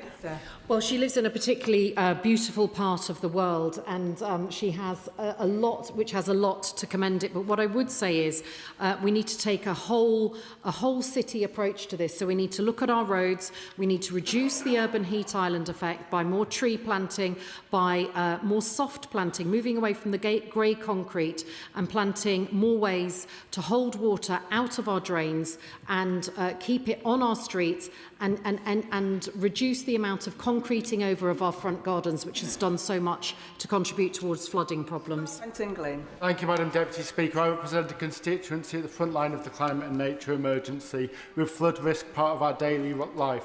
Moors for the Future have demonstrated that restoring peatland can slow water flow on hills, with water passing over restored peat going 670 times slower than degraded peat. They're working on projects with the highways agencies to stop roads flooding. This is a win-win that helps nature and infrastructure. Will the government continue to support healthy peatland across the country? He is absolutely right to raise the issue of peatland and their role in hydrological protection. He raises the same point as the honourable gentleman opposite does about Calderdale, but from a completely different direction. I think we know that peatlands have this important role to play. They are this country's Amazon rainforest, and we are doing everything we can to protect them for the future. Conor Naismith. Thank you, Madam Deputy Speaker. The Minister's statement will be welcomed by Year 2 at St Michael's Community Academy in Crewe, who I visited recently and heard letters read aloud by the children demonstrating their concern about the need to protect our environment and natural habitats.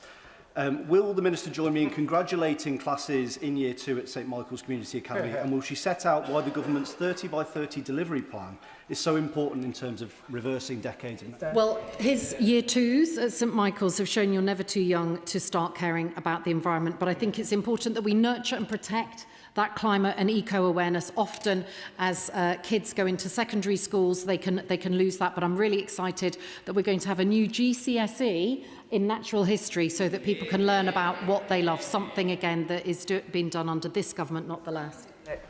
Madam Deputy Speaker, with Coton in the Elms in my constituency of South Derbyshire hitting the national news, having recorded the UK's highest temperature on Friday, 35.2 degrees centigrade, we're reminded of the realities of climate change and the need to transition to renewable energy. Most of my constituents support that transition, but they're concerned that South Derbyshire is being asked to shoulder more than its fair share, particularly through the Castleway energy proposal and the concentration of battery storage linked to Willington and direct load grid connections. So will the Minister reassure my constituents the burden of hosting solar and battery storage infrastructure and nature protection will be shared fairly across the country? Minister. Well, I commend her on getting through that. She tempts me beyond my brief on battery and energy solar. What I would say is that solar installations can show biodiversity net gain of up to 300%. So you can have farmland, sheep, grazing, grassland and solar, which provides that extra income for the farmer alongside each other. On battery energy storage, I feel like that's a question for my right honourable friend, the Desnes. Final question, Brian Leishman. Madam Deputy Speaker, climate change is upon us and it is costing lives. Now, we must change society to try and stop the situation from getting even worse. Even with the smallest amount of analysis, we know that extreme weather hits the poorest in Britain the hardest. What steps is the government taking to close inequality as an essential way of improving our resilience to climate change? Well, he makes a great question. I said earlier climate change was sexist. It also hits the poorest harder, and a point that he makes very well. I think as we look towards the future, we need to, as well as thinking about offering warm spaces through our local government colleagues and councils, we also need to start looking at offering cool spaces, air-conditioned places, such as this chamber, where we can all go for a bit of relief from the heat. And that concludes the statement. We now move on to the presentation of bills. Presentation of Bill, Hannah Spencer.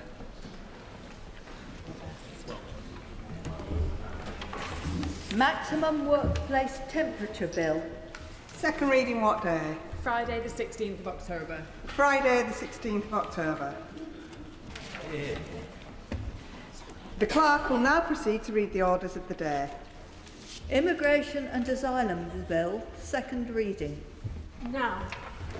The reasoned amendment in the name of the Leader of the Opposition has been selected. Minister to move second reading. I call the Home Secretary. Thank you very much, Madam Deputy Speaker. I beg to move that the bill be read a second time. 2 years ago, when this government took office, we inherited an asylum system in chaos. The Conservative government had ceded control of our borders to criminal gangs, and as a result, between January 2021 and June 2024, 110,000 people arrived here by small boat, while a further 175,000 claimed asylum by other routes. As numbers soared, so did the cost to the taxpayer. In just a single year, spending on asylum support was £4.7 billion, including £9 million spent daily on housing people in 400 asylum hotels. In the last 2 years, this government has begun the work of restoring order to our borders. And that starts by taking the fight to the criminal gangs. In the last year, arrests of people smugglers were up 55%. Since taking office, we have disrupted organised immigration crime on 3,700 occasions, up by 46%. And in partnership with French law enforcement, we have stopped 46,000 attempted channel crossings. We are now taking that partnership further with a new deal signed in April. This will fund increased patrols and intelligence operations with a 53% increase in personnel on the French coast. This is already bearing fruit. In May, nearly 2/3 of attempted small boat crossings were thwarted. Meanwhile, we have rebuilt a shattered asylum system. Decision-making ground to a halt under the last government. Now, decisions are at a 24-year high. As a result, removals are now at their highest level in nearly a decade, up 41% on the same period prior to our taking office. And we have now deported and removed nearly 10,000 foreign criminals, 36% more than the last government achieved. Madam Deputy Speaker, we are also beginning to lighten the burden on local communities. This government committed to ending the use of asylum hotels within this Parliament. 2 years in, we have already emptied 1 in 5, reducing the hotel population by 29% and cutting asylum costs by £1 billion. And these are... Yes, I will. Jonathan Brash. Thank you, Madam Deputy Speaker. I am grateful to the Home Secretary for giving way and can say absolutely wholeheartedly that she retains my complete support for seeing this legislation through in full.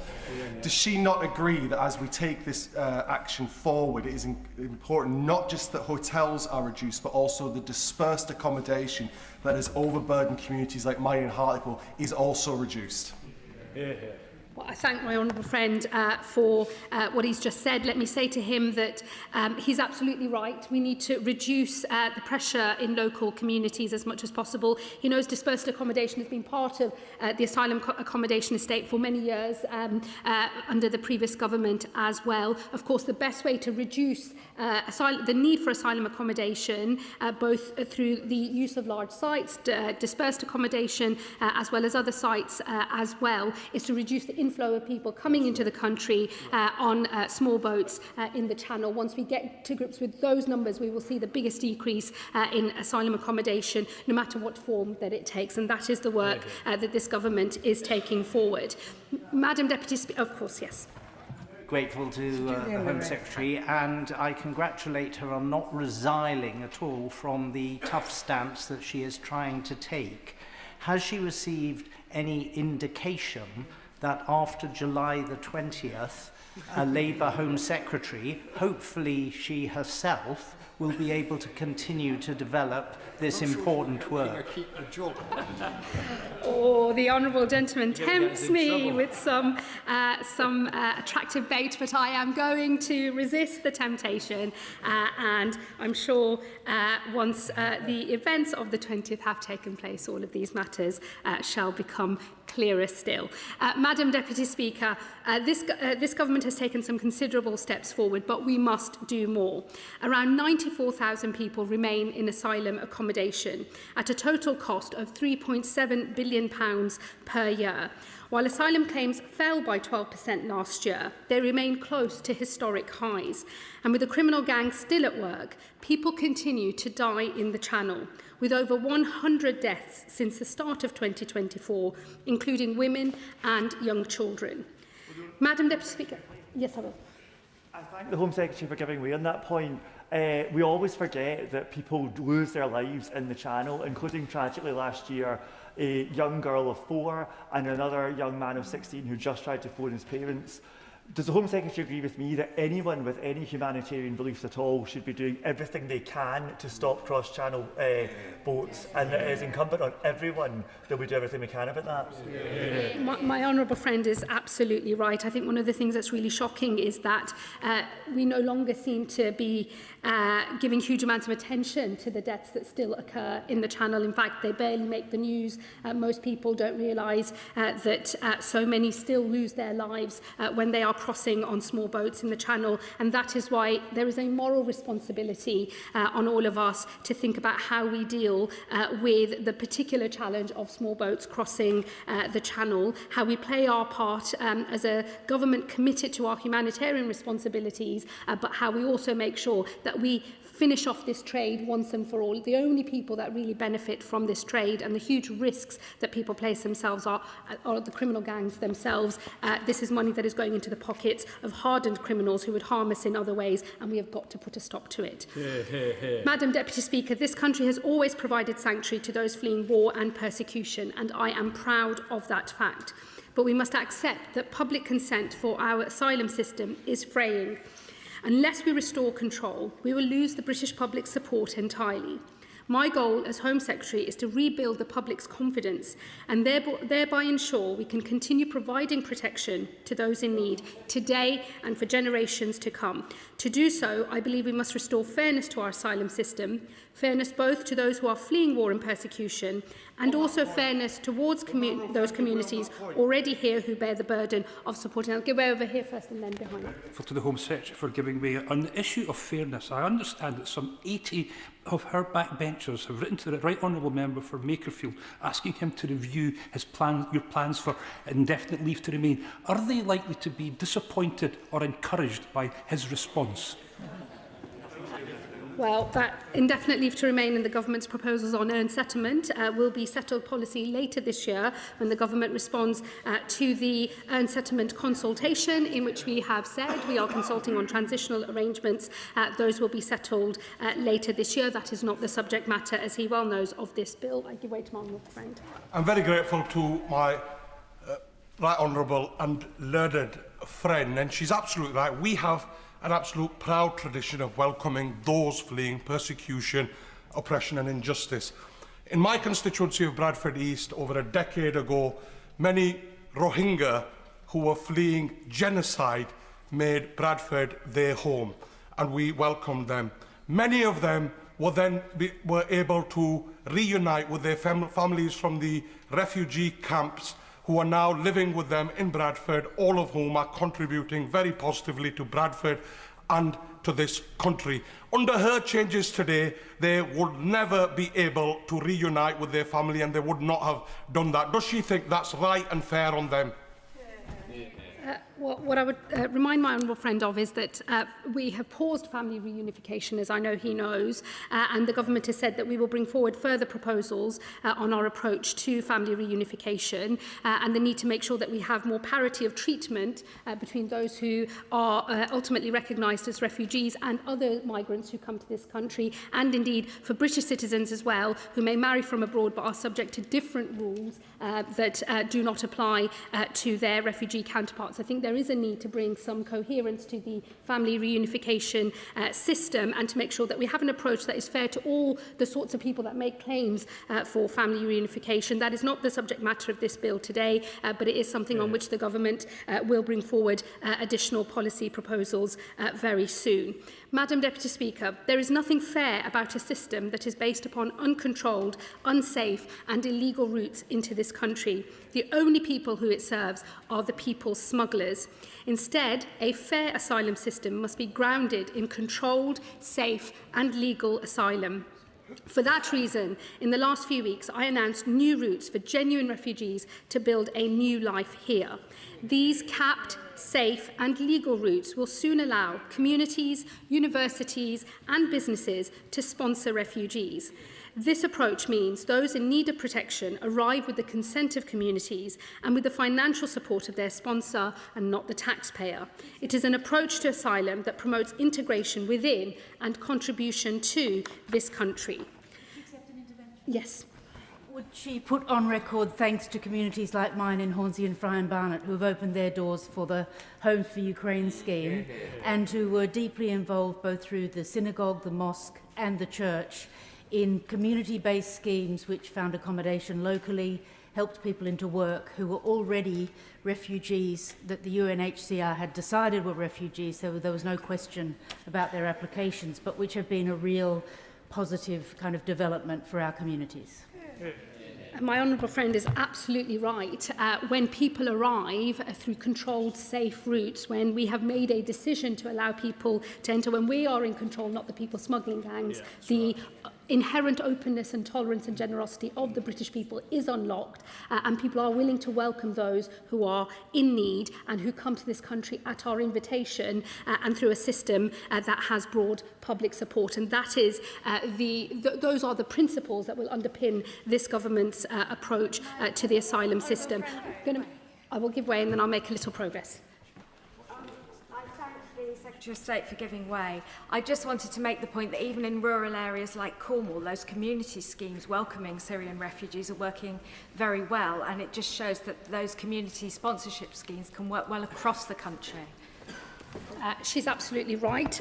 Yes, they can, and they do, and that is the difference between a safe and legal route that has buy-in from communities across the country, and that is the basis on which we will build the system for the future. I will give way. I thank my right honourable friend very much for giving way. It's great to hear her supporting schemes like the Homes for Ukraine scheme, and the reason that we don't see Ukrainians crossing the channel on small boats is because, rightly, we have a safe and legal route. Why not expand those safe and legal routes to places like Sudan, Eritrea, where obviously if an asylum claim comes from those countries, at the very least they should be fast-tracked, and that would help clear up the backlog. Would you support that? Well, what we've set out is our proposals to open up a student refugee scheme and a community sponsorship scheme that will go live later in the autumn this year, with the first arrivals coming in the autumn of the following year. These numbers on these schemes will grow. We will also make it possible for businesses to sponsor refugees to come to this country and provide them with work opportunities. I think this is the right way forward. It means that we are able to accommodate different cohorts of refugees where we believe we are able to offer a fresh start for people and also to make the best of the contribution that they are able to make to the country as well. And I look forward to getting those routes open and to welcoming the first arrivals. Madam Deputy Speaker, we know that in Canada, local communities have long sponsored refugees, and there 70% of sponsored refugees have found work within a year. Here, the story is very different. In the first year after being granted asylum, just a quarter of refugees are in work. And this leaves them unable to contribute and build a life here, relying instead on the support of British taxpayers. And so this autumn, we will begin to take applications for our new community-sponsored and study routes. The first refugees will arrive in autumn 2027, and while the numbers will start relatively small, it is my intention that they grow in scale as we restore order to our asylum system by reducing the numbers arriving by unsafe, illegal routes. Madam Deputy Speaker, the bill we debate today is focused on how we reduce the numbers arriving unsafely and illegally in this country, and on reducing the burden placed on local communities. I will give way. We've read reports recently that her important reforms to indefinite leave to remain are being watered down because of the incoming Prime Minister's views. We've also read of the letter from 80 Labour MPs, many of them in the chamber today, who oppose her plans today. My simple question is, what are we all doing here right now? And is there any guarantee that the reforms that she's putting...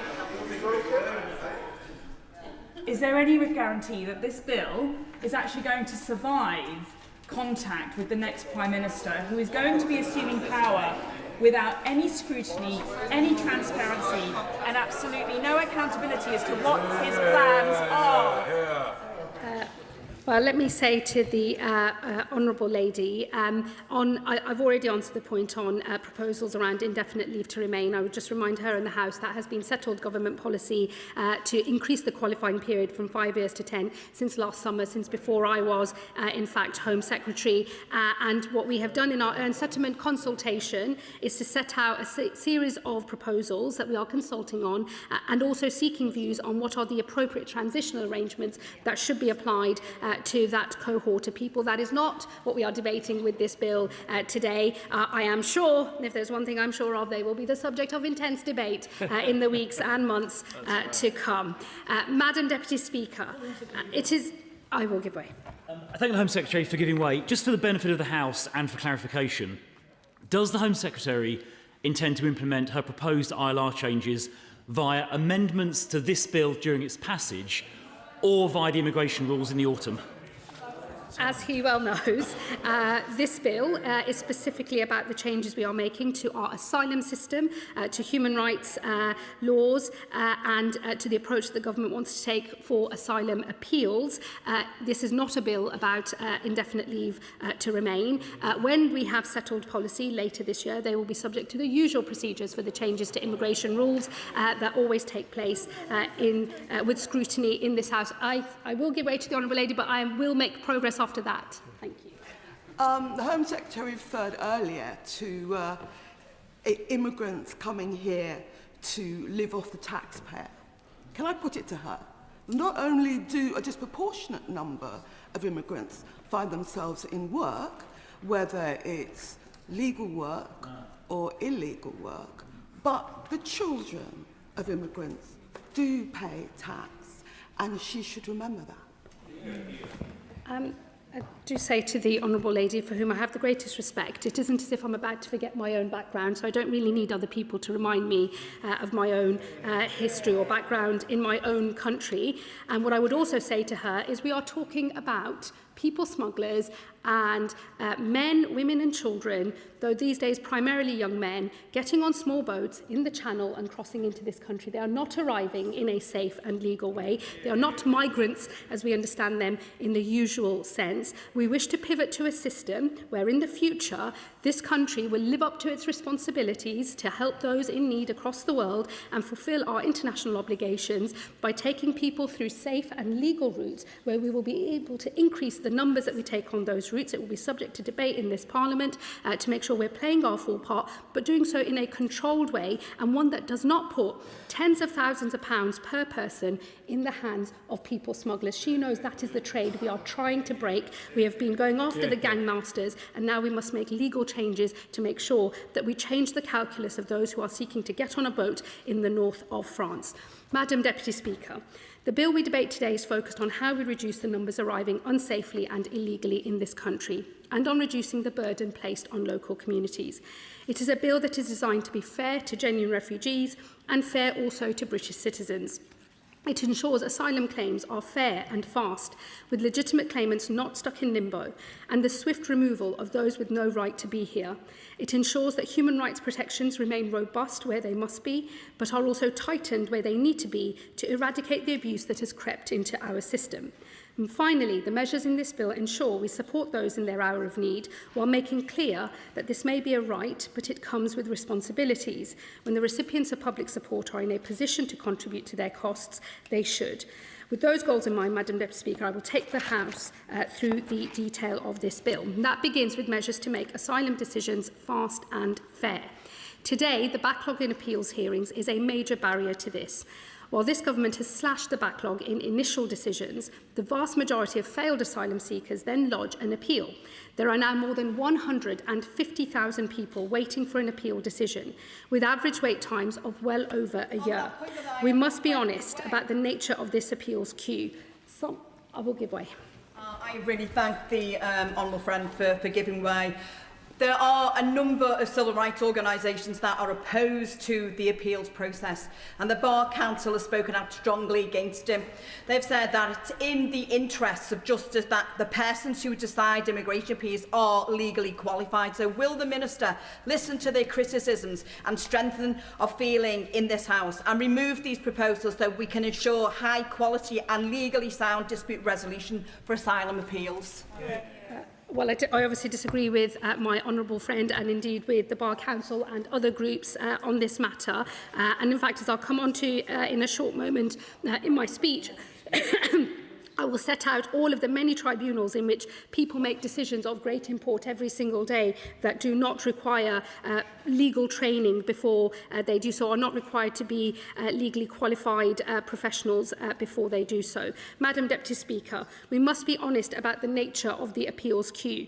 Some are genuine appeals, but others have been made simply to delay a legitimate removal from this country by placing themselves last in the long queue for a hearing. They delay the date of their... I'm going to make some more progress. They delay the date of their removal, continue to receive taxpayer-funded support, and use the time to accrue rights which could strengthen their appeal. The best way to prevent this gaming of the system is to speed up decision-making, while ensuring claims are heard fully and fairly. As many will hear... I will in a moment. I will make a little more progress. I think I have been really rather generous. As many here will know, appeals are currently heard by judges in the first-tier tribunal, immigration and asylum chamber. This model, reliant on judicial availability, simply does not have the capacity to meet the scale of demand, nor does it have the flexibility to respond to sudden surges in cases. In Part 1 of this bill, we therefore establish a new independent immigration appeals authority, staffed by independent adjudicators, not judges, and this will allow us to recruit from a far wider pool of candidates and therefore respond more rapidly to increasing and changing demand. To those who say such decisions can only be taken by a judge, I need point only to the complex and weighty decisions taken each and every day by those without law degrees, such as magistrates, parole board members, ombudsmen, planning inspectors and many others. You don't have to be a judge to have good judgment. I'll give way to my honourable friend. I'm grateful to the Home Secretary for giving way. She refers to gaming of the system, but can I just clarify the basis on which she says that, given that around half of Home Office initial asylum decisions are overturned on appeal? So there's a huge issue about the quality of Home Office decision-making, as shown by various Audit Office reports. So it'd be very useful to know the proportion of the appeals that are made that are actually, in her words, abusive.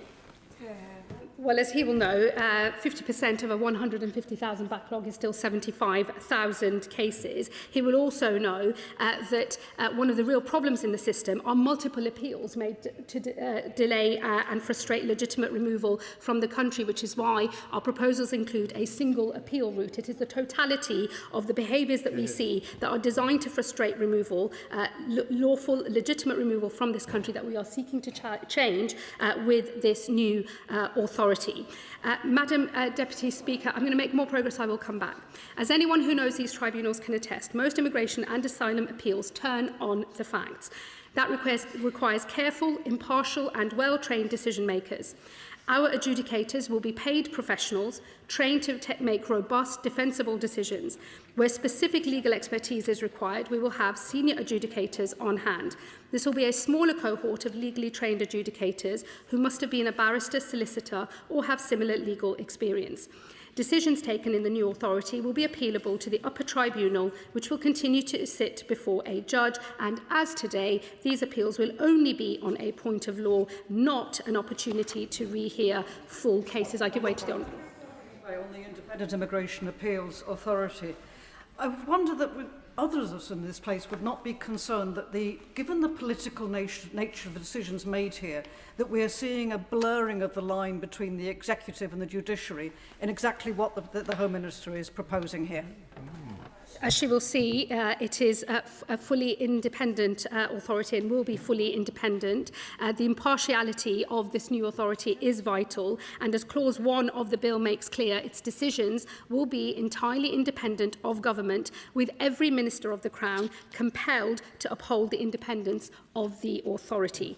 As is often the case with establishing a new body, the first Chief Executive and Chief Appeals Officer will be appointed by the Home Secretary. However, thereafter, appointments will be made by the Chair of the authority, as set out in Clause 2, and these will be made on merit on the basis of fair and open competition. The authority's operations and performance will also be subject to external scrutiny, and it will be placed under the remit of the Independent Chief Inspector of Borders and Immigration. Within this new... I've already given way. I'll give way to my honourable friend who has not asked a question yet. I thank my right honourable friend very much for taking my intervention. But I wonder whether she thinks it would be more appropriate for the first of each of these categories of appointments to have input from the Lord Chancellor or the Judicial Appointments Commission to make sure that their independence is guaranteed. Well, all such appointments will be subject to the usual public appointments principles, and they will apply here as they do elsewhere. I will be very happy to discuss with members as the bill passes through the House whether there are any additional safeguards. I have given way to my honourable friend before. I will make progress and I will come back to him. Madam Deputy Speaker, within this new system, a single faster appeal route will be established, addressed in clauses 11 and 12 of this bill. Today, too many claimants make multiple claims at different stages of the process, including at the last possible moment, often to thwart their legitimate removal from this country. They include, to give just one illustrative and eye-opening case, a convicted rapist who was due to be sent home after serving 8 years in jail. Despite not challenging his deportation at first, he went on to make a series of late claims, including a judicial review on the eve of being removed from this country. And while we eventually managed to remove him, it took more than 4 years to get this criminal out of the country. And for that reason, alongside the new authority, we will create a single appeal route. This will require claimants to raise all relevant matters up front. Where late claims are raised, particularly in the run-up to removal, they will be dealt with through an expedited process. And this means genuine issues will still be considered, but tactical claims can no longer be used to frustrate a removal. As is already the case, claimants may access advice and legal representation with legal aid available to those who are eligible. This advice and support is vital to ensuring appeals progress fairly without delay or disruption. Madam Deputy Speaker, in Part 3, Clause 21 of this bill, we introduce further measures to ensure decision-making is fast and fair. Today, there are two separate types of protection, refugee status and humanitarian protection. Both carry near identical entitlements and eligibility for settlement. This creates near duplicate claims and unnecessary complexity, which slows down our asylum system. This bill therefore replaces those two forms of protection with one, the core protection model. And this means each claim will be assessed once with one outcome. A right of appeal will only be available to those refused protection, not those who wish to seek protection under a different status. This is a clearer, simpler process. It will make no difference to those lodging genuine claims, but will cut the inefficiency in the system and ensure those with genuine appeals get a faster, fairer decision. An effective asylum system is one in which claims are heard fast and fairly. Those who have a legitimate claim receive the protection they need, while those who do not are removed from this country without turning the bureaucracy against us. And that is what the measures in this bill seek to achieve. I'll give way to my honourable friend if he still wants to come in. No? I'll give way to my honourable friend. Thank you for giving way again, just being very generous.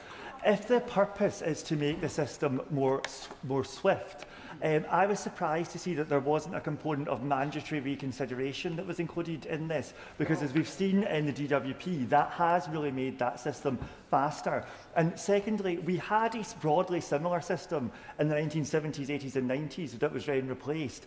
And I wonder, that didn't make the system quicker. So how is it going to be different to what we already had before? I think my honourable friend means a mandatory reconsideration in the context of a case when an appeal is made.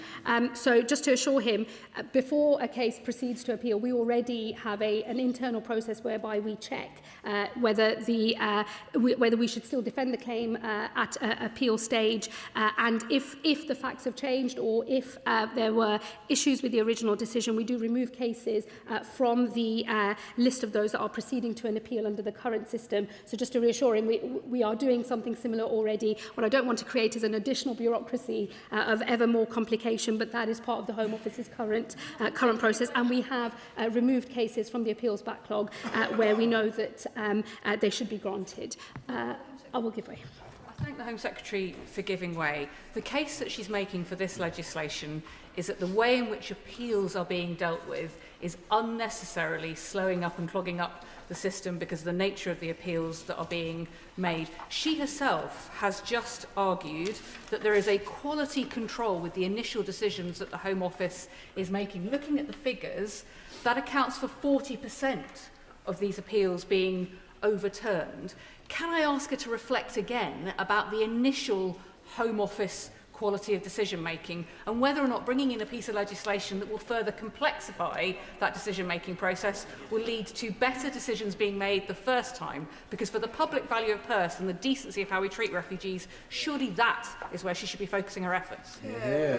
Well, actually, I think we need to focus our efforts in a number of areas. So, of course, we need to make sure, and we have been, improving the quality and the speed of initial decisions. She will also know, however, as I've just been setting out, people make multiple claims, often at the last minute. I mean, as I've raised the example of the foreign national offender, where it took us 4 years to remove him from the country after he had served sentence, and that is because he kept putting in appeal after appeal after appeal after appeal. So the reforms are designed to deal with that problem, and I'm sure she would agree that we need to be able to look at the system in its totality. So absolutely, we should look at the quality of initial decisions, but there is no silver bullet here that says as long as you fix that one thing, you're not going to have a problem anywhere else. There will still be claims that are rightly refused, both at initial stage and at appeal stage, and it is absolutely imperative that we are able to remove people from this country when they have no right to be here as quickly as possible. Madam Deputy Speaker, it is vital that we provide protection to those who are truly in need. Following the devastation of the Second World War, this country led the world in promoting human rights to ensure we learn from the horrors of the past. This government will always be committed to that internationalist ideal and to the robust human rights laws that underpin it. However, we are also realists, and so we admit where noble intentions have been misused and abused. Today, too often, we see well-meaning laws used not to defend a human right, but as a way to frustrate the removal of someone with no right to be in this country, including failed asylum seekers, visa abusers, and even foreign criminals. The British people have a natural sense of fairness. They believe those who require protection should receive it, but no one should be able to abuse that protection. The abuse of human rights law does not just erode the public support for our immigration system, it erodes their support for the very idea of such laws at all. So for those who believe that these laws matter, it is essential that we reform them to end their abuse. In clauses 17 to 20 of this bill, we reform the domestic application of Article 8 of the European Convention on Human Rights, the right to a family and private life. Article 8 is undoubtedly a vital protection, but it is also a qualified right. This means the rights of individuals must be weighed against the public interest. Over time, the balance between an individual's family rights and the rights of the wider community has shifted. Without a clear definition from Parliament of how that balance should be struck, the interpretation of Article 8 in our domestic courts has expanded beyond the original convention and what Strasbourg case law requires. To understand how far the balance has shifted, consider just one example. In 2025, an Albanian man jailed for growing cannabis escaped deportation, not because he had any right to be here, but because it was deemed unduly harsh on his partner to deport him. She was not his wife or life partner, and instead, this was a relationship which began only after a deportation order had been served. The reason deportation was deemed to be unduly harsh, the partner spoke no Albanian and had never visited the country before. While this is just one example, Article 8's expansion is clear throughout the system. Over half of those who stayed in the UK for family reasons last year did not meet our own rules, relying instead on their Article 8 rights. And 71% of those who stay in the UK because of Article 8 rights arrived here illegally or overstayed their visa. This bill addresses both the definition of family life and the public interest test. At Clause 19, the bill tightly defines the public interest. This includes clarification that judges must consider the economic impact on the taxpayer of allowing people to remain in the UK, including whether they are able to support their family, and that no weight should be given to an Article 8 claim when someone is here illegally. At Clause 20, the bill strengthens the public interest test to more easily remove foreign criminals. It states that the more serious the offending, the greater the public interest in removing them from this country. It also specifically addresses those facing deportation, but who may be appealing on Article 8 grounds. The bill makes clear that a deportation should go ahead outside of a limited number of truly exceptional circumstances set out in Clause 20. On the subject of deporting foreign criminals, the government intends to bring forward an amendment to this bill in response to the widely reported case of the vile grooming gang leader Shabana Mahmood. Our amendment will provide the Home Secretary with a new power to disapply Section 7 of the Immigration Act 1971 for serious criminals. This provides protections for long-term UK residents, but clearly should not be acting as a bar against removal in cases like that of Shabana Mahmood. The threshold for this power would be tied to the power to deprive citizenship, which applies only in cases of exceptional severity. It is important to note this does not guarantee his removal from this country, as those opposite know all too well from their own experience, but the Foreign Secretary and I will continue to work all avenues to pursue a deportation. I know the thoughts of everyone here are with the victims and survivors of this vile criminal. Madam Deputy Speaker, I return to the bill as it is currently drafted and our reforms to the definition of family life in domestic law. At Clause 18, the bill tightens the definition of family life. For immigration purposes, a family will now normally mean relationships within the immediate family unit. This means a spouse or partner, parent or a child under 18, apart from in truly exceptional circumstances, such as an incapacitated adult who lives with and is entirely dependent upon their sibling. At Clause 19, the bill makes it clear that judges must consider when Article 8 rights were established, and in particular whether this happened after someone entered this country illegally or overstayed their visa. And at Clause 17, we clarify whose Article 8 rights should be considered. This makes it clear that for someone overseas to come to the UK on Article 8 grounds, a family life claim must be made by a UK-based sponsor and cannot be made by family members overseas. And this is because our obligations under the ECHR are rightly to those who are living in the UK. In Clause 19, as part of our reforms to Article 8, we set out where it is unreasonable to expect a child to leave the UK when a member of their family is being removed. Specifically, if the child won't receive an education in that country, won't be able to integrate into that country, or where relocation would have a very significant and long-lasting adverse effect on them. This brings us into line with the case law in the European Court. We also set out the limited circumstances in which it may be reasonable to remove a parent where they do not have a genuine and subsisting relationship with the child. In doing so, we once again bring UK law in line with existing Strasbourg case law. We do so with legitimate cause. As the interpretation of Article 8 has widened, we have seen shocking examples of the abuse of parental relationships, of parental relationships. These include a paedophile who was allowed to stay in this country because his deportation to Pakistan was considered, under Article 8, unduly harsh on his children. That was despite the fact his contact with those very same children is restricted by law to protect them from their father. The Home Office appealed the case and eventually won, but only after a lengthy legal battle necessitated by the lack of clear definition in the law, which this bill rectifies. I give way. Thank you very much. Would the honourable member agree with me that these agreements have come about through partnership working with our European partners, and this has been a central part of the negotiations because this is a unity of purpose by other European countries who want to tighten their borders and who are people abusing the system? I'm sure the Home Secretary will have seen the amount of people in the chamber, and I'm sure that she'll be bringing her remarks to a conclusion shortly. Home Secretary. I have been far too generous, Madam Deputy Speaker, and I shall plough on, but my honourable friend is absolutely right. The way to make sure that the interpretation of international human rights law is in line with what the general public would expect and is in line with the original intention of the drafters is to work with our international colleagues, not to rip these things up and give up on human rights law, but to make sure that it is fit for purpose. Madam Deputy Speaker, just as Article 8 has been exploited by those facing legitimate removal from our country, so has our modern slavery system.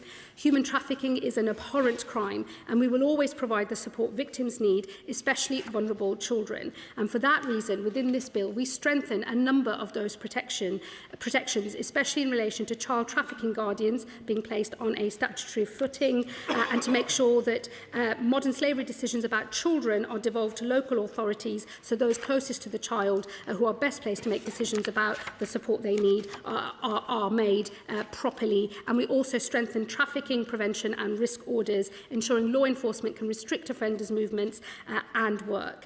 And at clauses 44 to 49, we raise standards within businesses and public bodies who must report on their actions to identify and tackle abuse in their supply chains or face potential fines of up to £1 million. But we also know we must address the growing misuse and abuse of these protections. In 2025, modern slavery claims by arrivals on small boats reached an all-time high. Over half now relate to alleged exploitation overseas rather than here in the United Kingdom, and we are also seeing claims increasingly used to frustrate legitimate removals from this country. Last year, over a third of charter flight returns failed to go ahead because of a modern slavery referral lodged at the last minute. Foreign criminals have seen the opportunity. In recent years, last-minute claims have been made by a convicted rapist, a gangster jailed for possession of a firearm, and an attempted murderer.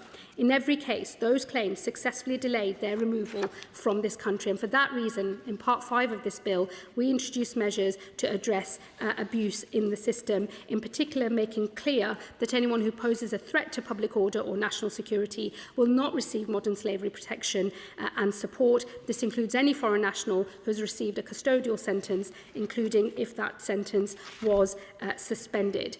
At clause 36, we make clear that delayed disclosures have a damaging effect on a person's credibility unless there are good reasons, and in doing so, we further reduce the incentive to make claims as late as possible. And I won't, because Madam Deputy Speaker wishes me to wind up quickly. At clause 37, we close another significant loophole. As it stands, those whose claims turn out to be unfounded can continue to receive taxpayer-funded support for a 30-day recovery period. This bill ensures we stop providing protection for those that we know do not need it.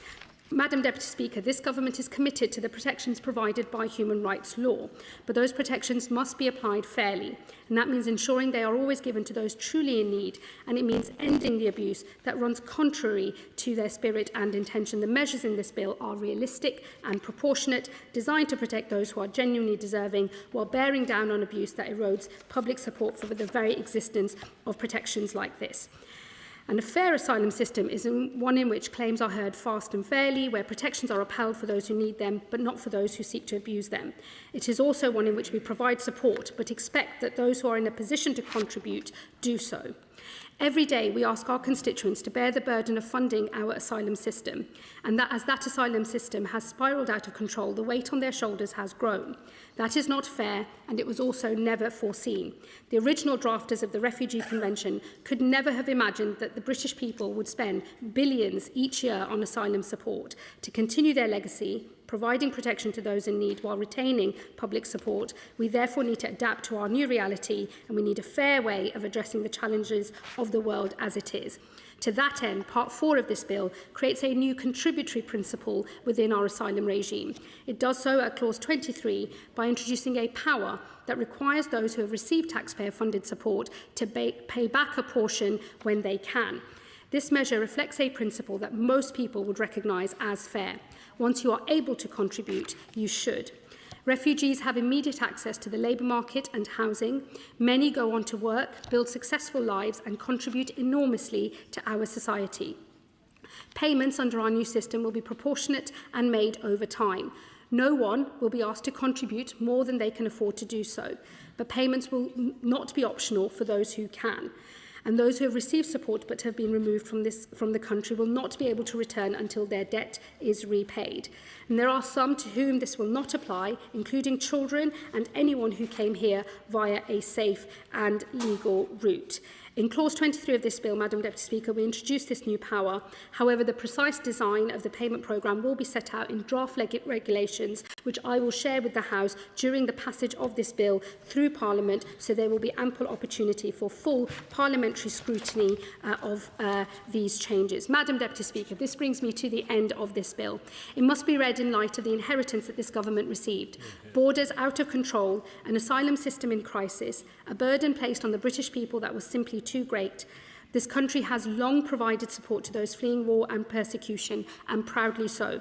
But the chaos those opposite left behind has eroded public trust for our asylum system. And this government has already done much to restore order at our borders, but there is more, and that is the goal of this bill, to ensure decisions and appeals are fast and fair, to provide protection to genuine refugees, to offer protections under human rights laws for those who are in genuine need, while closing loopholes that have too often been abused, and finally to ensure that the generosity of the British people is not forgotten and that people can contribute when they are in a position to do so. This is a bill that will provide fairness for genuine refugees, but fairness for local communities as well, and thereby make sure that we secure our asylum system for generations to come. And with the exception of front benches, we'll be starting with an immediate 7-minute time limit. I call Shadow Home Secretary.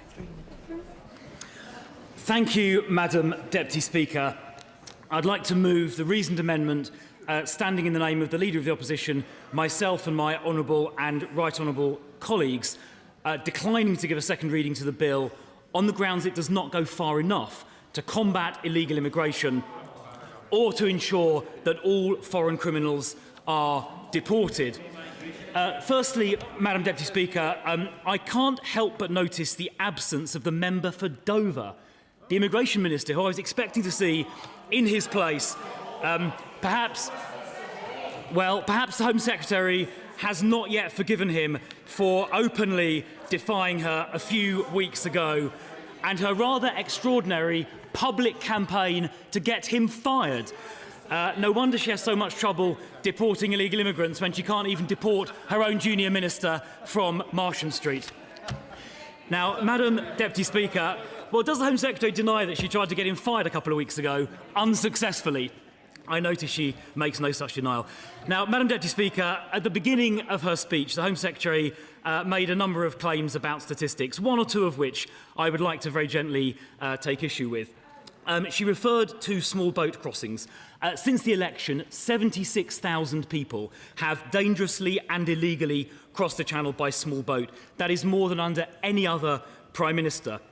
And let us keep in mind, those crossings were undertaken mainly by young men, all of whom were leaving a safe country, France. Nobody needs to flee danger in France.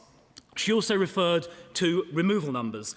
Of course, about 85% of those removals are voluntary, and only a tiny fraction of those removals relate to people who arrived by small boat. In fact, since the election, removals of people illegally entering by small boat amount to only about 5%, 5 or 7% of small boat arrivals.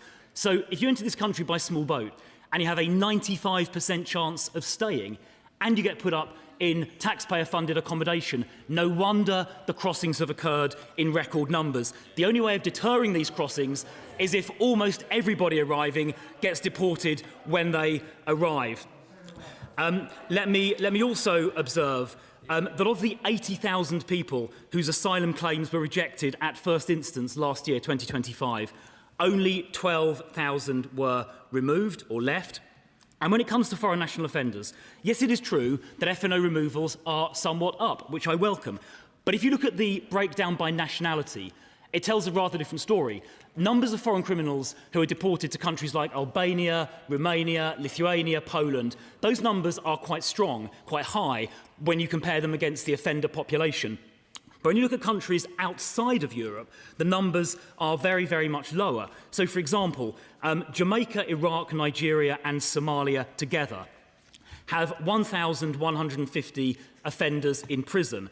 And yet last year, and many more out in the community, I would add, and yet last year, only 110, under 10%, were removed. So yes, the removal of FNOs, foreign national offenders, to countries in Eastern Europe are going well, and I commend the government for that. But when it comes to removing foreign criminals to countries outside Europe, like Jamaica, Iraq, Nigeria and Somalia, the figures are very, very low. And the reasons for that are some of the ones the Home Secretary touched on earlier. Of course, I'll give way. I thank the Shadow Home Secretary for giving way. I'm reluctant to interrupt him when he's in full flow, but does he think that our membership of the ECHR has any impact on our ability to deport to those countries that he just listed as being successful nations to deport people to?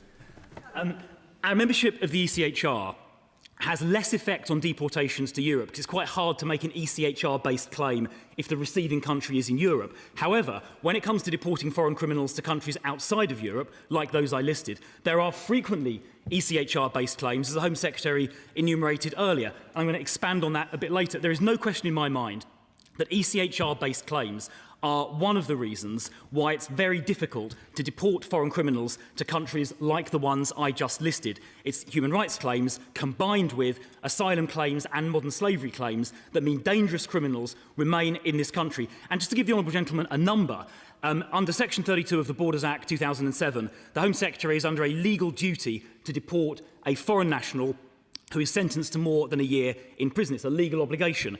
And yet there are 20,000 people who meet that criteria at large in the community, many of whom continue to offend. The reason they're still here, at large in the community, is because they make claims under the ECHR, modern slavery and asylum. And those 20,000 people are a risk to my constituents and to his. So anyway, I do take exception with some of the Home Secretary's high-fiving at the beginning of her speech. Let me touch now, Madam Deputy Speaker, on the proposal for so-called safe and legal routes or refugee sponsorship. Now, these numbers would be additional to the asylum claims we're already processing. Last year saw the highest number of asylum claims in history. I think from memory it was somewhere in the region of 109,000. And this current year will only be a little bit less. So to add to that, at a time when we already have record numbers of asylum claims, strikes me as irresponsible. The Home Secretary said there would be a cap, but she didn't specify what the cap would be. I'd be interested to hear it. She also asserted that the people coming in on these routes would not be a burden on the general taxpayer because their sponsor would look after them. But what she neglected to mention was that support only has to last for the first year. Thereafter, potentially the taxpayer will have to pick up the tab. So I must say I do not support the creation of these schemes until we have got illegal immigration and asylum claims down essentially to zero. And in response to the argument that somehow the creation of safe and legal routes will stop small boats, I think that is an absurd argument, because unless you give access to this country to everybody who wants to come, to everybody congregating in northern France waiting to get on a dinghy, just in 1 second, unless you give access to all of those people, the ones who don't come in on the scheme will still try and cross on small boats. So the idea this will stop the boats on its own is frankly absurd. Of course, a giveaway.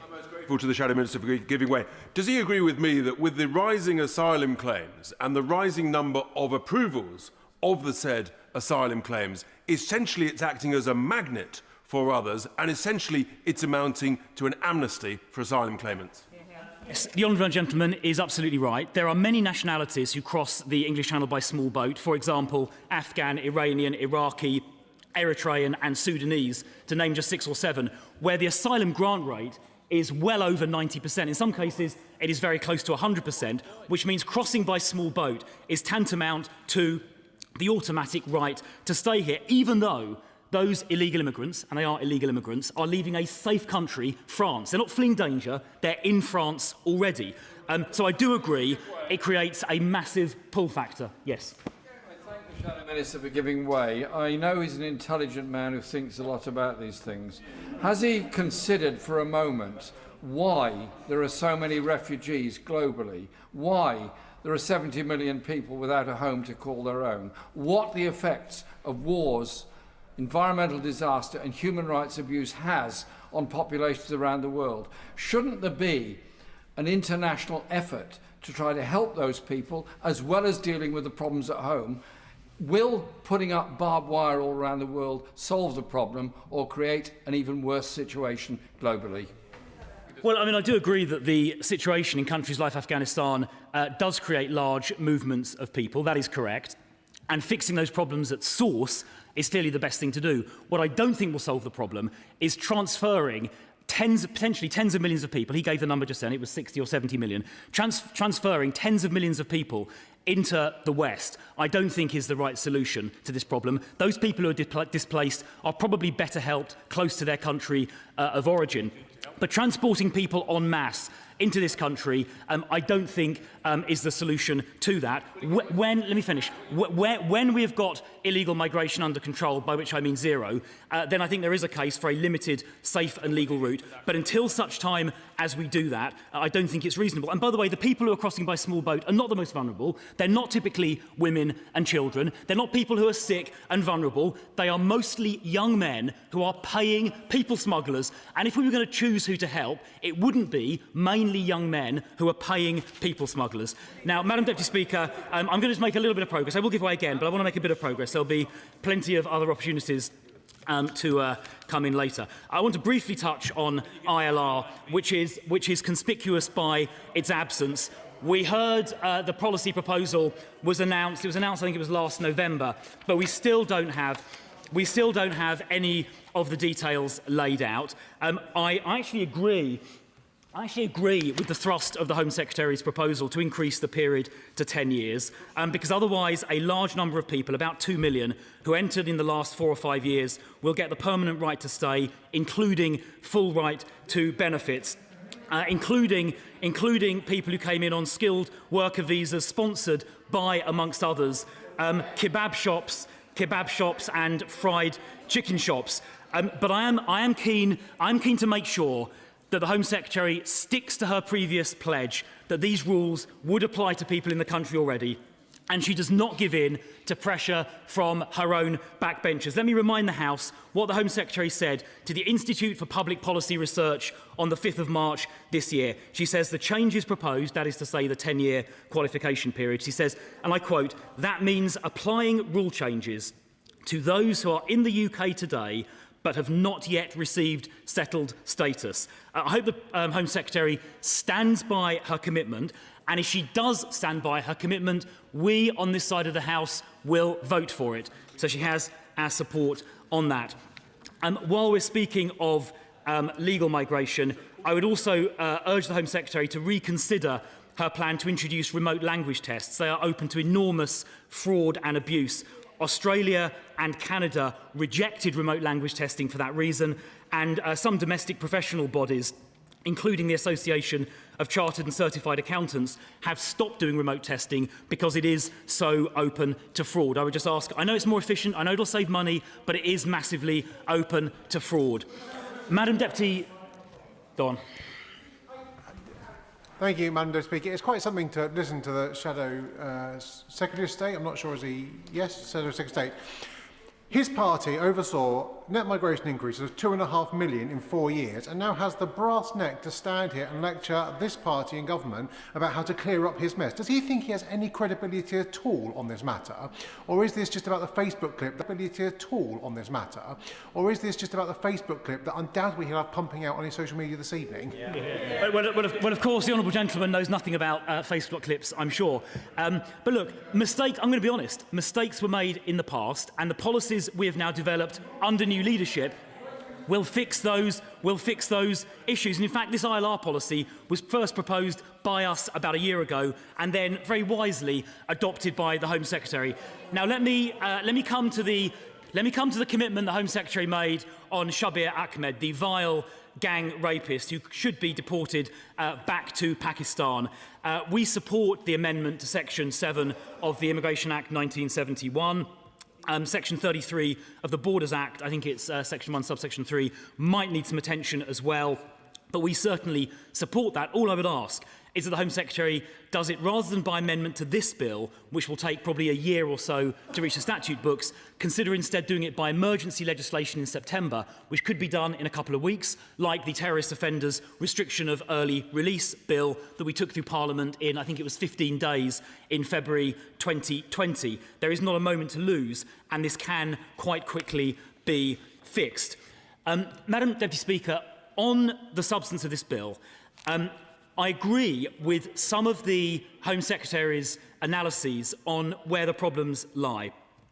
The Home Secretary is quite right to say that the immigration appeal system, modern slavery laws and human rights laws are being abused on an industrial scale by foreign criminals and also by people with no legal right to be here, including people who came here illegally by small boat. These illegal immigrants and foreign criminals do make repeated claims time after time after time. She mentioned an example of a foreign criminal who took 4 years to deport.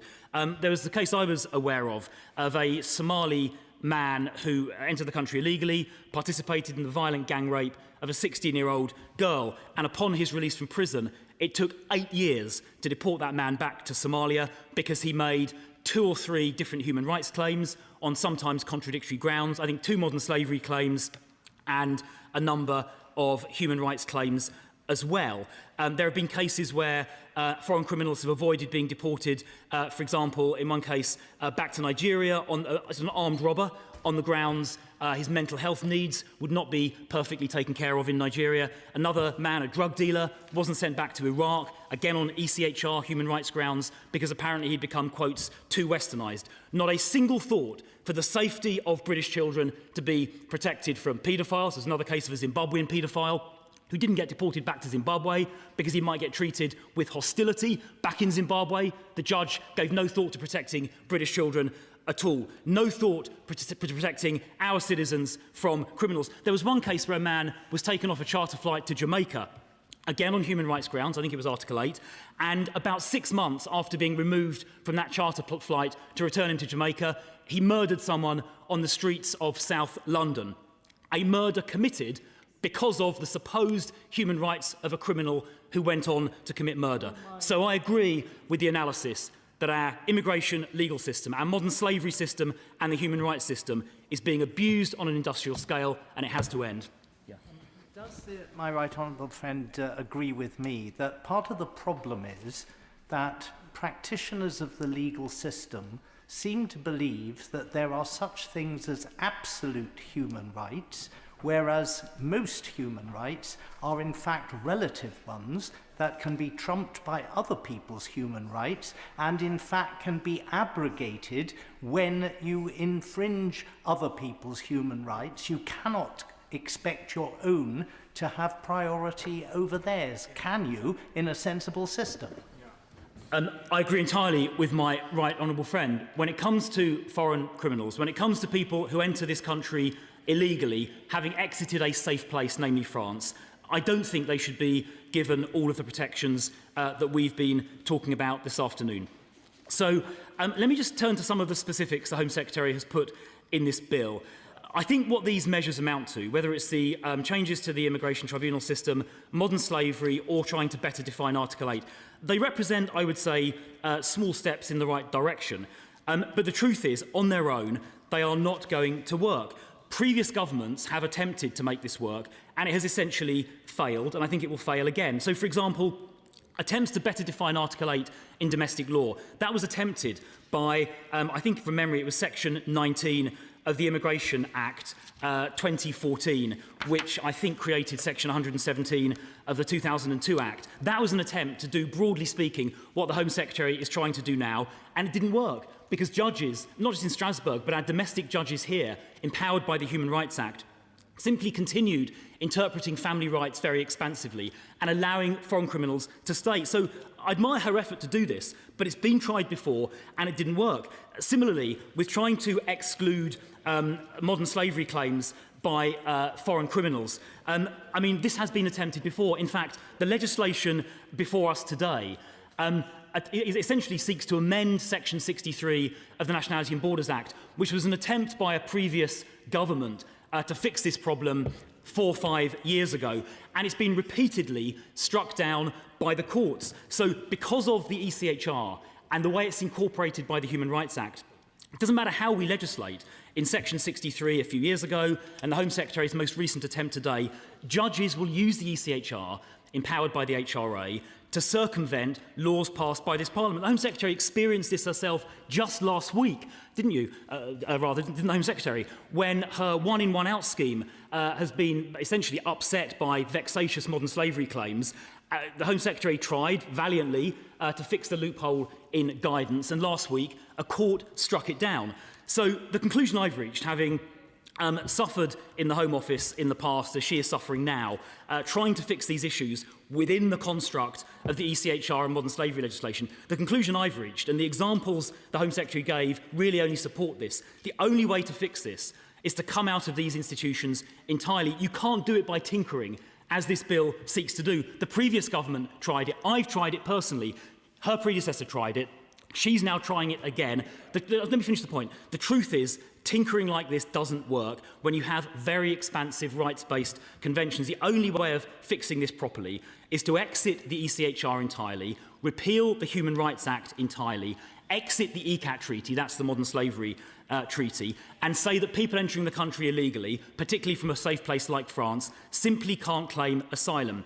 That would enable us to legislate in this House without courts effectively circumventing our legislation, as they do on a near daily basis. It would enable us to deport not just some foreign criminals, but all foreign criminals, and it would enable us to deport, within a week of arrival, anyone entering the country illegally by small boat back either to their country of origin or a safe third country if we can't deport to their country of origin. That would be a genuine deterrent to these unnecessary crossings. That would give us back control of our borders. And while I do share many of the diagnoses the Home Secretary set out in her speech, I honestly don't think these measures, which are incremental and trying to work within the existing framework, I honestly don't think they'll work. Only radical solutions will actually work. Now, I can see the member for Norwich South is twitching in excitement, so I think I'd better give way.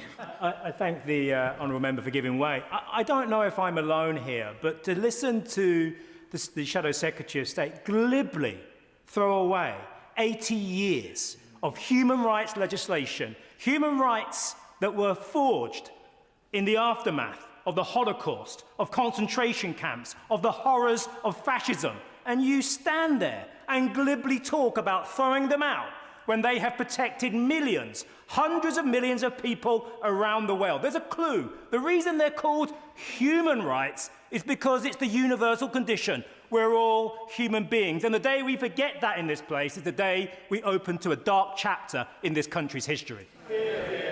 Now, the ECHR, when it was first conceived and entered into as a treaty, I think in 1950, was developed for very good reasons. Those the honourable gentleman just mentioned, to avoid a repetition of the horrors of the Second World War that he referred to. But over the years, judges in Strasbourg and domestically, using this living instrument doctrine, have expanded and expanded and expanded the definitions of those articles. The articles are necessarily very vaguely worded. For example, Article 3, freedom from torture, inhuman and degrading treatment. Now, when it was written, that meant don't send people to concentration camps. But today, and on the face of it, the words are very reasonable. Right? If we were going to sit down today and come up with a convention, it would have those words in it. But the way it's applied by judges today, it means we can't send foreign criminals back to other countries like Zimbabwe in case they face hostility there as foreign criminals. It means we can't run our border system because of the way these articles are interpreted. The balance has now shifted so far that it is preventing border control and a number of other things as well, and that is why we have to leave. Now, the proposition that the only thing standing between us and barbarism is the ECHR or the Human Rights Act, I don't accept. This country has led the world in human rights, not just for decades, but for centuries. And if there are any gaps in our protection of rights that this Parliament feels are exposed by leaving the ECHR, then the proper remedy is for this Parliament, this sovereign, democratically elected Parliament, to legislate to fill them. If there is a gap in our domestic statute, or if there's a gap in our common law, and this House feels that gap let me finish the point, and if this House feels that gap needs to be filled, the right way to do it isn't by judges making up expansive case law, it's by this democratically elected Parliament to debate the issue as we're debating now, and to take a vote on it. That is the way I think democracy should function. And by the way, one of the reasons I think why mainstream politics are coming under pressure, if I can put it euphemistically, is because pledges made at elections by successive governments on issues like immigration don't get delivered. One of the reasons is the human rights legal framework prevents it from being delivered, and the Home Secretary herself just gave examples of that, and it's essentially a democratic deficit. This Parliament should decide how our borders are run, not judges. And that is why, while I welcome these measures as small steps in the right direction, I don't think they're going to work, and I don't think they're going to go far enough. I'm going to take one last intervention in a second before finishing, because they don't address the fundamental problem. For giving way and giving us his experience, all governments of any colours have always been angry about the European Court of Human Rights, because all governments of any colours are kept honest by having a court of human rights who can act to protect citizens against their governments when they make incorrect decisions about their basic fundamental liberties. If he wants a good example of that and why it matters to uphold international treaties, I suggest that he talks to our colleagues on the benches from Northern Ireland about the Good Friday Agreement, which is rooted in the European Court of Human Rights. So before he argues to this House that we should remove those protections in such a cavalier fashion, perhaps he might reflect on why people like Winston Churchill wanted to protect citizens from governments who might make incorrect decisions, whether in the immigration system or for their fundamental human rights. First of all, I don't think Winston Churchill would ever have envisaged the ECHR, which he helped create, would lead us to being unable to control our borders. Secondly, on the Good Friday Agreement point, I urge her, honestly, to read the report, 175 pages, written by Lord David Wolfson, KC, which explains how our Good Friday Agreement obligations can be upheld, having left the ECHR. And thirdly, on her point about protecting rights, the ultimate guarantor and protector of rights of people in this country should be this democratically elected Parliament, and not judges handing down expansive definitions of vaguely worded clauses which have acted as a charter for illegal immigrants and foreign criminals. So, Madam Deputy Speaker, I would like to move our reasoned amendment. While these are small steps in the right direction, and while I just need to finish, and while I do agree with the diagnoses the Home Secretary very eloquently set out in her speech earlier, the measures she takes simply won't work, and I know that because I've tried taking measures like this myself in the past, like Section 63, and the courts don't let them stand until we come out of the ECHR, until we come out of the ECAT treaty, until we stop illegal immigrants claiming asylum, until we end judicial review of most immigration cases, we won't get control of our borders, and the public will continue to lose trust in mainstream politics. And that, Madam Deputy Speaker, is why I move the opposition's reasoned amendment. The original question was that the bill be now read a second time since when an amendment has been proposed as on the order paper. The question is that that amendment be made. With a 7-minute time limit, I call Diane Abbott. I listened with great care to the Home Secretary's speech. And one of the things she said, and said it more than once in different phraseology, was that her legislation was designed to remove the burden of asylum seekers from the shoulders of British people. I live in a part of the world which has as many asylum seekers and immigrants as anywhere else. We have had, over the century, Irish immigrants, Jewish immigrants, Caribbean immigrants, South Asian immigrants, Turkish immigrants, African immigrants. None of them were a burden on anyone's shoulders, and my constituents will be dismayed to hear her talk in these terms. The Home Office website tells us there have been well over 150 pieces of primary legislation or policy changes on immigration since 1988. And each one, and I've been in the House for some of them, each one was accompanied by the same grand assertions that the Home Secretary has said this afternoon, that they would bring fairness to our immigration system, fairness to our asylum system. They did not. They simply took away rights and treated people badly. And one example of a piece of legislation which was moved in precisely the terms that she's moving this legislation today, it's the 2014 Immigration Act, which was brought in the name of the hostile environment. And again, the House was told it would bring fairness. Instead, it led directly to the Windrush scandal. People who had been invited here with cross-party support to help rebuild Britain after World War II were treated in the most shameful way. People who had given their lives here were deported. People born here were deported. Families were split up. People lost their jobs. Others were denied re-entry to the country after holidays, travel, family events, including funerals. And that scandal isn't over. That scandal isn't something that we can move on from. Very many victims of that legislation are still facing severe delays, still facing wrongful rejections and low payouts. And sometimes, maybe the Minister should talk some of the people waiting for their payouts, for the compensation, because there is a view that ministers or officials are trying to wait out the victims. It's as if they're hoping that year by year there are less victims to actually give compensation to.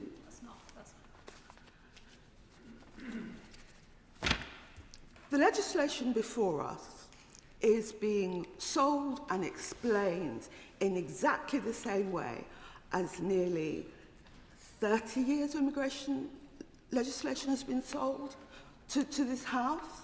And I would argue that precisely like that 40 years of legislation has failed to do what ministers said it would do, but in fact has made people's lives harsher and more difficult.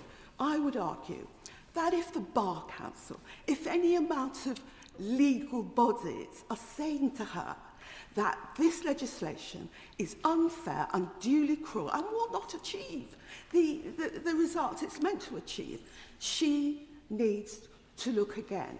Because if this kind of very negative and hostile rhetoric and language about asylum seekers and immigrants is not what one would want to hear in this House. My parents were immigrants. many of my relatives were asylum seekers. We need to be talking about the contribution that immigrants and asylum seekers have made to this country, not talking about them as if they are some kind of burden. And even at this late stage, maybe the Home Secretary will reconsider this legislation that she's bringing forward. I call Liberal Democrat spokesperson Max Wilkinson. Thank you very much, Madam Deputy Speaker. I was quite taken aback by the passion that the Shadow Home Secretary showed for wiping out many decades of hard-won human rights that we all enjoy. Human rights are not just for asylum seekers and people from other countries in the first instance. Human rights are for all of us. And to put the member for the New Forest slightly correct, some rights are absolute and others are qualified and limited. I will make progress.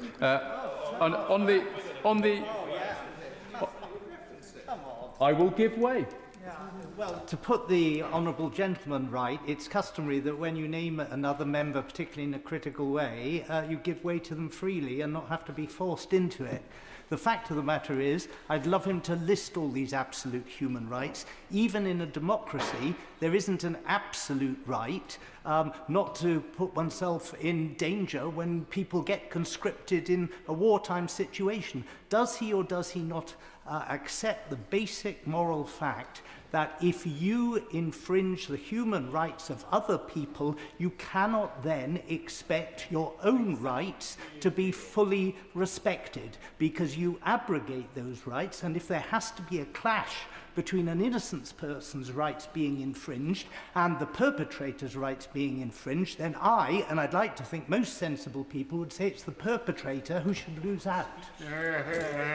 Well, I thank him for his intervention. I mean, these things are actually defined in law. I saw a human rights barrister on the other side of the chamber furrowing his brow at the same time. That's the problem, they're defined in law. And the Shadow Home Secretary mentioned the report by Lord Wolfson, who is in fact a commercial barrister, and therefore I assume that when the Shadow Home Secretary goes into a hospital with a urology complaint, he demands a cardiologist. Maybe he doesn't. Who knows?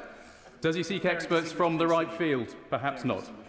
Madam Deputy Speaker, according to the Oxford Migration Observatory, asylum seekers in Calais regularly tell researchers they know the UK's absence from agreements with the EU is a weakness in our asylum system. They even use the word Dublin in reference to the agreement that we left. If asylum seekers have worked it out, why haven't ministers? One commentator has even described how Brexit turned the UK into the final court of appeal for any asylum seeker in the EU. So it will come as no surprise that we will not be supporting this bill today. It's not because we deny the problems in the UK's asylum system. These are problems that impact local people in our constituencies, but also these are problems that impact asylum seekers themselves. Quite the opposite, Madam Deputy Speaker. This backlog is too large, accommodation costs have spiralled, and dangerous small boat crossings must be brought to an end for the good of everyone. But this bill does not solve those problems. It piles more bureaucracy onto the Home Office, it risks greater costs to the taxpayer, it undermines integration, and still fails to address the fundamental causes of irregular migration. The government's stated rationale for this bill is that claiming asylum in Britain today is more attractive than elsewhere in Europe. But data from her own department, the Home Secretary's own department, shows this to be not true. Britain was fifth in the number of asylum applications made to European countries in 2025, behind Germany, France, Spain and Italy. The truth is that many migrants who have had their asylum claims rejected in EU nations are trying their luck in Britain. This is the legacy of the Brexit given to us by Farage and the Conservatives, including the Shadow Home Secretary. Our damaged relationship with Europe has created Brexit pull factors, yet nowhere does this bill attempt to restore an orderly relationship on asylum with our European neighbours. That would end small boat crossings once and for all. It's an uncomfortable truth for the Conservatives. It's a problem they created. Then, Madam Deputy Speaker, there is the issue of the asylum backlog. Accommodation costs have risen sharply, with more and more people stuck in hotels at considerable cost. Poor Home Office decision-making is a key cause of this backlog, with 2/3 of the concluded appeals finding the Home Office's initial decision was flawed. Yet the bill does not address the quality of first-instance decisions. Instead, it proposes the wholesale reform of the appeals process, creating the IIAA that will not be operational until late next year. Even the Home Office has described the value of this measure as uncertain. If the government wants to solve the problem, it should focus its resources on clearing the backlog by expanding processing capacity and ensuring decisions are right first time. Moving on, those asylum seekers fortunate enough to be successful in their claims will apparently now face a penalty later on of £10,000. Now, we Liberal Democrats are in favour of asylum seekers and all migrants contributing to our economy and paying taxes. That is the fair thing to do. That's just one of the ways that we believe that migration can make our country a stronger place, only if integration is successful.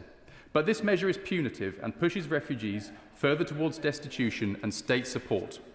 Those refugees who had a job after 8 years of being here had a median income of just £23,000 per year. It's been suggested that repayments will start when refugees are earning far less than that, and that seems unfair.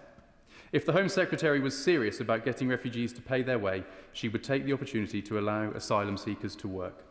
This would immediately relieve the burden on the taxpayer and bring down costs. Instead, these proposals create a bigger burden on the state, often falling on already overstretched local councils who would be forced to look after those who would otherwise become destitute. That, Madam Deputy Speaker, is un-British. Sadly, this measure, coupled with potential decades-long waits for leave to remain, will actively undermine the integration that everyone in this House should be aiming for. So costs to the taxpayer are likely to go up and not down. The reviews of refugee status alone are set to cost up to £725 million extra in the first 10 years. And on the subject of unintended yet entirely foreseeable consequences, there are serious concerns that this bill could inadvertently criminalise victims of modern slavery. It is simply unrealistic to assume that people trafficked here by criminal gangs will be able or willing to raise a claim upon arrival. The Home Office's own statistics suggest that there is not widespread abuse of the current system, and so it seems that this particular measure is unnecessary and could work against the government's aims. And on the point of the ECHR, the government knows that the interpretation of the law remains in the gift of the UK courts, the judges that the Shadow Home Secretary dislikes so much, who perform such a valuable role in our justice system. That will be the case regardless of what happens with this bill. The reality is that this bill is all show and no substance. Now, when this House, Madam Deputy Speaker, debated the Home Secretary's statement last November, something weird happened. There was an unholy alliance that emerged between Labour and the Conservatives, and even the Reform Party welcomed the Home Secretary's approach. The thrust of our response in that statement last November was that there were issues to resolve in the asylum system, which had been devastated by the Conservative government. But recognition was also needed that immigration has a role to play in our economy and in delivering public services. I also urged the government to drop divisive rhetoric on this subject, a suggestion that didn't quite find favour with the Home Secretary and others. Indeed, after my plea for moderate language, I was in receipt of some direct and forthright feedback from the Home Secretary, which the Minister will remember. And also from Lord Gove, who used his Quite Right Spectator podcast to call me oleaginous, a word that I later learned means oily, the king of smuggery, and an offensive term, but I will spare the Chamber's blushes by simply saying it starts with D and rhymes with Mick. That's from a member of the House of Lords in this Parliament. Madam Deputy Speaker, I continue to wear that as a badge of honour. In a different recent podcast, the Home Secretary told an audience member who disagreed with her stance on migration and asylum to F off, and later she joked that she would taser and deport 4 of her political opponents. I'm clear it was a joke, but I'm not absolutely certain that those are the actions that a government minister should be taking. It's clear that the tone of this debate has not improved much since November. Unfortunately, unfortunately this is policy heavy on rhetoric and light on substance, and it risks playing into the hands of Nigel Farage. Accommodation costs will remain sky high. I thank the Honourable Member for his heckle there. He says, get it right. I suggest he gets his knowledge of human rights right as well. Accommodation costs will remain sky high. Small boats will keep coming, with all the danger that that causes to people being trafficked, and the British people will rightly feel the system is neither fair nor functional. Until ministers recognise, as asylum seekers seem to, that not having a proper agreement with the EU is at the heart of the small boats crisis, there will be no resolution. Labour MPs claim that the new Prime Minister will present a reset for the country, and we all hope it does. But if the Makerfield MP sticks with these plans, it will be more of the same. Bad value for money for the taxpayer, failures on integration, and no comprehensive plan to stop dangerous small boat crossings. That is why Liberal Democrats will not support this bill. Jim McMahon. Thank you, Madam Mr. Speaker. I think all of us in the Chamber accept that the immigration and asylum system is broken. All of us want an asylum system that is both firm and that is fair, where the impact is managed both on those who are seeking asylum and who are coming here to build a better life for themselves and their families, and also on the host communities where integration needs to be managed in that process. Where there is clearly disagreement is how on earth do you fix a system that is so broken there is not a single lever you can pull to make all of this mess right. We have an absolute crisis in our immigration system as well as our asylum system, and every debate on this is polarised. And unfortunately, when we come to this place, which is meant to be the place of evidence-based policy making and exchanges that are trying to find a degree of common ground, honestly, at times it feels like we are just parroting the social media posts that I see come up every morning when I dare to open X or Facebook. And I think we need to be better than that. I think we can say that immigration has made a positive contribution to our country, but there are strains on immigration in some parts of the country that have been managed so poorly that public consent for immigration is frail. If we don't accept that principle, we're not going to win public support back. But we also have to accept that the tone of the debate that's taking place means that every person that is coming to flee persecution, flee war, is being cast somehow as a chancer, that they're here to try it on, that they're acting against our national interests. And I don't think that is in tune with British values. I think we have a long and a proud history, certainly in a town like Oldham. We are proud of our history in supporting people who are fleeing persecution. But we're also a town that believes in fair play and contribution. And on the other side, there are people in the system who aren't living up to those values, who are trying to play the system through the appeals process and different claims, and who aren't contributing because when they arrive, they break the laws of the land. And if on our side of the chamber, we're not willing to be honest about those tensions, then how on earth can we build the middle ground ourselves?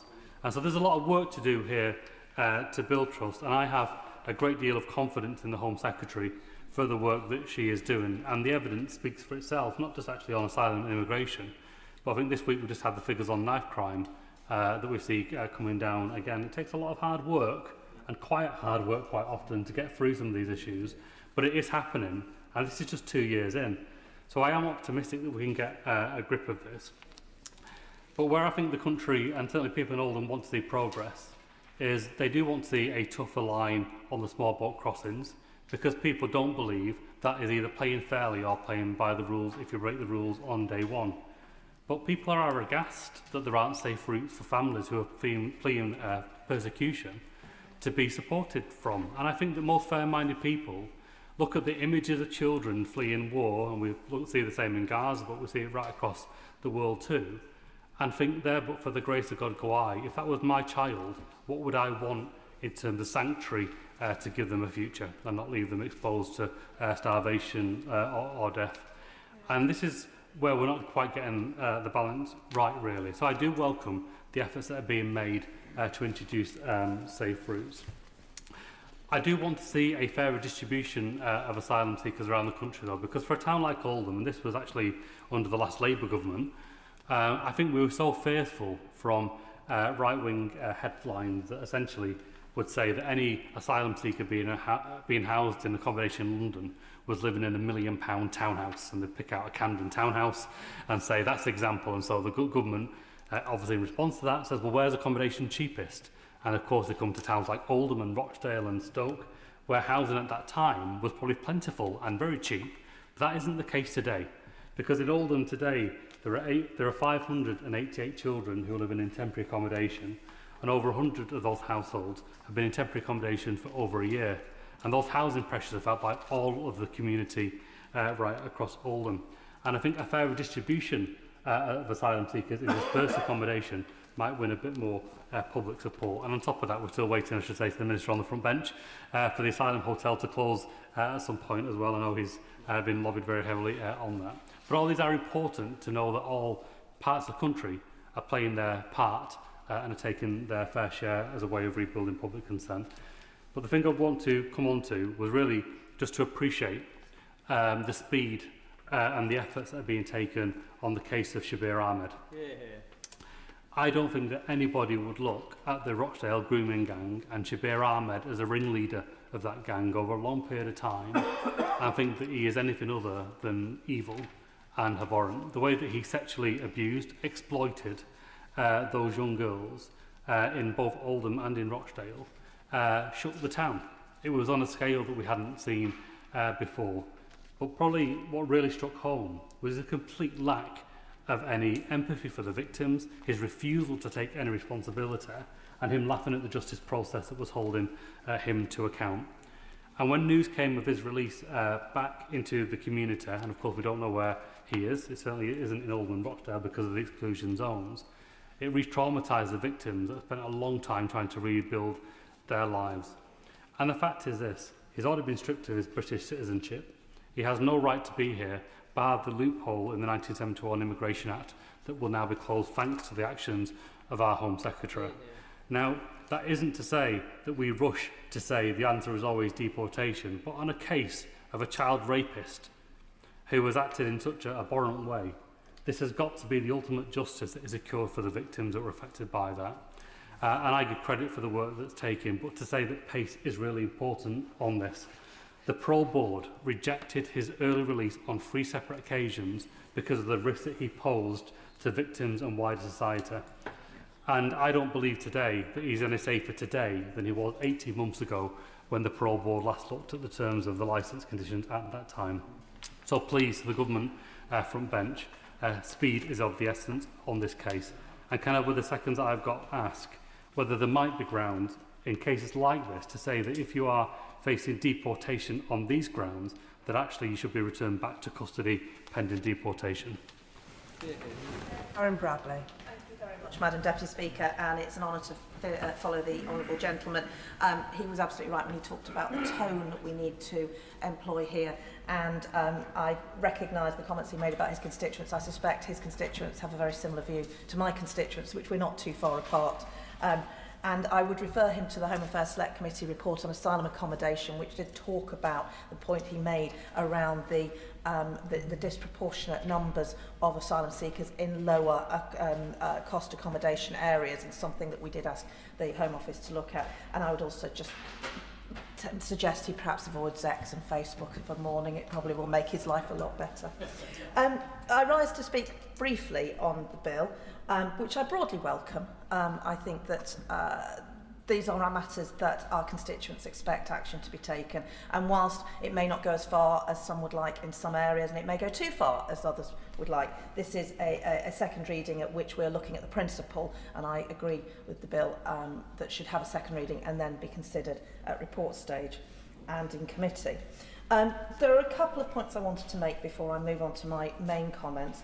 But if we start on the issues around Article 8 and the ECHR, I think that what happened in the Chisinau Declaration was very encouraging, and that is a good step forward to see that there is an agreement across the Council of Europe area on the way that Article 8 and other parts of the ECHR are being abused. I might also suggest that the Minister looks at Section 2 of the Human Rights Act, which does state that the UK courts must refer to decisions of the ECHR, and maybe there may be a way of changing that wording to may. So it might make it easier then for courts to disregard clearly ridiculous decisions that shouldn't have any bearing on the decisions that are being taken in our courts. And I would also refer him to the work that was done in the coalition government on the arrest warrant, which when we were still a member of it, where we did change the rules in the UK so that only somebody who was guilty of a crime that would be a crime in the UK could have an arrest warrant applied to them. Previously, we'd had all sorts of spurious claims like not paying tips to Greek waiters and things like that. By doing that, there were things. So the Minister may wish to look at that. On the matter of small boats, the Select Committee did a visit to northern France, and the Honourable Member for Edinburgh East is there, an Honourable Member for Sunderland, and the Honourable Member for Bassett Law. We were all there seeing the work that's being done, and it is very impressive to see the work that's being done jointly with the UK. We've heard a lot from UK law enforcement and others who are working closely with their French counterparts. So I'd encourage more of that. But I cannot stress enough how important ministerial oversight of this is. I will pay tribute to our former colleague James Brokenshire, who was Immigration Minister, insisted every single day he received an update on the number of people who were entering the country, the number that were in claims, the number of visas that were being issued, and he kept it, having a daily update. And Madam Deputy Speaker, it's delightful that you're in the chair, but the Right Honourable Member Lady from Romsey was, of course, also a Immigration Minister, and she employed similar things. And I think it would be fair to say that the evidence we've heard on the Select Committee indicates that maybe that level of ministerial oversight hasn't happened at all times, and perhaps that's why we saw some of the big spikes that we have seen. Of course I will. Chair of the Select Committee for giving way. She and I were in Northern France together, and does she agree with me on my impression from that trip that it was actually quite astonishing the scale and complexity of operations that the French government were undertaking? Does she join me in welcoming the new iteration of the Sandhurst Treaty? And does she agree with me that, and this may be stretching the bounds of bipartisanship too much, that it's good to reset the relationship with European friends and neighbours, because in cross-border channels, when difficult issues arise, it's only through those joint working operations now we've left the European Union that we can actually collectively tackle the small boats, which is as much as an issue in France as it is in the UK. Thank my honourable friend from the Select Committee for that. It was a very enjoyable visit, and we did learn an awful lot. It was a challenging visit. There was an awful lot for us to take in. And this is a problem that affects countries across the world. This is not an issue that can be solved by one country alone. We have to work together. But I think we also came away agreeing that actually if everybody who arrived from France was taken immediately back to France, that would kill the trade for the people smugglers, and that maybe would be something that we should start trying to negotiate with our friends in France.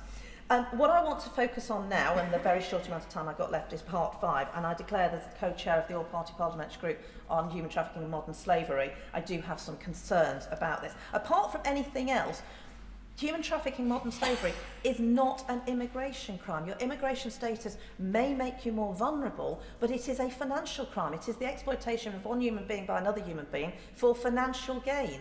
And therefore, to put it into an immigration bill, albeit I understand the reasons, and we're very grateful that there are some good points in here, but it is concerning that it still keeps being put into the migration bucket rather than being seen as the financial crime that it is. Now, I'm in contact with a number of organisations, and the Independent Anti-Slavery Commissioner, Ellen Lyons, has been in touch with me. And there is a general agreement there are some good things. The strengthening of civil orders and support for children is welcome. But I think that the abuse of the modern slavery protections needs to be looked at, because it is not, nobody can self-declare as a victim of modern slavery. A first responder has to say that this person is likely to be a victim of modern slavery. So what is going wrong with the first responders? Why is it that first responders are being dragged into, as the government say, declaring people to be a victim of modern slavery to avoid deportation? That has to be something that should be looked at without removing protections for victims, because this very victim-centred approach, one has to have a victim-centred approach to this crime in order to solve it. It cannot be solved by just pursuing the bad guys. The victims have to be at the centre of it, because it is this extraordinary crime where the commodity that money is being made from is a human being. It is not a drug or a firearm or any other product. It is a human being, and that human being needs to be prepared and able to give evidence and to speak out and to recognise the crime that's been committed against them. And therefore, victim support is essential to solve this crime. It isn't nobody. You know, if one wants to see this in a hard-nosed way, the only way we're going to stop this, and the only way we're going to kill this trade, is by looking after the victims so that we can stop the bad guys. That is a very basic point. So I would urge the Minister, and I don't have time to go through the specifics, but I would urge the Minister to engage with the many authorities, in particular the Independent Anti-Slavery Commissioner, to see where the measures that the government has introduced, that may have unintended consequences and may make it harder to tackle this crime. With that, I will sit down and let others speak, because I know there's many others who wish to take part. And with an immediate 3-minute time limit, Andy Slaughter. Thank you, Madam Deputy Speaker. I'll focus my remarks for the time I've got on Part 1, Clauses 1 to 16 of the bill, which create a new appeals body for immigration and asylum cases, known as the Independent Immigration Appeals Authority, which will be staffed by non-lawyers or members of the public and will perform much of the work currently done by the first-tier tribunals, immigration and asylum chamber. There are backlogs in the FTT, which have reached around 60 weeks for cases to be heard, 11 weeks longer than a year ago. So reforms are clearly needed. It's vital, however, that such reforms are properly thought out and resourced. Last week, the Justice Committee took evidence from experts in the sector. We've taken a keen interest in this since it was announced last year and have visited the first-tier tribunal. We saw a system under great operational strain, but with judges doing a good and efficient job. From that visit, as I say, our diagnosis that these are operational problems. I think there are two key questions for the House. Will this fix the problems in the current system, and will it be truly independent from the Home Office? On point one, a big part of the problem, and I haven't got time to give all the figures, is that the poor quality of initial decision making. 45% of decisions are overturned. I mean, how will a body staffed by members of the public, as opposed to judges and legal experts, result in a reduction of errors in a complex area of law? A further risk is created by an increase in errors, maybe that it shifts the current backlog to the first-tier tribunal to the upper tribunal.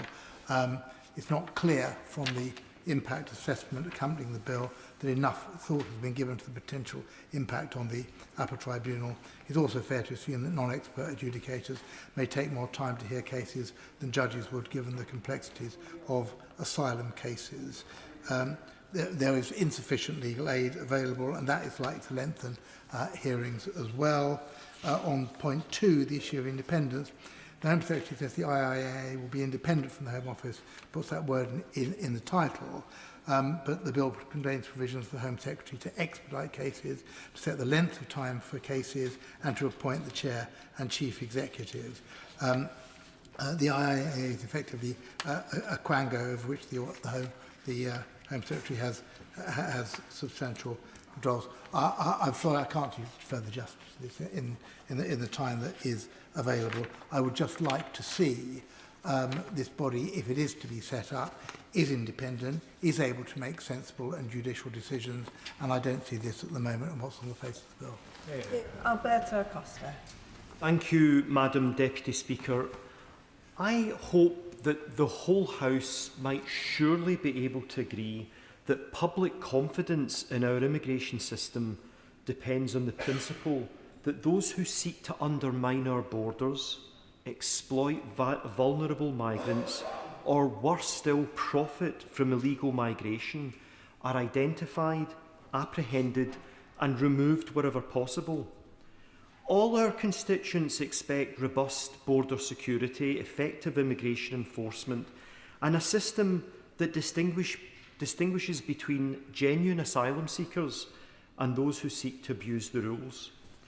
Madam Deputy Speaker, it is against that backdrop that I wish to raise the deeply troubling case of Twana Jamal, recently exposed by journalist Sue Mitchell and her team through a BBC investigation broadcast only a week or two ago, where Twana Jamal was exposed not only as an illegal asylum seeker, apparently working in my constituency in Blaby, worse still, in a mini-mart right next door to my constituency office. But according to Sue Mitchell and the BBC's reporting, Mr Jamal is a convicted people smuggler who was sentenced to 5 years imprisonment in France after being identified by French authorities as a major organiser of illegal migration operations. And the BBC subsequently traced him to my South Leicestershire constituency, where he is allegedly working whilst also claiming asylum in the United Kingdom. These allegations reported by the BBC are extremely serious. Sue Mitchell confirmed with me only a few hours ago that the Home Office has not engaged with her or her team post or broadcast regarding the evidence that Sue Mitchell and her team have gathered during their painstaking and thorough investigation. I was grateful that the Home Secretary earlier today did confirm that she would seek to ascertain why civil servants have not responded or have not given me the courtesy as a local MP of an update as to what the Home Office are doing, and I hope the Minister will ensure that that is taken forward. I think what we all want to know from the bill, and what I would be grateful to hear from the Minister, is whether the measures proposed in the bill will mitigate against a case like Mr Jamal ever arising again if this bill is passed into law. Can the Minister assure all of us that convicted human traffickers will not be allowed in the United Kingdom, let alone allowed to apply for asylum? Thank you. I call Paul Wall. Deputy Speaker, I'd like first of all to thank the Home Secretary for listening to me, my honourable friend, the member for Oldham West, and also the member for Hayward and Middleton North, and all our constituents, for the way in which he's acted super quickly in seizing this issue to make sure that we will change the law to allow for the deportation of Shabir Ahmed. Yeah. Under this bill, the new power personally applied by the Secretary of State means that offences like Ahmed's will be classed as so serious that they would lose protections under the 1971 Immigration Act. That Act, let's be clear, was meant to give rights to law-abiding citizens of the Commonwealth who came here to work hard and play by the rules. Its drafters never intended it to be exempted for the vile sex offenders and grooming gang leaders who should be facing deportation. Shabir Ahmed's release from prison this month was for many another painful reminder of the wicked crimes he committed. Ahmed, who lived in Oldham, was the ringleader of the Rochdale grooming gang. He was convicted of the serial rape and exploitation and vile abuse of young white girls in Hayward. He was separately convicted for 30 rapes of a young Asian girl. All of his victims were failed for years by the institutions that should have protected them. Now, it's important for me to say that I can tell you that the people of Rochdale, whatever their racial background, are united in their disgust at paedophiles like Ahmed. It's this Labour government that has finally created a specific offence of grooming, which unbelievably didn't exist before. And it's trialling the use of chemical castration for convicts in jails, though I personally would welcome that being made compulsory for sex offenders like Ahmed. Ever since I was elected, I've pressed ministers to pursue the deportation of every grooming gang member who can legally be removed from the UK. And I know this is just the start, and that even once the law is changed, Pakistan may still say it will refuse to take back this man. But whatever diplomatic barriers exist, they must be challenged. Every possible avenue must be explored. The public interest is clear in this case, and more broadly, the public interest is strengthened by this bill. In the European Convention of Human Rights, the Article 8 right to family life has always been a qualified right, as the Home Secretary has pointed out, meaning judges are asked to strike a balance between those rights and the public interests. That's precisely why the Rochdale grooming gang members lost their appeals under human rights law. But these bogus appeals happen far too often. And for many, it's a sick joke that paedophiles who've robbed children of their own right to family life are depending on human rights to stay in this country. And that's why I welcome the new provision in this bill to require decision makers and courts to change the law. Order. Tim Power. Deputy Speaker. This bill, as in most debates on this issue, is just riddled with bogus context and false premises. It's worth just bearing in mind that the majority of European Union countries take more asylum seekers per head than the United Kingdom. We heard from the Conservative front bench this stuff about young men being here disproportionately, coming as irregular migrants. I just want to tell a little story that the Honourable Member for Folkestone and Hythe will recall, I'm sure also. We went to Cairo just over a year ago, We met some young women, mostly refugees from Sudan, one of whom was presented to us as the chair of the Young Mothers Group. It sounded all very lovely. Turned out, though, the Young Mothers Group were every single one of them victims of sexual violence between the ages of 14 and 20. There are reasons why women don't end up on those boats and don't travel and take those risky journeys. I wish we could have a debate understanding the realities of what it is to flee for your life and to flee from war-torn circumstances. And the problem with this bill is that it is a set of changes proposed that are a combination of the ineffective, the performative, and the cruel. Let's start off with the new appeals body. Well, already we see 40% of decisions successfully appealed. How does it make any sense to reduce the quality of the decision-making process now that will happen? In Australia, they tried the same thing. It clogged up the system even further. Article 8, 382 applications under the HCR, decided against the government in the last 10 years. How many under Article 8? One. Just one in 10 years. Again, the government being performative and not tackling the issue. And then when all is said and done, human rights matter for all of us. And to throw them out the window because of a few difficult cases is to throw human rights out of the window entirely. The repayment issue for asylum seekers who've been successful, been granted refugee status and being told they'll have to repay the costs of their asylum is indeed performative and it is cruel. This is a government that refuses to allow asylum seekers the right to work. That would be a far better way of making sure... Member give way. I'm happy to give way. I thank the Honourable Member for giving way, and I wonder if the Honourable Member and perhaps the Minister, in their efforts to prevent modern slavery, might consider that they both be allowed to work and thereby pay their way, and also fitted with ankle tags until their status is decided. Thank you. Well, I certainly think that people who are seeking asylum in this country should be given the right to work, not least because it helps them to integrate if they are successful, and secondly because they will cover the costs of their accommodation and so many other things whilst they are here.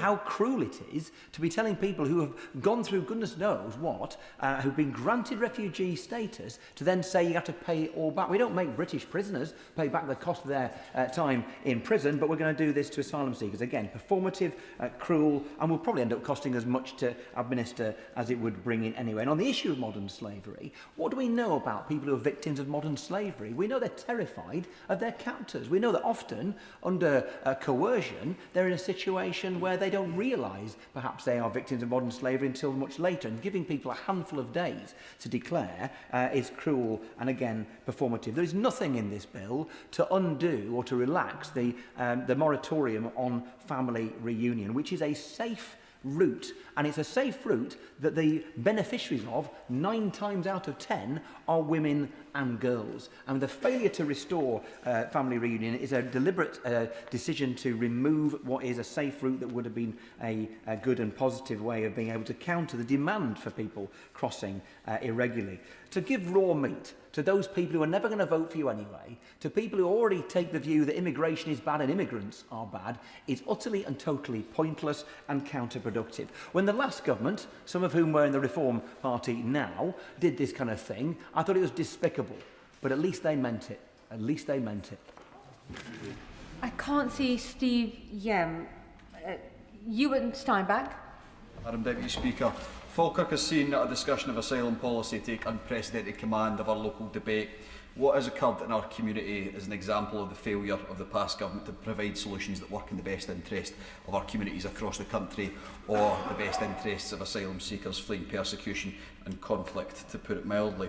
The lack of control the previous government had over the asylum system has destroyed almost public confidence. It saw the number of applicants rise from the tens of thousands to the hundreds of thousands from 2020 onwards, leading to their ministers in a panic state directing the acquisition of town centre hotels for use as accommodation. With that one move, they placed asylum seekers who are unable to work, as members have mentioned, into goldfish bowls, hotels across the country, ground processing to a halt, forgot about them, and forgot or simply didn't care about the communities such as Falkirk who host them.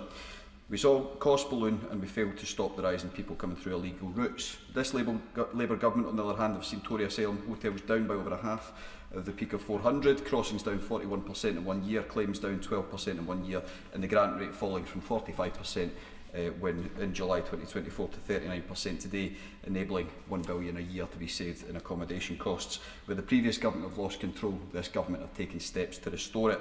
The challenge this bill presents us today is finding a way to re-establish public confidence in the existence of an asylum system, which many of my constituents have raised with me that they are questioning. We cannot let the palpable anger, and it is anger that is out there in certain corners of our community, irrevocably be pushed towards those who suggest we break the rights-based order that we've had for 80 years. We must demonstrate that we can control the asylum system without sacrificing our constituents' rights, as many on the opposite benches suggest. The tone the government have utilised to communicate a record has caused, and I will admit, reasonable concern within my constituency about the measures we are considering today, but also measures that we have to acknowledge we're not considering today. What I do not believe we can do tonight is deal with that concern by abandoning the essential objectives this bill seeks to pursue. If we vote against this bill, we do throw away an opportunity for asylum appeals reform. The backlog left by the Conservatives has been rapidly reduced, but many cases have been displaced to the appeal system, and we must be faster and quicker imminently in resolving appeals. If we vote against this, we're throwing away a chance to build a system of controlled routes, which is the only sustainable solution to boat crossings, but one that requires the public to have confidence in the basic norm of an asylum system which is being threatened. We throw away a chance to align with our partners in the Council of Europe on Article 8 interpretation, as was brought through in May and Chisnow, as we seek to resolve what is an international humanitarian crisis instead of being pushed to the more extreme solutions others offer. I do think that there are several areas which I'll bring up at committee stage and with ministers that we can improve this bill. However, I won't be indulging those on the other side of the House who broke my community's confidence in the asylum system. I will be supporting the government who are making a good faith attempt to resolve it. Thank you, Madam Deputy Speaker. I'm very conscious of the short time that we have. I'm going to concentrate most of my comments on clauses 44 to 49. This is a bill about our border, about who crosses it and on what terms. But a border policy that scrutinises every person while waving through products of slavery is really only half a border policy. The reality is, as we see slavery in the modern world, it is something that impacts every part of the globe, but very much this country. 1 in 5 of cotton garments worldwide is linked to forced labour in China. Parliament's Joint Committee on Human Rights warned in July 2025 in terms that the UK risks becoming a dumping ground for goods prohibited elsewhere. The ILO estimates forced labour generates roughly £176 billion in illegal profits every year. The reality is this bill does many things, and many things that I welcome, but something that is on the face, the long title of this bill, which is combating modern slavery, it does nothing more than offer meek and weak words in terms of tackling that. Now, right across this House, on all sides, we've often worked together to make a difference, to actually lead the world in tackling modern slavery. But what we're seeing is the United States is charging ahead and taking greater action than we are. If we look across the channel that we all talk so much about in this debate, we see the European Union doing more than what we are doing in this House. And what are we proposing to do in this House? Just ask for a little bit more reporting, not act to stop goods produced by slavery coming into these shores. In fact, we will act as a magnet for slave-produced goods coming from not just China, but so many other countries that will turn a blind eye to slave labour. So while there is much that I welcome in this bill, what I would urge the government to do is to look at how it can work across party to make sure it can have an improved bill. So make sure that it can have a bill that actually protects some of the most vulnerable people in the poorest parts of the world from being exploited. And if it does that, it will make it a much better bill than the one that is currently in front of the House. Tom Collins. Thank you, Madam Deputy Speaker. I have been campaigning on modern slavery for over 20 years, Back when I started, most modern slavery in the UK was sexual exploitation. Let me be clear, that is of girls. And I put myself in the shoes of a parent whose child is in another country and suffering unimaginable abuse and exploitation. And I realised that I would pray every night for someone in that country not to rest until they were rescued. I realised I had to be that person in this country. And I brought that sentiment with me to Parliament. The government has done some taking some good steps on tackling modern slavery, actually breaking down the criminal gangs and international organised networks behind small boats, starting to open up more safe and legal routes, and clearing the operational backlog of immigration cases are good. But diminishing consideration of cases because they don't disclose straight away or because they carried out criminal activity goes against the very, very basic, fundamental modern slavery 101 principles of how we tackle it.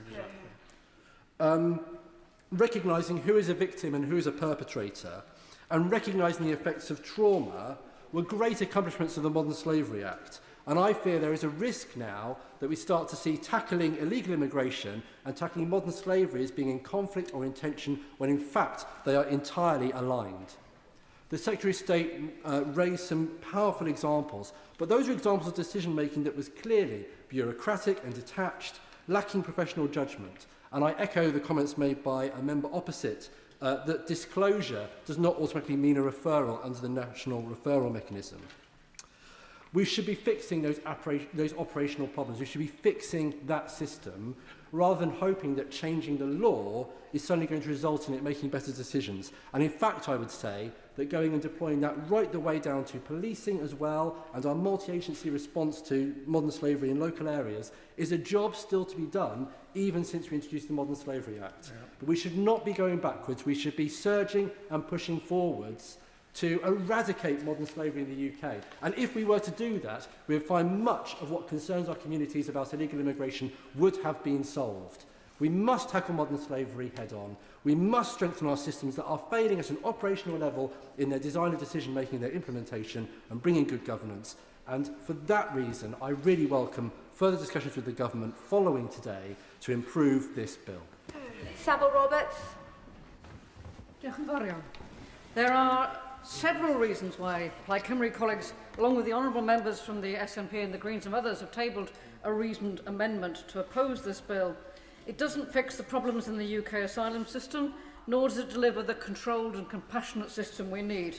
It sees political heavy-handedness creeping into an area which should see clear division between the executive and the rightful domain of the judiciary with the independent investigation appeals authority. And it also sees the creation of a non-judicial body for immigration appeals, as well as high-handed use of Henry VIII powers in Clause 16, whereby the IIA replaces any reference in previous law, including devolved legislation, with tribunals. What it does, of course, is it avoids the roots of real problems while creating others.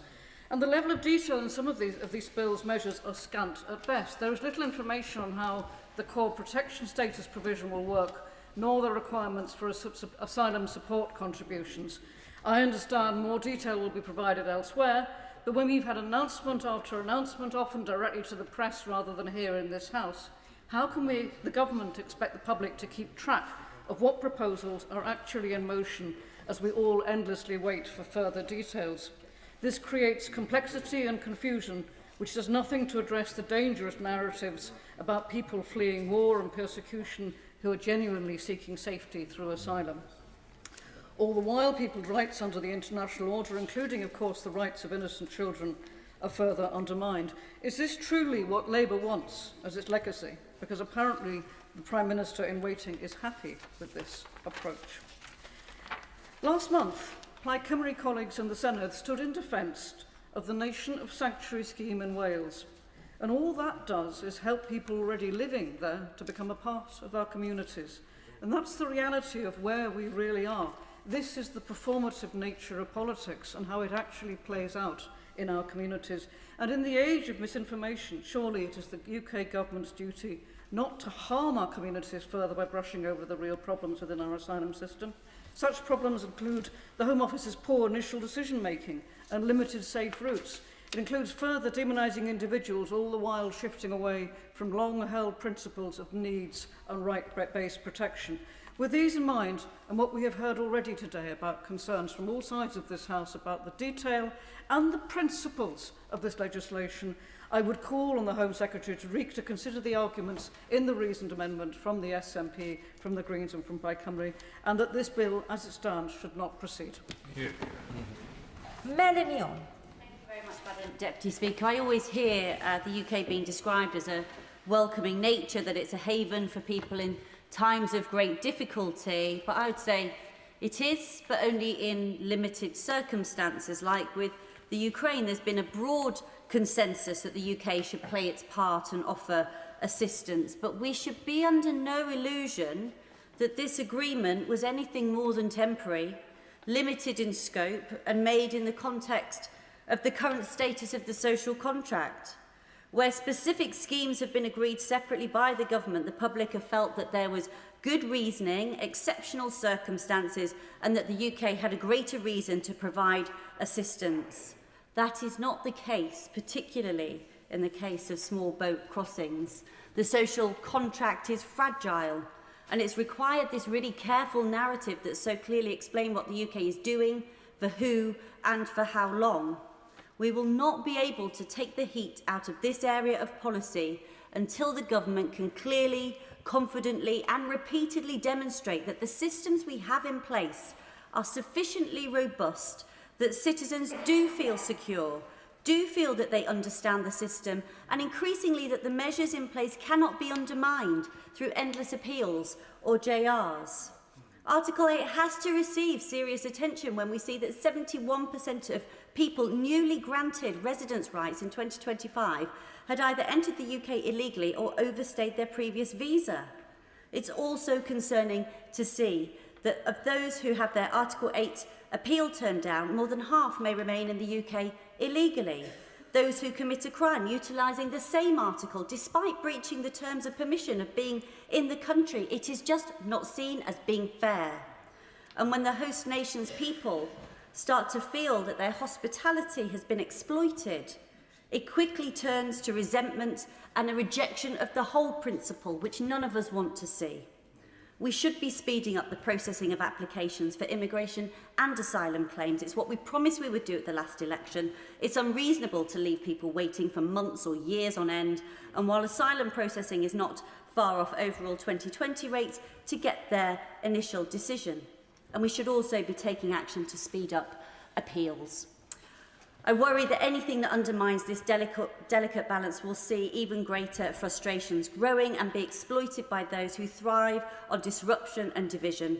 This isn't about chasing the policies of the right. It is about having rules which meet the needs of the day. They cannot be static because the world isn't. Wishart. Critical juncture in this whole debate about immigration, and looking at what's going on across the UK, things aren't good. Such is the noise that a general culture of anti-immigrant sentiment now sweeps this country, leading to whole communities feeling unsafe, demonised and scapegoated. On a weekly basis, we now see some disgusting scenes at hotels hosting asylum seekers. Vigilantism is on the rise. People of colour don't feel safe in their own homes all the time. Dangerous misinformation fuels the mood, supported by billionaires and bad actors spreading messages of hate and division. The far right is on the rise, more confident, visible and organised than it's been in decades. Madam Deputy Speaker, the rise of the far right is perhaps the most dangerous political development of recent years.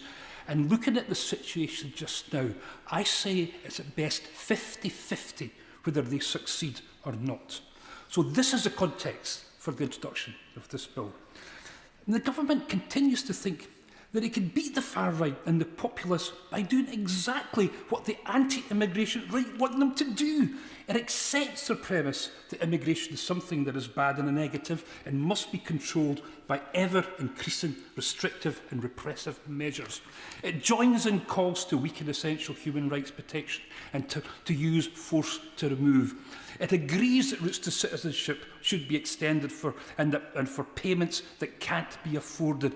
It's the usual doomed attempts to try and out Farage. After 2 years of following this particular logic, it's almost becoming heroic. People who come to this country seeking refuge from conflict and persecution aren't asking for special treatment. They just want to feel safe. I've gone through this bill hoping to find measures that genuinely address the problems facing this asylum system, and I've spoken with organisations that work daily with supporting refugees and survivors of traffic and modern slavery. All are disappointed and concerned because this bill does not address any of the issues at hand. I thought when we had a Labour government that we would see a new and fresh approach to issues around immigration. How disappointed we have all been. At least there's some of them on the backbench that are prepared to change the narrative. We want to do something positive when it comes to things like indefinite leave to remain. This is the chance. You have new leadership within the next week. Try and impress upon whoever is going to be leading this country that we can't go on continuing to do these things again. We are at a critical juncture, Madam Deputy Speaker. We need to change our approach. Joe White. Thank you, Madam Deputy Speaker. I will be blunt. My constituents have lost faith in the asylum system. Under the previous government, they watched borders slide out of control, criminal gangs profit, and taxpayers facing ever-rising costs while hotel use spiralled. Fairness collapsed, and public trust collapsed with it. This bill is how we earn that trust back. First, control at the border. A fair system needs a firm line. We must stop the boats, target the smugglers, and strengthen the checks so we know who is coming, how, and why. Second, swift decisions and final outcomes. Endless delays destroy confidence. Claims must be processed quickly, appeals heard promptly by independent adjudicators with decisions enforced. If you qualify, you receive protection without unnecessary delay. If you do not, departure should follow swiftly. Third, fairness means contribution. Those granted protection should work, rebuild their lives, contribute to our society, and help offset the costs associated with processing their claims. Responsibility must sit alongside rights and contribution alongside compassion. Fourth, protection must remain justified. Refugee status should be reviewed through a clear and streamlined process. If danger remains, protection continues. If circumstances change significantly, the system should respond accordingly. This is how we keep asylum credible. Fifth, honesty about costs and communities. Hotels are a symptom of a system under strain. By reducing backlogs and speeding up decisions, we can lower costs and ensure outcomes are delivered. If protected, people move into work. If not, they are removed. Every pound saved can be redirected towards border security and genuine protection. Sixth, safe and legal routes. If we want people to choose safe routes, these routes must be real, reliable and fast.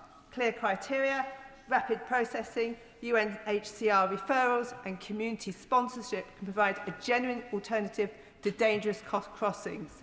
The legal route must always be the better route. This is how the economic model of the people smugglers can be broken. To those constituents who have lost faith, they are right to want to control the borders, faster decisions, lower costs and rules that are enforced.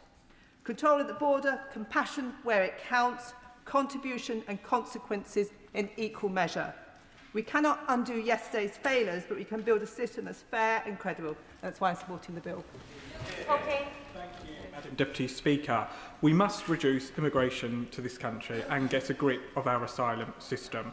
Unlike the MPs behind her, I do think the Home Secretary is starting to move in the right direction. But as she will know, small boat crossings are on the rise since Labour came to power, with an average of 105 illegal migrants crossing the Channel every single day for the last 2 years.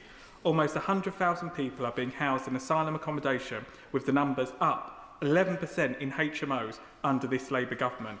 The case for urgent action is now overwhelming. But the measures in the bill before us fail to meet the gravity of the situation, and I will therefore be supporting the reasoned amendment in the name of the Leader of the Opposition. Just look at the tinkering to the application of Article 8 of the European Convention on Human Rights. We all know that the protection to family life has been abused and twisted far from its original purpose. The public rightly expect foreign nationals who have broken our laws to be deported. The rights of the British people should always outweigh the interests of foreign criminals. No ifs, no buts. In 2023, a Nigerian man used Article 8 to stay in this country despite a 2-year prison sentence, but the tribunal ruled that deportation would breach his Article 8 rights. Horrifically, he then went on to violently rape a teenage girl. Whose rights were being protected then? Will these sorts of cases be the thing of the past as a result of the modest changes within this bill? I'm not convinced. The government is allowing vague and ambiguous exceptional circumstances to be used by criminals to avoid deportation. The phrasing in this bill leaves it far too much room for legal argument, appeals and delays. No ifs, no buts. Every illegal immigrant should be deported. By making changes to Article 8, the government has conceded that membership of the European Convention on Human Rights places significant limits on the UK's ability to maintain and control our borders. Madam Deputy Speaker, there is only one logical conclusion. The only way we would truly end illegal immigration into the United Kingdom and deport all foreign criminals and create a fair system that is generally fair and robust is to leave the European Convention on Human Rights in its entirety and repeal the Human Rights Act. Nadia Whitcomb. Thank you, Madam Deputy Speaker. There's little evidence that this bill will do what it claims, that it will fix the most serious issues in our asylum system. In fact, experts say that it will divert focus and resources to a system that is unfair, unsafe and unworkable.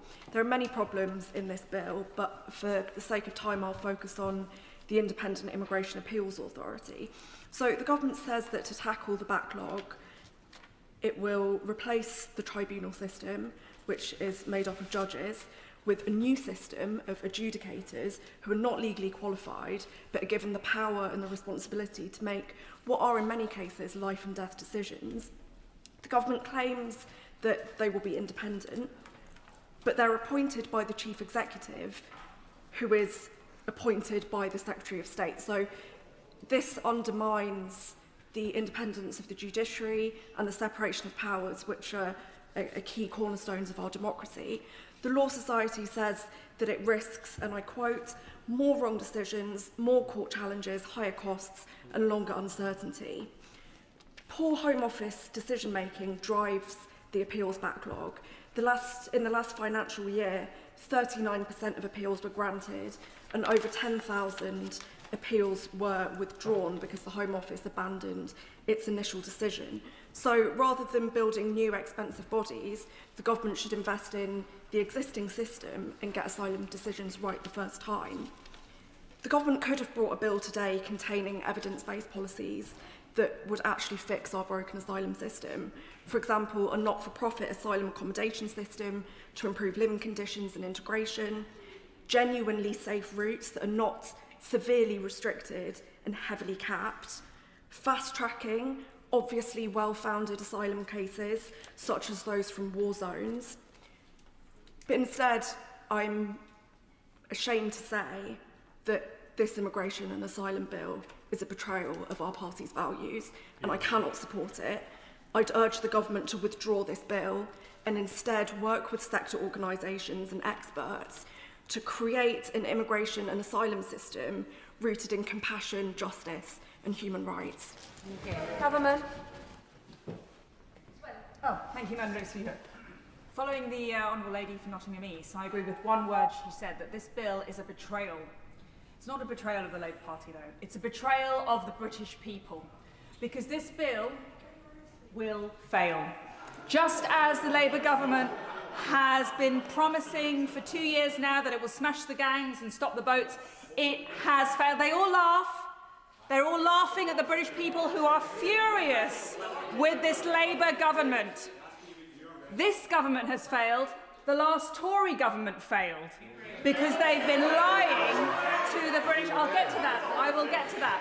Why will it fail? Why is this bill a total and utter farce? Because of the European Convention on Human Rights, and Reform UK have tabled a reasoned amendment opposing this bill because it does not do what is needed. It does not take the United Kingdom out of the ECHR. That is what we need to do if we have to stop the boats. I won't because I don't have any time. Let's just go through this. Part 1, the Independent Immigration Appeals Authority. That will get ripped to shreds by Article 6, claims in the High Court saying that doesn't offer a right to a fair trial. Part 2, Article 8 reform. That will get destroyed by Article 8 claims in the High Court and will probably get overturned by Strasbourg. Part 3, protection, status and asylum. Article 3, the right against torture and inhumane degrading treatment. That will block the operation of Part 3. This bill is not fit for purpose and it will let the British people down. I will actually give way to the gentleman at the front. Mike Martin. Thank you, Madam Deputy Speaker. So she advocates leaving the ECHR. Now I'm assuming this is after a process of analysis. So could she tell the House 2 good things that the ECHR does for British citizens? It is after a process of analysis. 10 years as a barrister, 5 of which was spent defending the Home Office in the immigration tribunals. Time as Attorney General, finding and seeing how the ECHR thwarted government decision-making time and time again, whether it was eco-protesters and using Article 10 and 11. And then as Home Secretary in 2022. That is why in 2022 I was the first Conservative minister to say publicly that if we wanted to stop the boats, we needed to leave the ECHR. For that, I was attacked by my former Conservative colleagues, including the current leader of the Conservative Party, including many members of the shadow cabinet, many of whom today, still privately, oppose leaving the ECHR, and they did it publicly 4 years ago. I'm very glad that it's taken the Conservative Party 3 years to catch up with me, but it's 3 years too late and too little.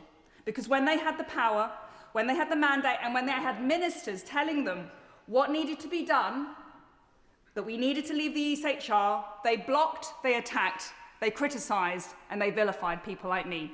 So I won't take any lections from the Conservative Party that cannot be trusted a bit on leaving the ECHR. It is my honourable friend, the member for Clacton, who has been the original advocate for leaving the ECHR. It was him who first raised the alarm about the small boats crisis.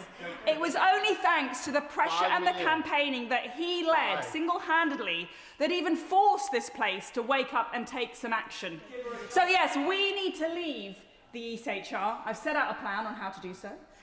Published last year. I urge all of you to read it. The Conservative Party copied it about a year later, but it sets out how to leave, why to leave, how to protect civil liberties in doing so, how we can amend the Good Friday Agreement and protect Northern Ireland in doing so, and why it's what the British people deserve if we are going to stop the boats. Chris Murray. Thank you, Madam Deputy Speaker. It's a pleasure to follow the honourable member who was the author of the mess that we're currently discussing clearing up. And I'm sure she'll look forward to sharing her comments with Count Binface soon enough. I draw the House's attention to my register of interest. And I'd like to say that the government is absolutely right to be tackling both the appeals process, and I accept that as a supporter of humanitarian protection that does need reform if it is to be proven resilient in the future. But I want to focus on Part 4 of this bill, which creates powers to recover the cost of asylum support. I'm pleased to see the bill discuss the cost of the asylum system. I actually support the principle that refugees who go on to earn a lot should contribute back what they received from this country. And I actually suspect many of them would be happy to do so. But let's be clear, it's not those refugees who are responsible for the extraordinary cost of the asylum system. Since entering Parliament, I have been on a one-man mission to highlight what I believe is the biggest public procurement scandal in Britain, a system causing untold damage but costing the taxpayer £15 billion. The real problem lies with the asylum contracts signed by the previous government and overseen by the member for Fareham with 3 private providers. These generated eye-watering profits. One of their founders entered the Sunday Times rich list at taxpayer expense.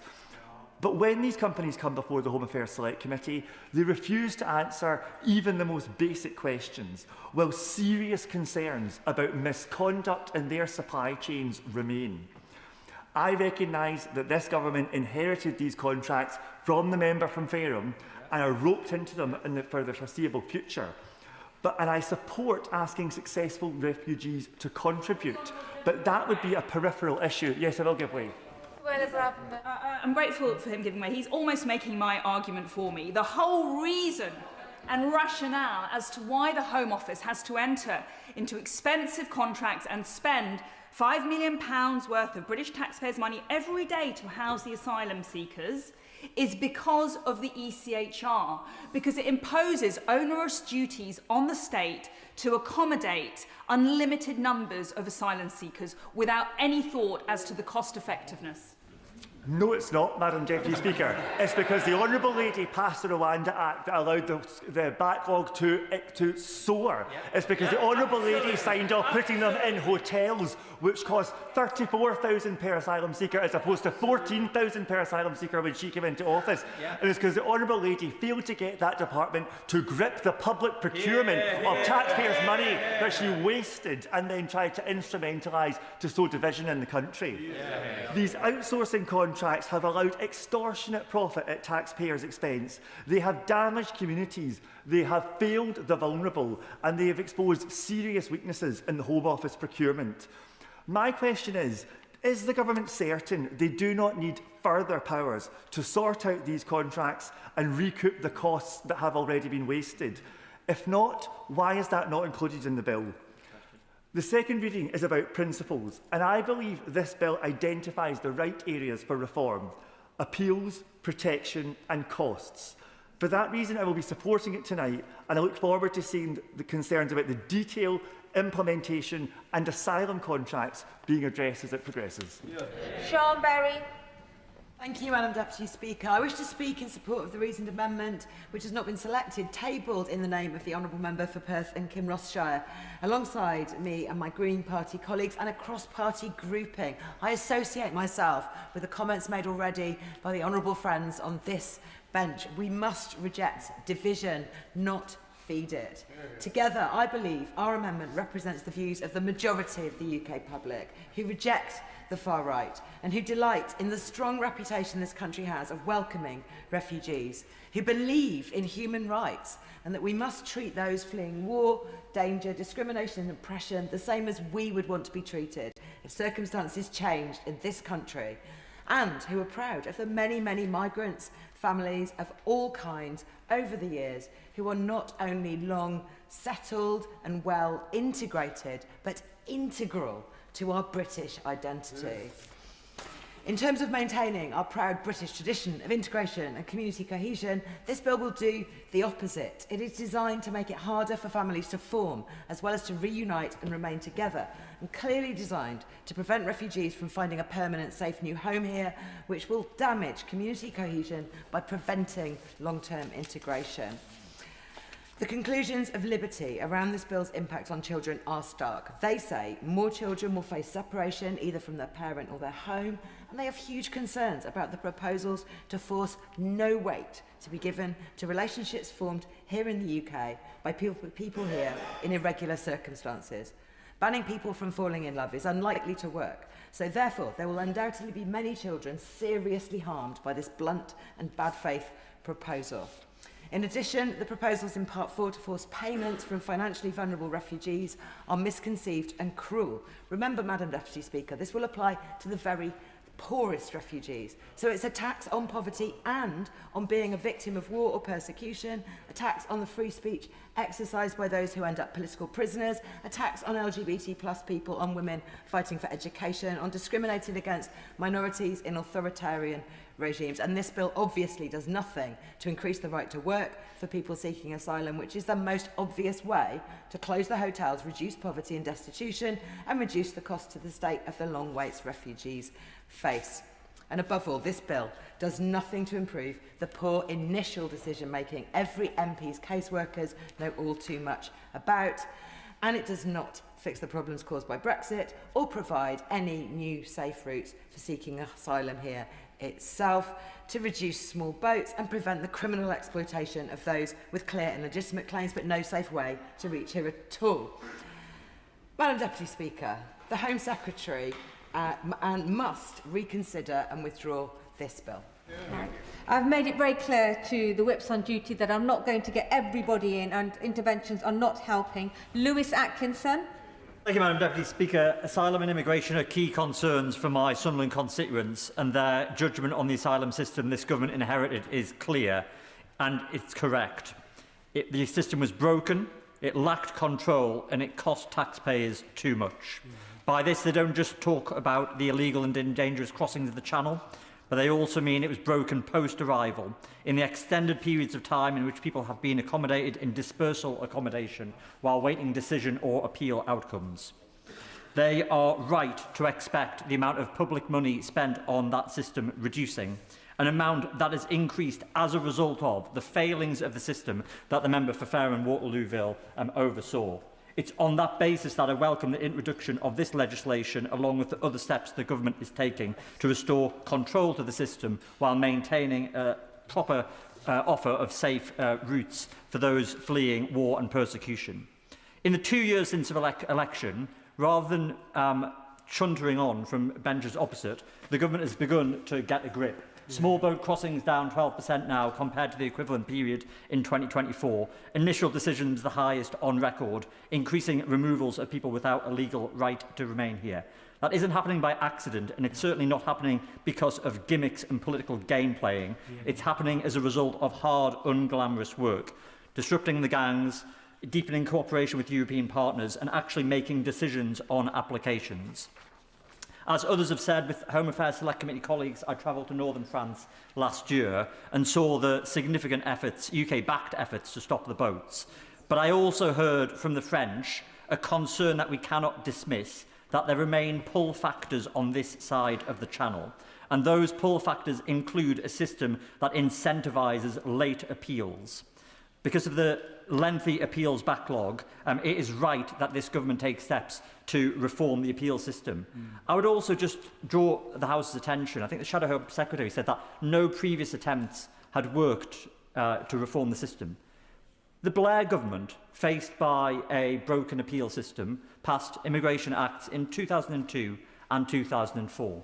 And against opposition from around the House, slowly, by getting through appeals and making sure that decision-making was proper and streamlined, the backlog fell repeatedly. That is not glamorous work. It's not noisy political work that seeks to score political points, but it's the real work of governing that my constituents expect. Our country has a proud tradition of offering refuge to those fleeing war and persecution, and Sunderland has lived that tradition, including many families who offered their city of sanctuary to Ukrainian refugees. As others have said, in order to maintain that proud tradition, we need a system that commands public confidence, and it's right to reform it in the way the government's proposing. Jeremy Corbyn.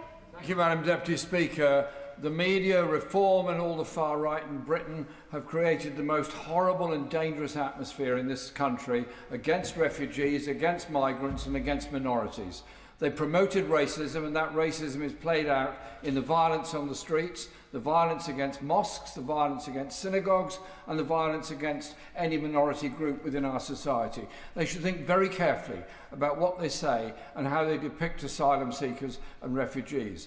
When I listen to the rhetoric on the media and follow it in some of the papers, it seems to me that they've taken leave of all aspects of humanity whatsoever.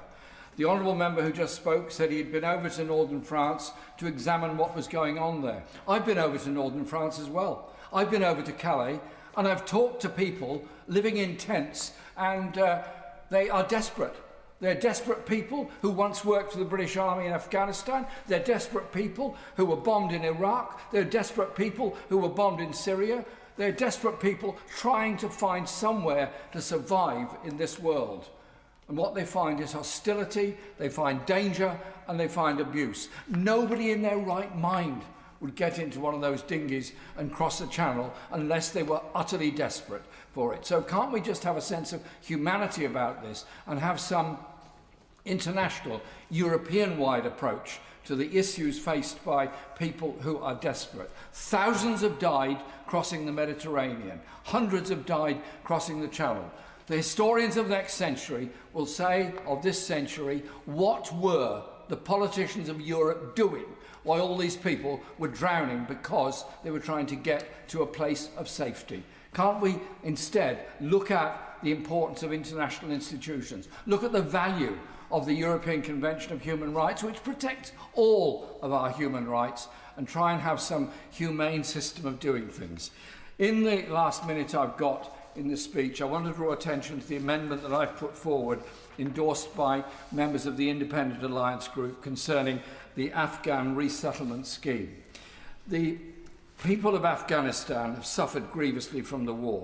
In August 21, the Taliban took over in Kabul. In August 21, the UK created resettlement schemes and then dropped them all. And now we have the horrible situation that many Afghan families that have come to Britain as part of that scheme were told that the rest of their families could come, and there are many dependents stuck in Afghanistan who can have no place here. The government, through the Ministry of Defence and the Home Office, guaranteed that right of family reunion, guaranteed that extended family members could come here. And when the Minister gets to reply, I hope he'll remember the words of the Afghan International Youth Council in Britain, who said many Afghan families continue to endure the pain of prolonged separation. Order. Rachel Taylor. Thank you, Madam Deputy Speaker. My constituents in North Warwickshire and Bedworth have been very clear. Britain must secure its borders, enforce the rules and remove those with no right to remain here. But they also recognise that Britain should continue to uphold our proud tradition of offering sanctuary to people genuinely fleeing war, persecution and violence. Those two principles do not conflict. A system that's firm, fair and fast is the only way to maintain public confidence. My constituents are angry about the fundamental unfairness in the current system at a time when they're having to tighten their belts ever more. Clause 23 of the bill tackles that unfairness head-on. It gives the Secretary of State the power to require adults who've received asylum accommodation or financial support to make a contribution when they have sufficient means. Those who can afford to contribute should pay their fair share. This safeguards taxpayers' money and creates a stronger incentive to come through safe and legal routes. And that's why the new capped routes for genuine refugees being introduced alongside the bill are so important.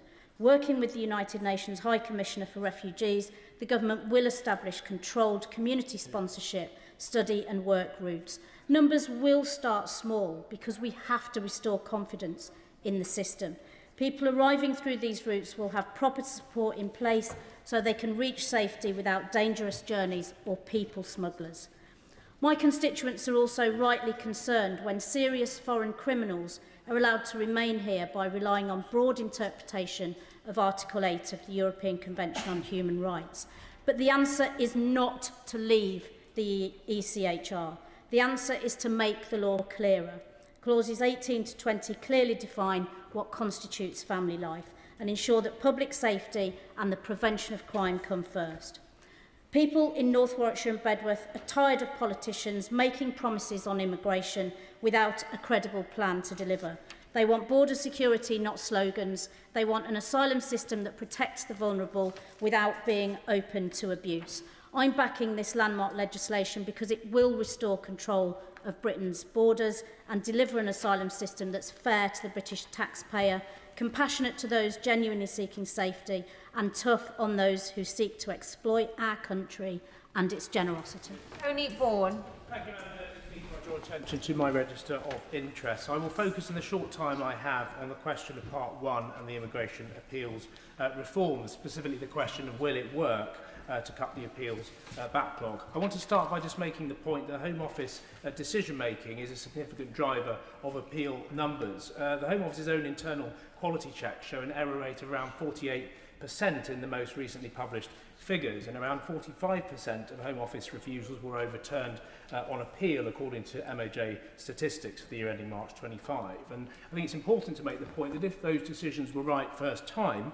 there would be substantially less pressure on the appeals system. But I fundamentally agree that with the government that the asylum appeal backlog must be addressed urgently. And in my view, the government was right to enact a 6-month target time frame for asylum appeals in accommodated cases in Section 49 of the Border Security and Immigration Act 2025. And since then, around 70 first-tier tribunal judges have been recruited. And so the first question I have for the Minister is given the increase in FTT numbers, the increase in sitting days, Section 49 and other measures, where can we find the Ministry of Justice and Home Office assessment which explains why the FTT is unable to clear the backlog? Because without this kind of assessment, Madam Deputy Speaker, an estimate of, and particularly an estimate of how much it would cost, it's impossible to understand why these far-reaching reforms are better than improving the existing system. The second question I have is why the government are bringing forward a new model for appeals, which the Home Office's own impact assessment says will have an uncertain effect on the appeal backlog and doesn't contain evidence that the appeal reforms will actually work. On that point, my honourable friend, good way. Yes. Would you agree to me that it's incredibly important with the reforms that are being brought forward that there is that certainty to ensure that what we develop here is better and creates a better system rather than potentially taking the risk that it could even get worse? I agree with the intervention. I completely agree. I think another honourable member referred to the importance of evidence-based policy making. And when we look at the impact assessment, that is not clear to me that the case has been made. Really, I think it's fair to say that the only basis, evidential basis for these reforms is a hope that these reforms will be better than the current system. But that, I would suggest, is not a basis to abolish an arm of the judiciary of this country and to undertake major structural changes which are a key part of our asylum system.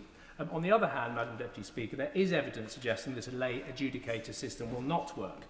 At the Justice Committee last week, we heard evidence that Denmark did try and bring in lay adjudicators around 15 years ago, but as non-lawyers, they struggled to apply the law to the facts, they made lots of errors and ended being either too sympathetic or too harsh, and they were got rid of. And now Danish asylum appeals are heard by a judge, a lawyer and a civil servant. And another member has referred to the fact that Australia tried it some years ago, which was also got rid of because it increased the backlog. Which brings me to the third question to the Minister, which is what assessment has been done as to the impact of this new system on the upper tribunal. Because I believe that this new appeals body will simply shift the backlog, or a major part of it, from the FTT into the upper tribunal. That's because lay adjudicators will make more legal errors which have to be corrected on appeal to the upper tribunal. And I say that based on 18 years of full-time practice in the courts of tribunals of this country, when I appealed against decisions both of lay decision makers and judges. And it's not just my view, it's a view of a witness before the Justice Committee last week, including a former judge of the upper tribunal itself. I also want to add that the way this bill has been sold, for example, it's said to be to crack down on abusive appeals, is incorrect when around half of those appeals are allowed. And the idea that all unsuccessful appeals are abusive, as was said at the outset, is wrong. If the case was clearly unfounded, it would not go to appeal. So we already have a filter to get rid of weak cases before they start. But in closing, I will quickly say that across every element of the reforms, the Home Office's own impact assessment says the effects are uncertain, and this is, I would suggest, a scant evidential basis for believing that these measures will actually work. Stella. Oh. Thank you, Madam Deputy Speaker. To have concerns about this piece of legislation does not mean you defend the status quo. It does not mean that you want the boats to continue or that you don't want to see Shabir Ahmed deported. Nor is it to not recognise that claims are down, channel crossings are down, that numbers waiting for decisions are coming down, that things are moving in the right direction. It's to make the very simple case that actually this piece of legislation could take us backwards, could end up being more expensive as a result for the taxpayer.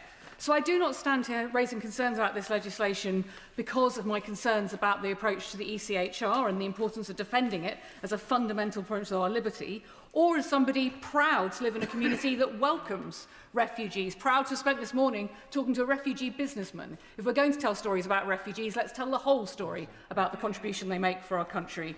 I stand here as somebody speaking up for the taxpayer interests, because the truth is, as my colleague from Folkestone just pointed out, much of the backlog is about poor quality decision making. That is where cost is mounting up for the British taxpayer.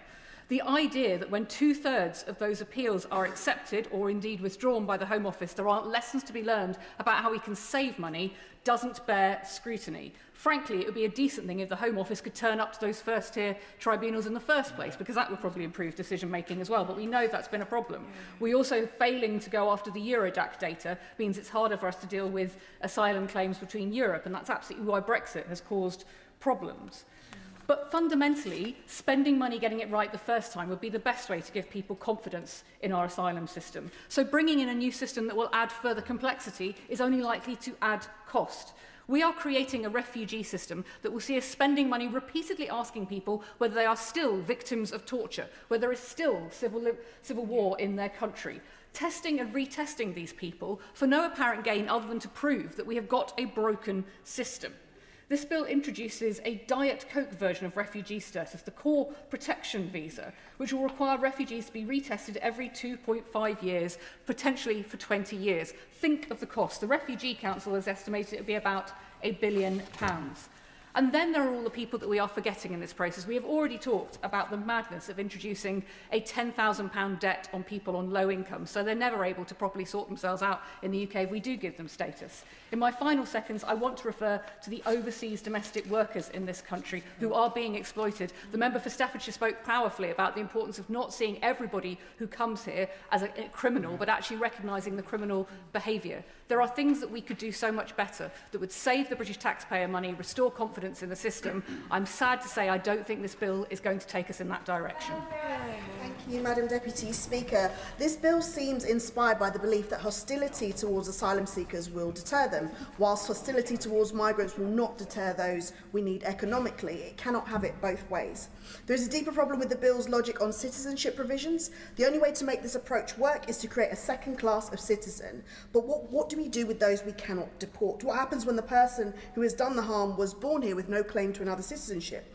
The bill has no answer because citizenship deprivation was never really about safety. It's about who this government treats as fully British. The proposed amendment on citizenship deprivation confirms this further. And to be absolutely clear, this is not at all an argument against deporting foreign national criminals. I think we fail at that too often. My concern is that the Home Office, with its full arsenal, cannot think of any other way so that we are safe from all groomers and all abusers, regardless of where they were born, their grandparents were born, or anything as the such. The Home Office seems only able to resolve difficult cases by creating citizens with fewer rights, and that should trouble every single member, whatever their view on deportation.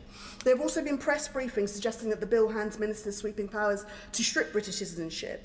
It rather moves deprivation appeals out of the independent courts and into an independent immigration appeals authority, largely controlled by the Home Secretary. That is a serious change to who judges these decisions, but a change of process, not of who can be deprived of citizenship or why.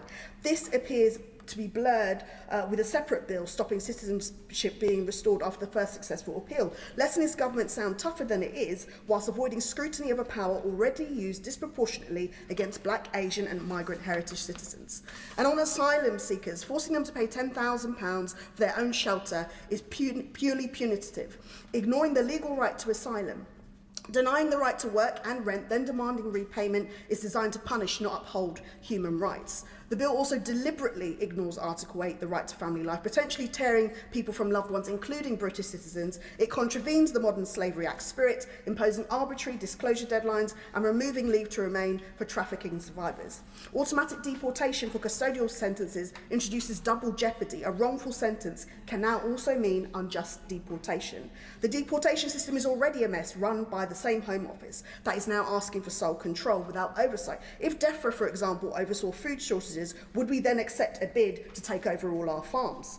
And finally, Madam Deputy Speaker, this government yet again has missed the chance to fix child citizenship fees. £1,214 for a child who was born here, has lived here their whole life, to register as a citizen in the country that they call home, a fee that the Court of Appeal found unlawful, and between 85,000 and 215,000 such children remain undocumented because their families cannot pay. These children are not migrants. They're not asking for anything that is not already theirs. If it wasn't clear, Madam Deputy Speaker, I don't support this bill.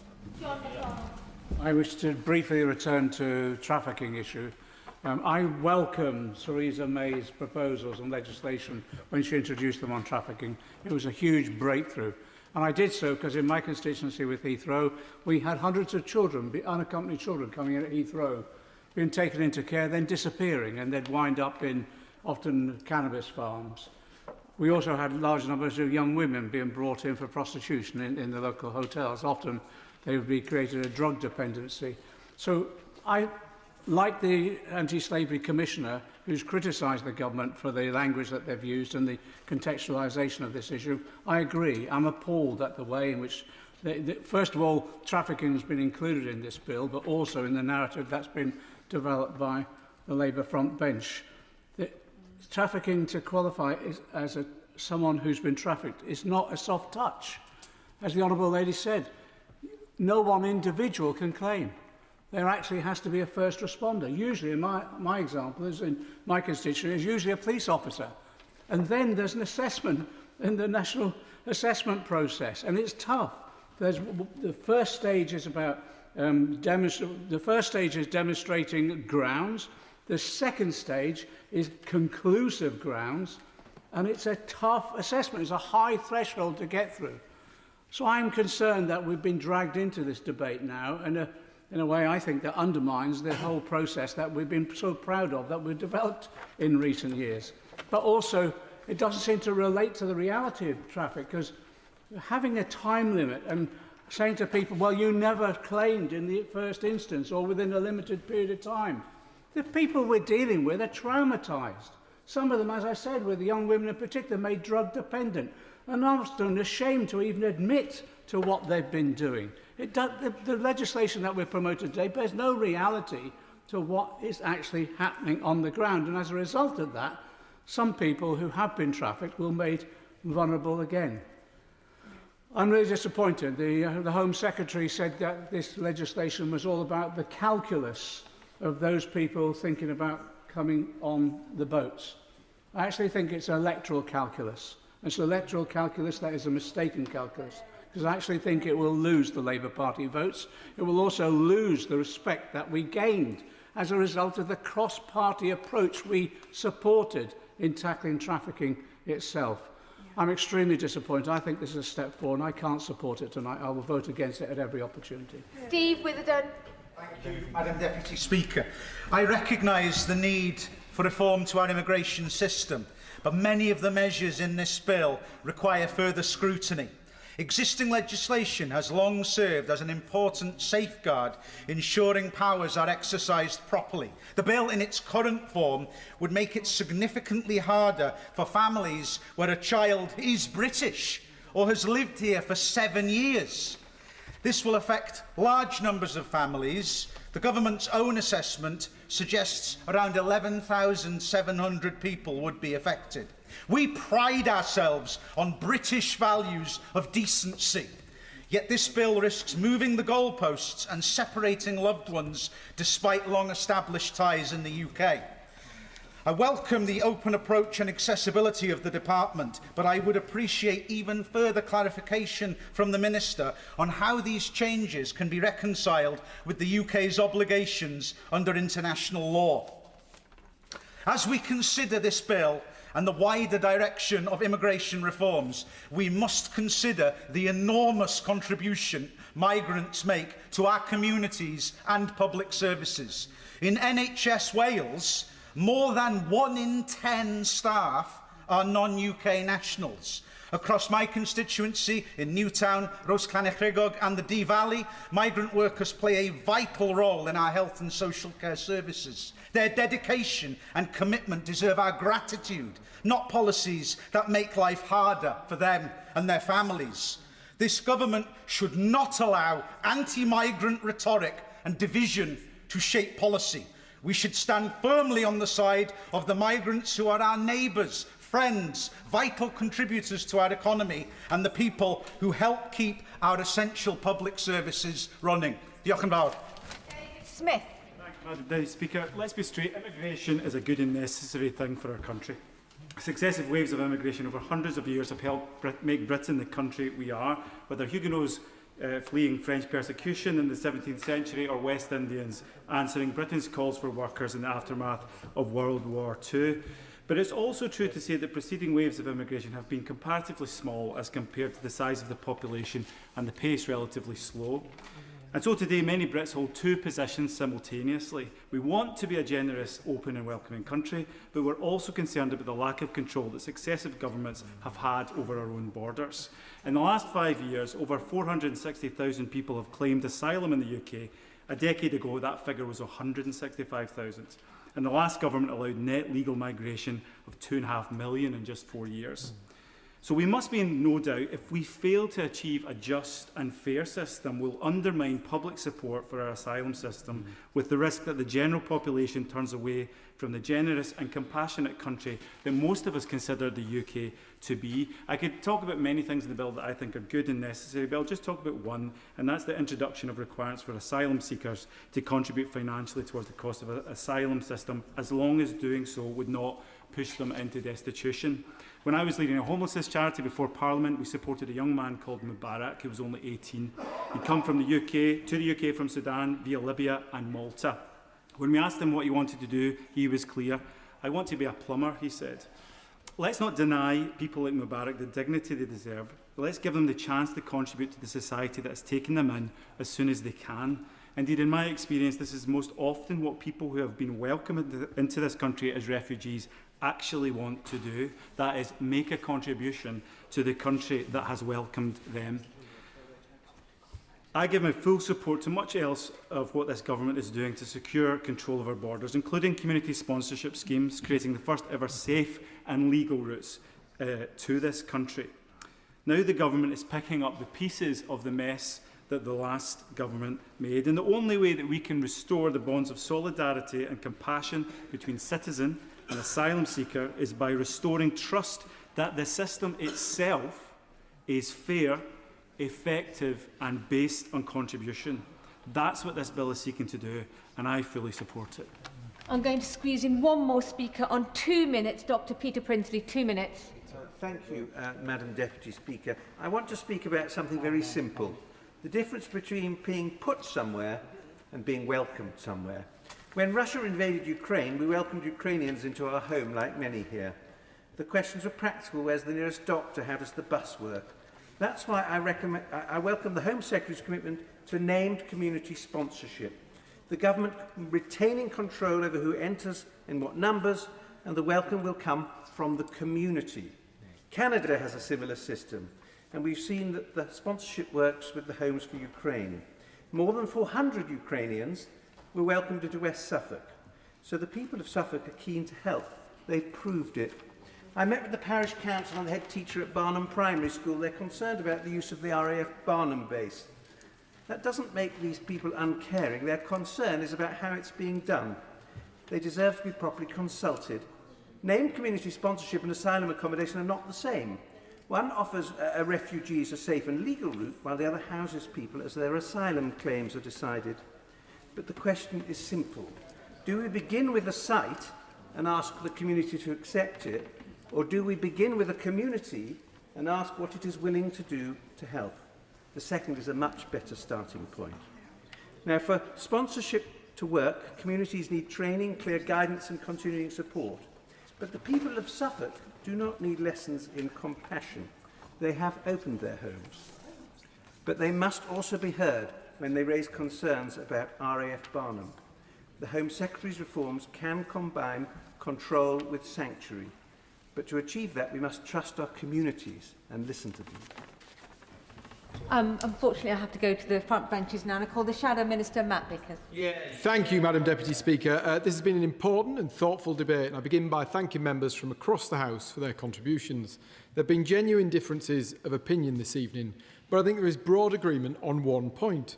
Our immigration system is not working. Immigration is one of the defining issues facing our country.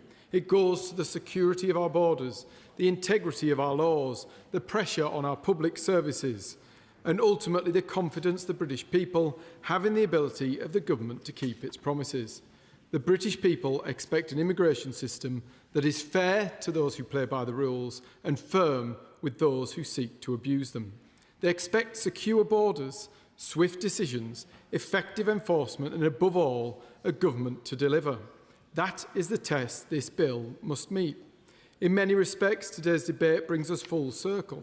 Ministers stood at that dispatch box and argued that immigration policy should be about grip and control, not gimmicks and false promises. Yet over the past 2 years, we've seen too many headlines, too many announcements and too many promises, while illegal migration has continued to undermine confidence in our borders.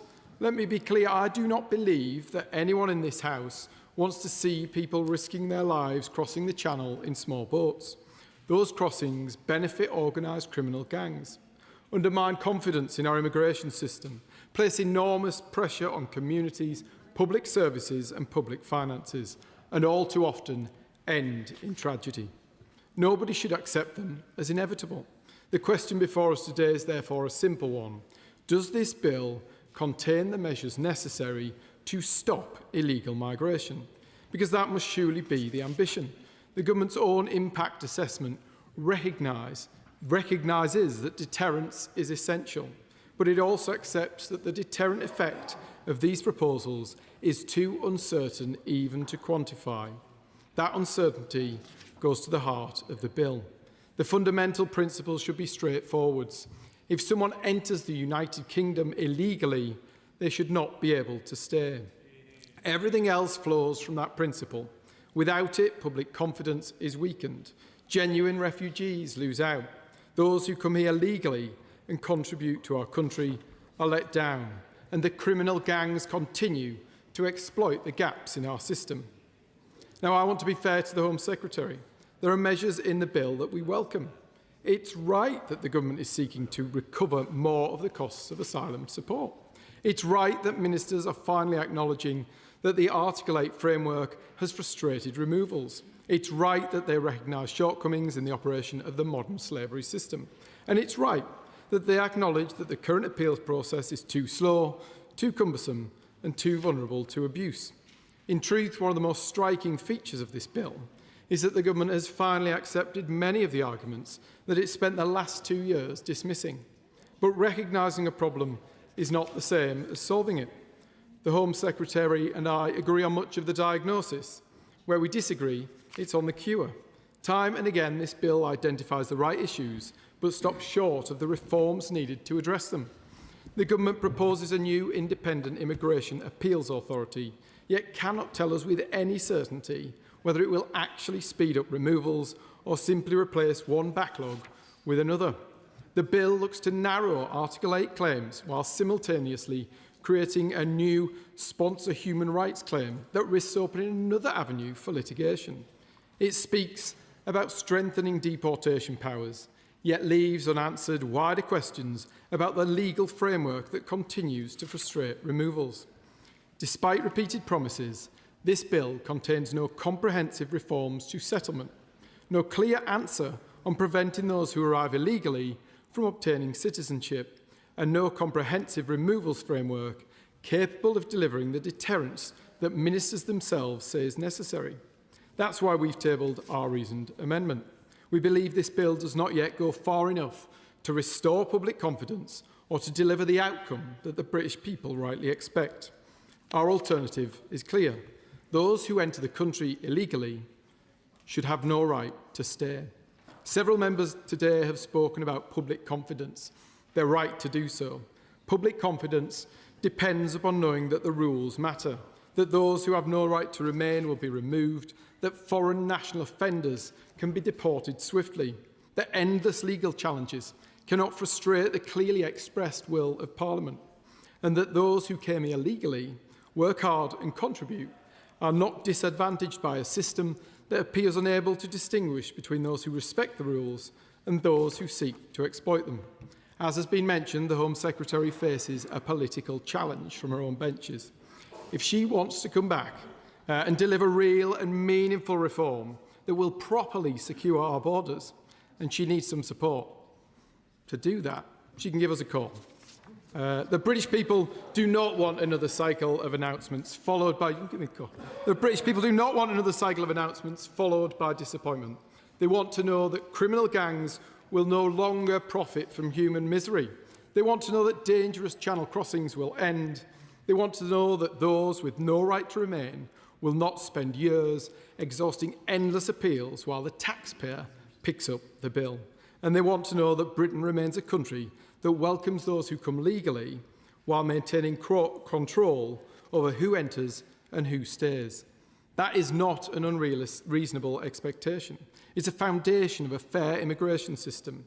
As this bill progresses through committee, we'll scrutinise it carefully, where measures meaningfully strengthen border security, improve enforcement and restore confidence, we'll support them. Where they fall short, we'll seek to strengthen them. The Home Secretary has moved some way towards recognising the scale of the challenge facing our immigration system, and I welcome that. This bill identifies many of the right problems, but it still stops short of the bold reforms needed to solve them. For that reason, we've tabled our reasoned amendment. The British people deserve an immigration system that is fair to those who follow the rules, uncompromising with those who do not, and capable of restoring control of our borders. That remains the standard by which we will judge this bill, and I commend our reasoned amendment to the House. My favourite Home Office Minister, Minister Alex Norris. Not alone, Madam Deputy Speaker, in that assessment. You're not alone. Madam Deputy Speaker, it is a privilege to close tonight's debate. On a day and in days when the House is going through the collective trauma of the loss, the murder of one of our former members, Ann Widdecombe, we had a statement from my right honourable friend earlier where colleagues from across the House spoke about Ann Widdecombe's forthright views in which she put forthright ways in which she put her views, her way that she spoke, never fearing to tell people that they were wrong, always listening but keen to engage. And I think the debate that we've had has been in that very best tradition of this House, and I've agreed with lots that colleagues have said and have disagreed with lots too, and I hope to cover as much of it as possible. It is important to recognise where we started from as a government 2 years ago, inheriting a total lack of control and order at our borders. An asylum system in which criminal gangs and not the government decided who came into the country. Hundreds of hotels being used to house vast numbers of people, enormous costs to the public, and decision-making quite simply ground to a halt. We have changed that reality. That's a system that didn't work for the collective, and it didn't work for those refugees who wanted protection either. But it's a reality that's had to change and a journey that we're on. I will shortly, but I've got an awful lot I need to cover in a very short period of time.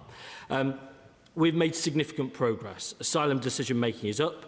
Costs are down. We're on track to close all asylum hotels this Parliament. We're seeing a reduction in demand for asylum, getting us much closer to more usual levels for this country. But we have got a long way to go in order to win back the trust of the British public, which is why this bill is needed. I'll give way briefly.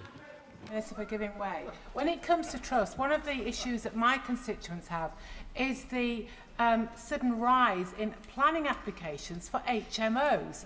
Does he agree that that is really the answer to the immigration problem, putting asylum seekers into HMOs in our local communities?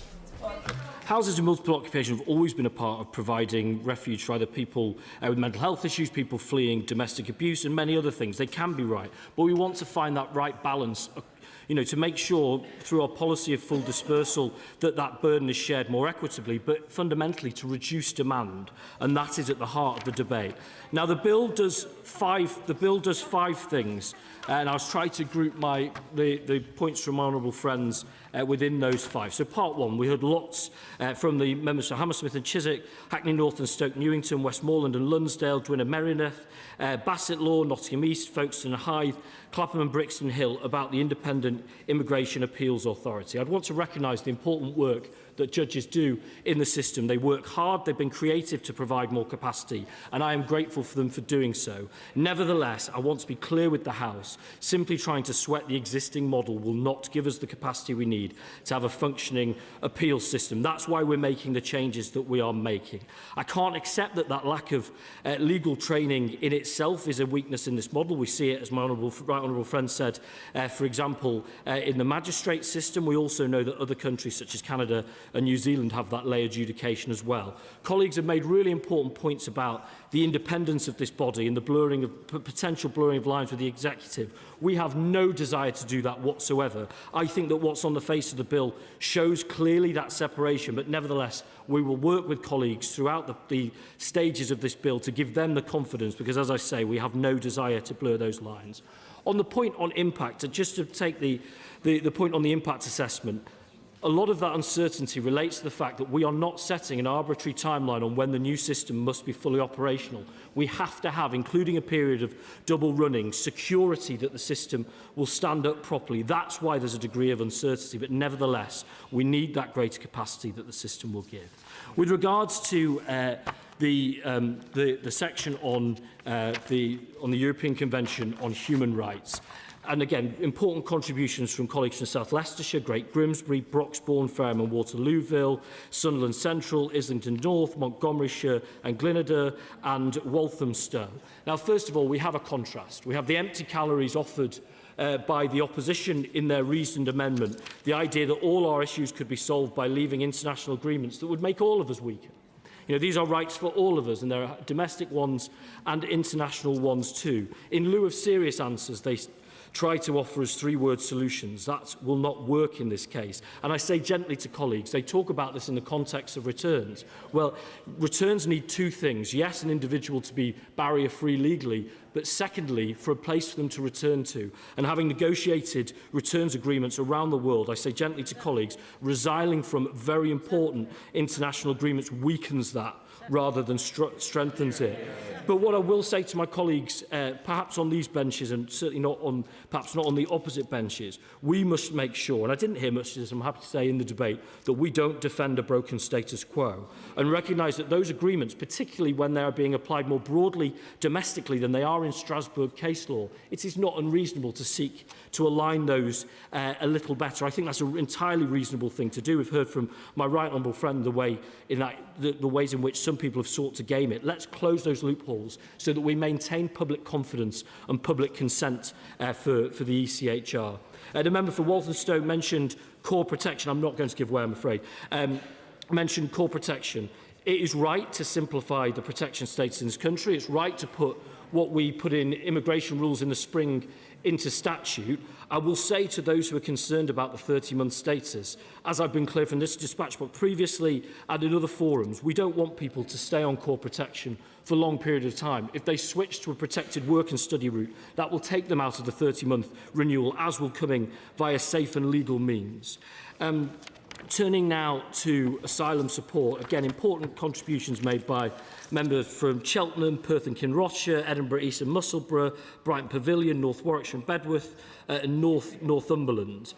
In its principle, it is reasonable to recognise that support for asylum seekers is a unique thing, and that it is a significant contribution, a multi-billion-pound contribution made by the British taxpayer. It is right and perfectly in line with the Refugee Convention and our international obligations that we ask for a contribution towards that. I cannot agree or recognise the concerns around destitution. We've been very clear that this is about when people have the means to earn. We don't want to choke off someone's life that they're building in Britain. We certainly wouldn't want to push people into poverty. But I've heard from colleagues, particularly behind me, that they want to see greater detail. My right honourable friend made the commitment in opening. We will publish that regime alongside this legislation as it goes through, so colleagues will know exactly what it is that we are seeking to put into practice.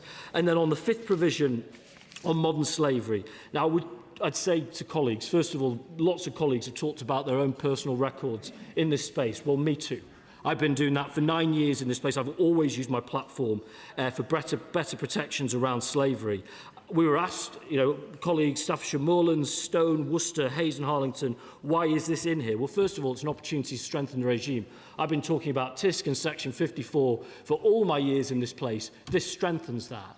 But also to recognise there are ways in which the system is being used in its interaction with the immigration system. So those late disclosures, and again, I accept that not everybody's recovery from slavery will allow for an immediate disclosure to say that they've been a slave, or even that they would recognise it themselves or that they would have overcome their trauma. But what we are saying is that when that is used at the very, very last minute, multiple hundred times in the last hours before removals, the court ought to take that into consideration as to whether that's really good faith or not. That will still be a rebuttable proposition, but I think that that's right. And similarly, on the public order disqualification, I urge colleagues to look at what's on the face of the bill. It is totally reasonable for the government of the day to say, and that interaction of slavery protections should not trump considerations of national security. If people do seek to do terror and are convicted of terror offences, of course that must be taken into account. On a couple of other things that aren't on the bill, just before I finish, I'm really sorry, I can't. On Shabir Ahmed, my honourable friend from Honourable West and Rochdale made really important points.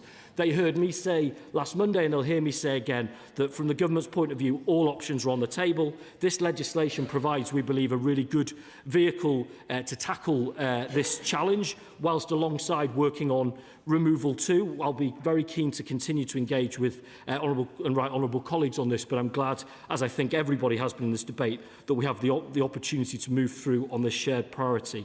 On safe and legal means, honourable colleagues from Falkirk, from Great Grimsby, from Oldham, from Bury St Edmunds talked about what the British people will do if given schemes that are ordered and controlled, and I totally agree. I've seen it in my own community, Ukraine, Hong Kong BNO, Afghanistan, Syria.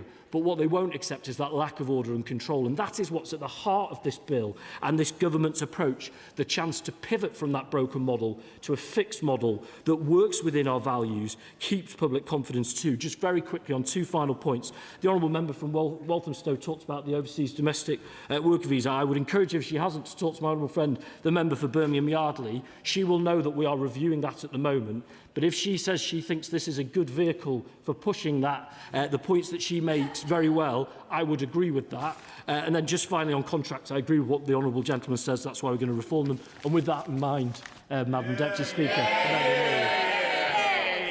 The original question was that the bill be now read a second time since when an amendment has been proposed as on the order paper. The question is that the amendment be made.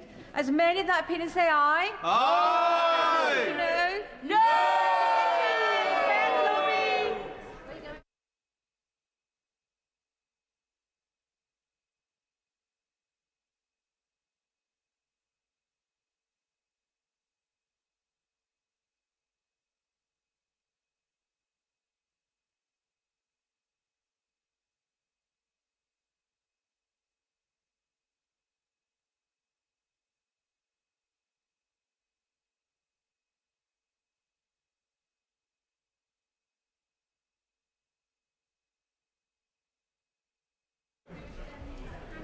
Colleagues will see that I'm on my feet and they should be seated if they're near a bench. Mr Witherden at the back. Marvellous. The question is as on the order paper. As many in that opinion say aye. Aye. Contrary no. No. Tell us where the ayes are Lincoln Job and Sir Ashley Fox, and tell us where the noes are Gregor Poynton and Jane Butterall.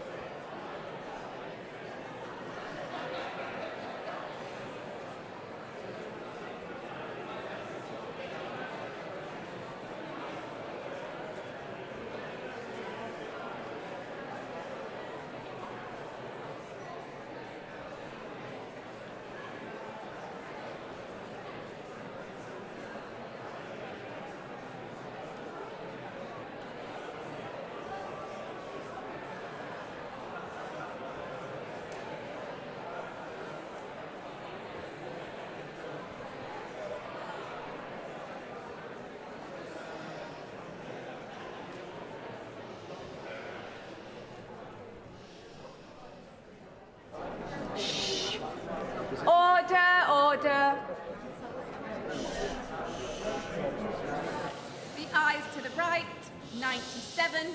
The noes to the left, 358. It's close.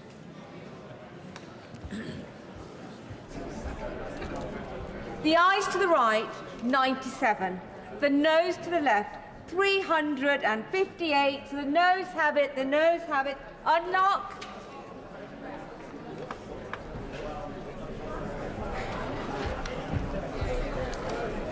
The question is that the bill be now read a second time. As many of the opinions say aye.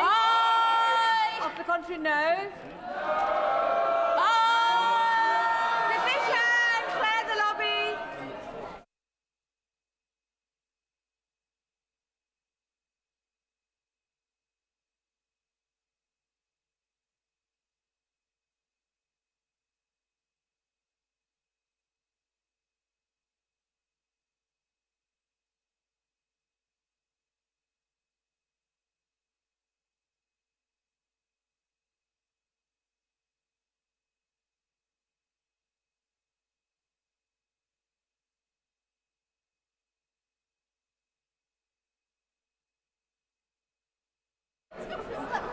Dr. Caroline Johnson. Colleagues should be seated. The question is as on the order papers. May the opinion say aye. Aye. No. Tell us for the ayes are Gregor Poynton and Jade Bottrell. Tell us for the noes are Tom Morrison and Claire Young.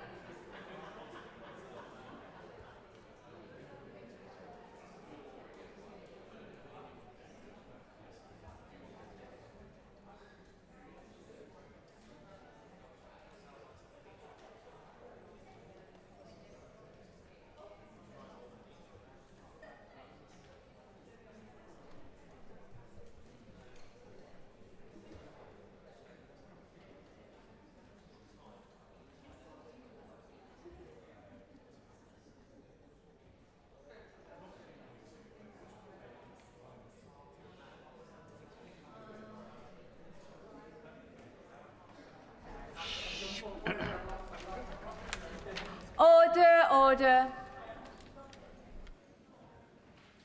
The ayes to the right, 264. The noes to the left, 90.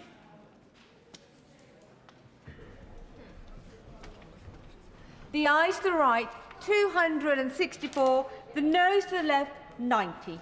So the ayes have it. The ayes have it. Unlock.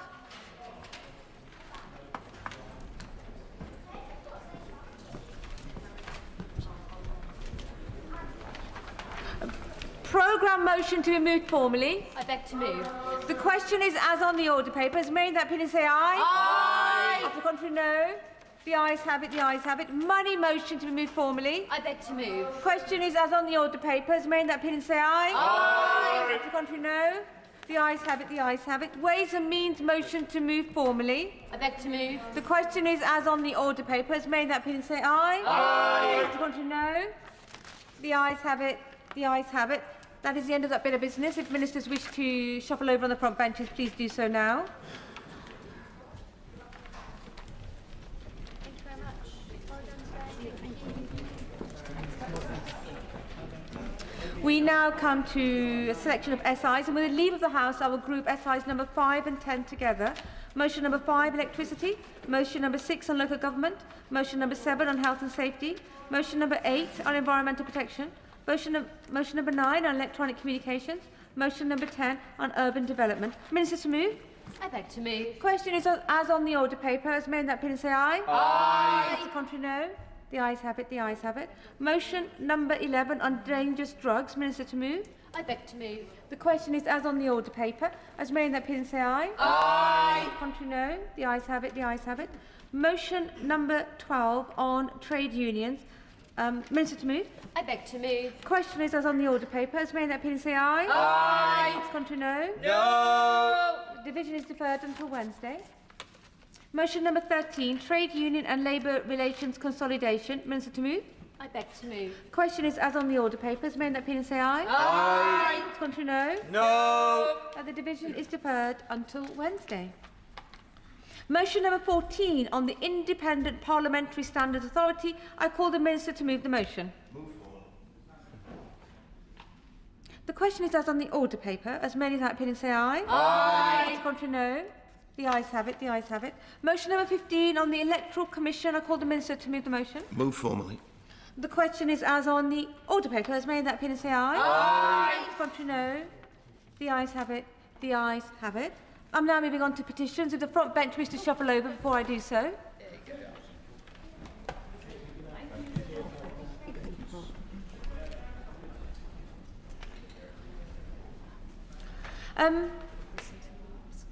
Petition Liam Conlon. Thank you, Madam Deputy Speaker. Across my constituency of Beckenham and Penge, a lack of action on road safety means that parents are afraid to let their children play out, older people avoid using certain junctions, and some streets are plagued by unbearable noise. Just this week, it is likely that 2 people will have been seriously injured on Bromley's roads.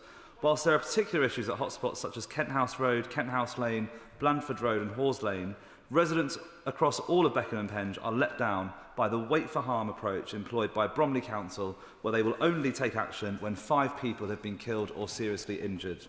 The petitioners therefore request that the House of Commons urge the government to encourage the London Borough of Bromley to adopt a proactive, preventative approach to road safety in line with the Vision Zero principles adopted by comparable London boroughs, and to make full use of the record £7.3 billion of government funding made available to local authorities, including Bromley Council, for road repair, renewal and safety improvements.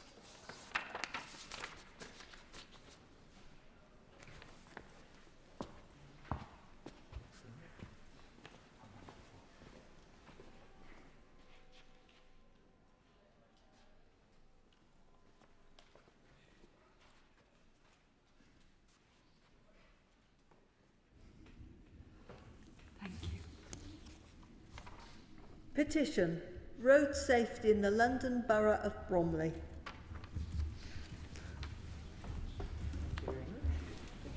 I beg to move that this House do now adjourn.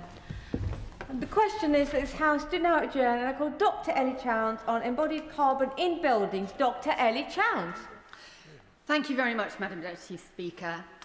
The climate crisis is upon us. We are now in the UK in the midst of our third heat wave in less than 3 months. Communities have endured sweltering conditions that put huge pressure on our NHS, our infrastructure and our natural environment. Our ambulance service has literally never been so busy. Tragically, lives have been lost as people have sought relief from the heat in rivers and lakes. And today we heard that it's been estimated there were 2,700 excess deaths due to just the May and June heat waves. In my constituency of North Herefordshire, dozens of schools have had to close due to overheating. People are sweltering in hospitals, care homes and many other workplaces, and farmers and communities alike are facing critical water shortages. Extreme heat is no longer an occasional inconvenience. Neither are extreme storms and floods. These are now part of everyday life, and we know it is getting worse. So if we are serious about protecting future generations from climate breakdown, then every sector must play its part in reducing emissions. And today I want to focus on one that is rarely discussed, despite having an environmental footprint unlike any other. Now, globally, the construction of buildings contributes over 1/10 of the world's carbon emissions, around 4 times the footprint of aviation. And here in the UK, the construction sector is responsible for fully 25% of the UK's carbon footprint on a consumption basis. The built environment generates 1/3 of the world's waste, a figure surpassed only by food waste, and it consumes nearly half of all the raw materials that we extract from the earth. So, I will. Madam Deputy Speaker, can I thank the Honourable Lady for giving such a thoughtful speech and leading this debate today.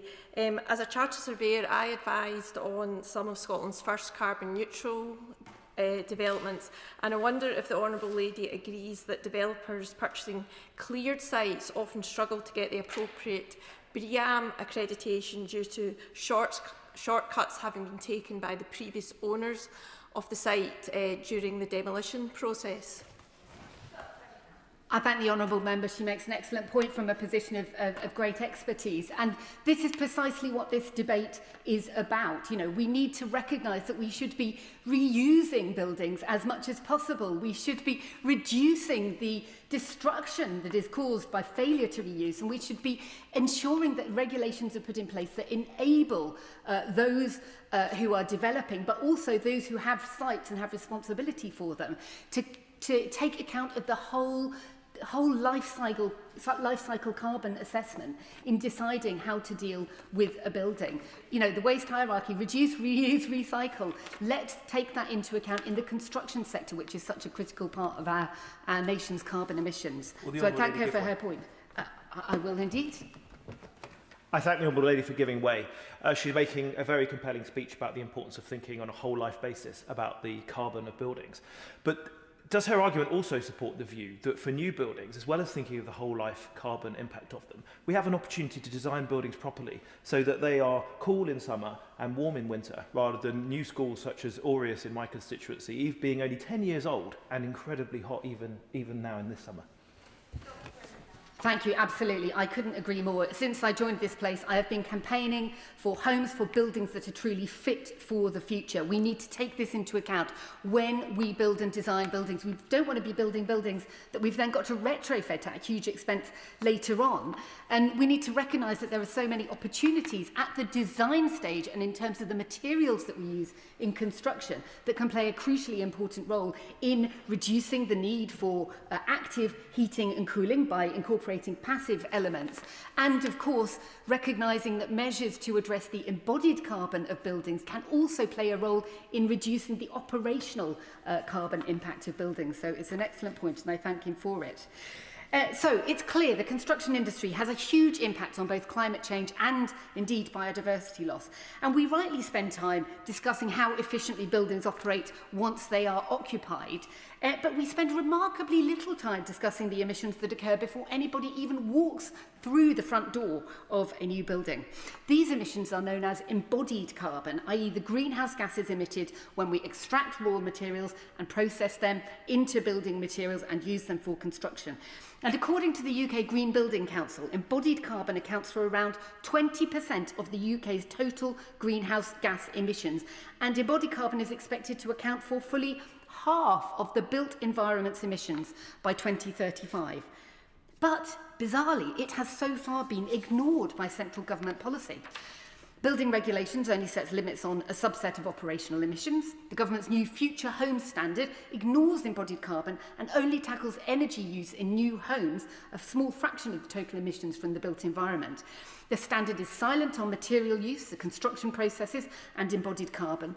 And yet these are not marginal emissions. These are large gaps in UK climate policy. And the Environmental Audit Committee pointed this out several years ago, as have experts for years and years. And the huge irony is that the construction sector itself is crying out for UK government leadership in this area. Now, we know we have a housing crisis in this country. We do need to build more houses, in the right place, at the right price. And it's crucial to ensure that when we build, we do so in a way that is genuinely fit for the future, as we've discussed. That means using whole-life carbon assessment to minimise both operational and embodied carbon emissions. Now, the hugely frustrating thing for the construction sector is that the absence of national regulation in this area is actually creating more bureaucracy, not less. Because as a result of the government failing to provide national direction, local planning authorities are increasingly stepping into the vacuum themselves. Recent research led by the University of Sheffield found that 61% of local planning authorities now reference embodied carbon in their planning policies, and 7% are moving to mandate assessments. Now, I commend those councils for their ambition. They recognise the urgency of climate action and they are taking real, tangible action. But the consequence is fragmentation. Different authorities are adopting different reporting templates, different thresholds, different assessment requirements, different policy wording, and as such, national house builders and developers are being forced to navigate an increasingly complex patchwork of local rules. They have to learn a new set of rules every time they build in a different local authority. Planning officials are duplicating work. Local authorities are developing parallel systems. Everyone is investing time and money in solving the same problem dozens of times over. Now, the government wouldn't leave local authorities to tackle other aspects fundamental to building design, such as fire safety or equality. These areas have national minimum standards that authorities can build on. So why are carbon emissions not treated the same? Do we not take climate breakdown as seriously as safety or equality? Now, I attended... I'll give way, yes. Thank the Honourable Lady for giving me She's making an excellent speech. In my constituency, we have the National Glass Centre building, a huge building built 30 years ago, which unfortunately doesn't seem viable for its current use any longer. But rather than demolish that building, as some are seeking to do, the Council has been asked to consider Article 4, which would remove implied permission to demolish without a full planning inquiry. Does she agree with me that that is the sort of work that Council should be doing to make sure that there's proper scrutiny in place and that actually all possible alternative uses of a building such as that have been exhausted before demolition is considered? I thank him for his point. Absolutely. As we've discussed, reduce, reuse, recycle. Let us make sure that every part of a building, an existing building, is reused in the best way possible. Demolition should be the absolute last resort. And so I agree that the work that his planning authority seems to be doing sounds like absolutely the right direction. Now, I attended an embodied carbon industry summit last year, held just over the road from this house. And at the summit, a simple question was asked of attendees. The question was, without government intervention, will local embodied carbon rules become more consistent or more divergent? Now, the response was absolutely resounding. The rules will continue to diverge without government leadership. It's clear that national regulation on embodied carbon will reduce complexity for the construction industry, not increase it. It will replace fragmentation with consistency, create a national carbon data set, and provide certainty for industry while delivering meaningful carbon reductions. Surely that is exactly the kind of planning reform that this government should want to achieve. As the Environmental Audit Select Committee highlighted in their 2022 report, Building to Net Zero, Costing Carbon in Construction, regulating embodied carbon would be, and I quote, the single most significant policy the government could introduce if the government wishes to tackle reuse of buildings, development of low-carbon materials, and a reduction in these emissions. So why are we still waiting? The encouraging news is that the construction sector is not waiting for government.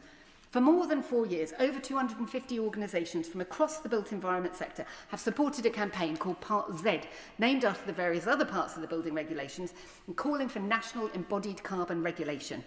Those companies are not asking government to invent something entirely new. Indeed, the same experts who developed Part Z have now produced the UK Net Zero Carbon Building Standard, a ready-made framework that provides a practical route to compliance. This builds on the RICS Whole Life Carbon Assessment methodology, one of the most developed embodied carbon methodologies in the world.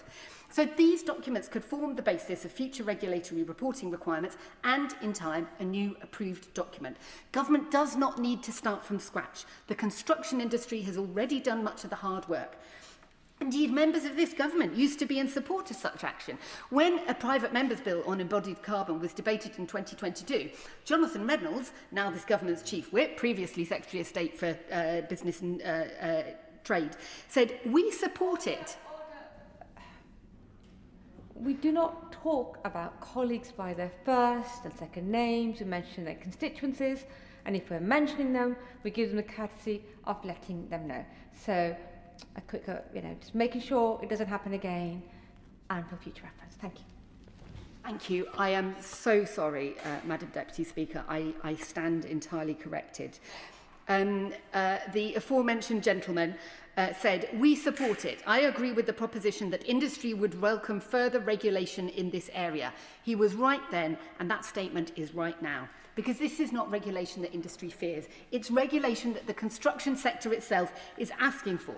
Industry is calling for this because it provides a level playing field, because it creates local green jobs, and because it boosts investment into lower carbon materials. Good regulation rewards innovation, provides certainty for investment, and gives British businesses the confidence to lead. The rest of the world is moving ahead in this area. The Netherlands has regulated embodied carbon for more than a decade. The EU requires reporting from 2028 and will have limits from 2030. Turkey is requiring reporting from 2027. Several US states mandate reporting today. Meanwhile, Britain, despite having world-leading engineers, researchers and designers, risks falling behind.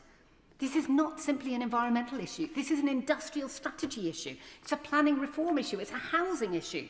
It's about whether Britain intends to lead or follow.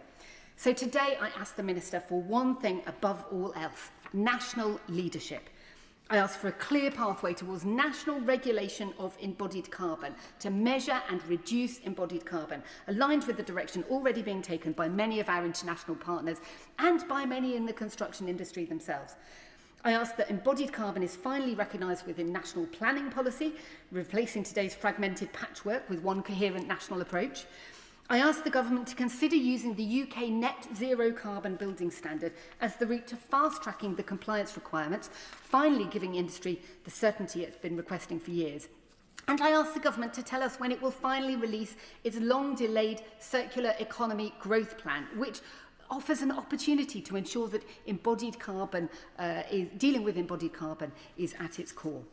Climate change is not hanging around, as we can see around us all the time. And embodied carbon is only making things worse. We can and must change this. We have the expertise, the methodology, and the support from industry. Local authorities are crying out for consistency. The standards have already been written. The only thing missing is national leadership. I call on the Minister to provide it. Thank you.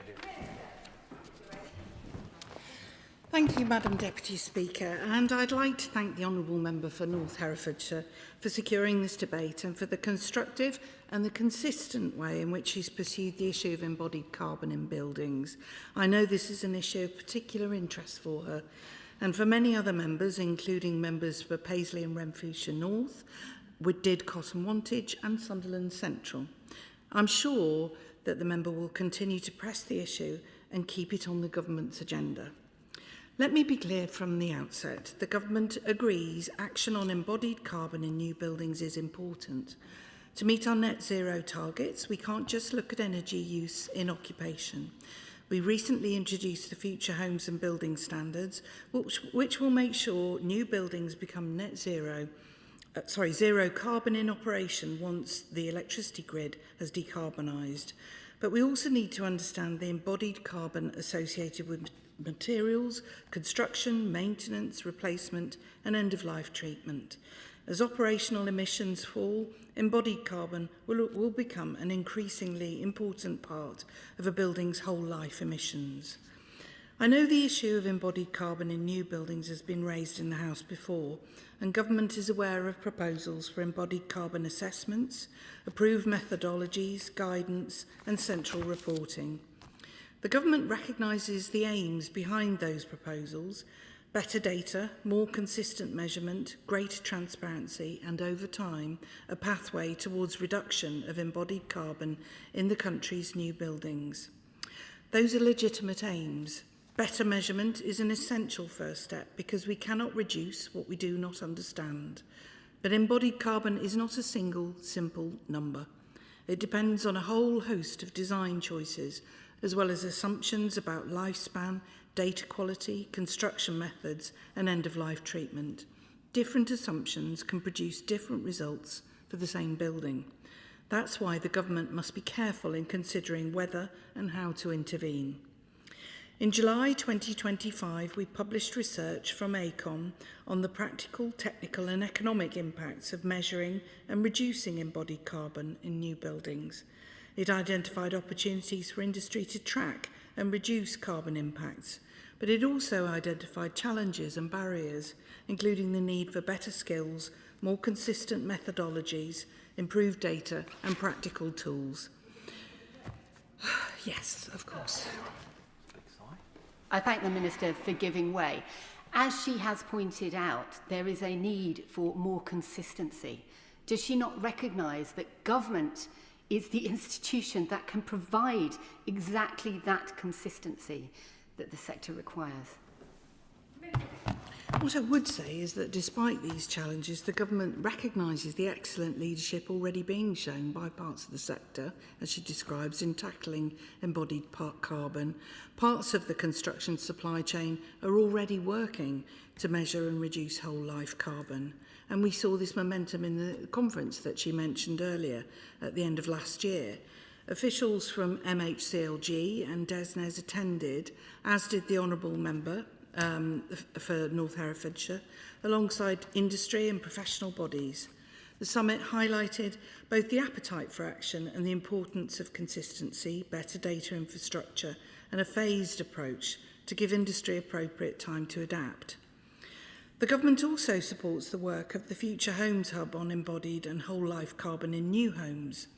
The Hub is developing an industry-led approach to reducing embodied and whole life carbon, including work on voluntary measurement and disclosure, benchmarking, environmental product data and practical tools for home builders.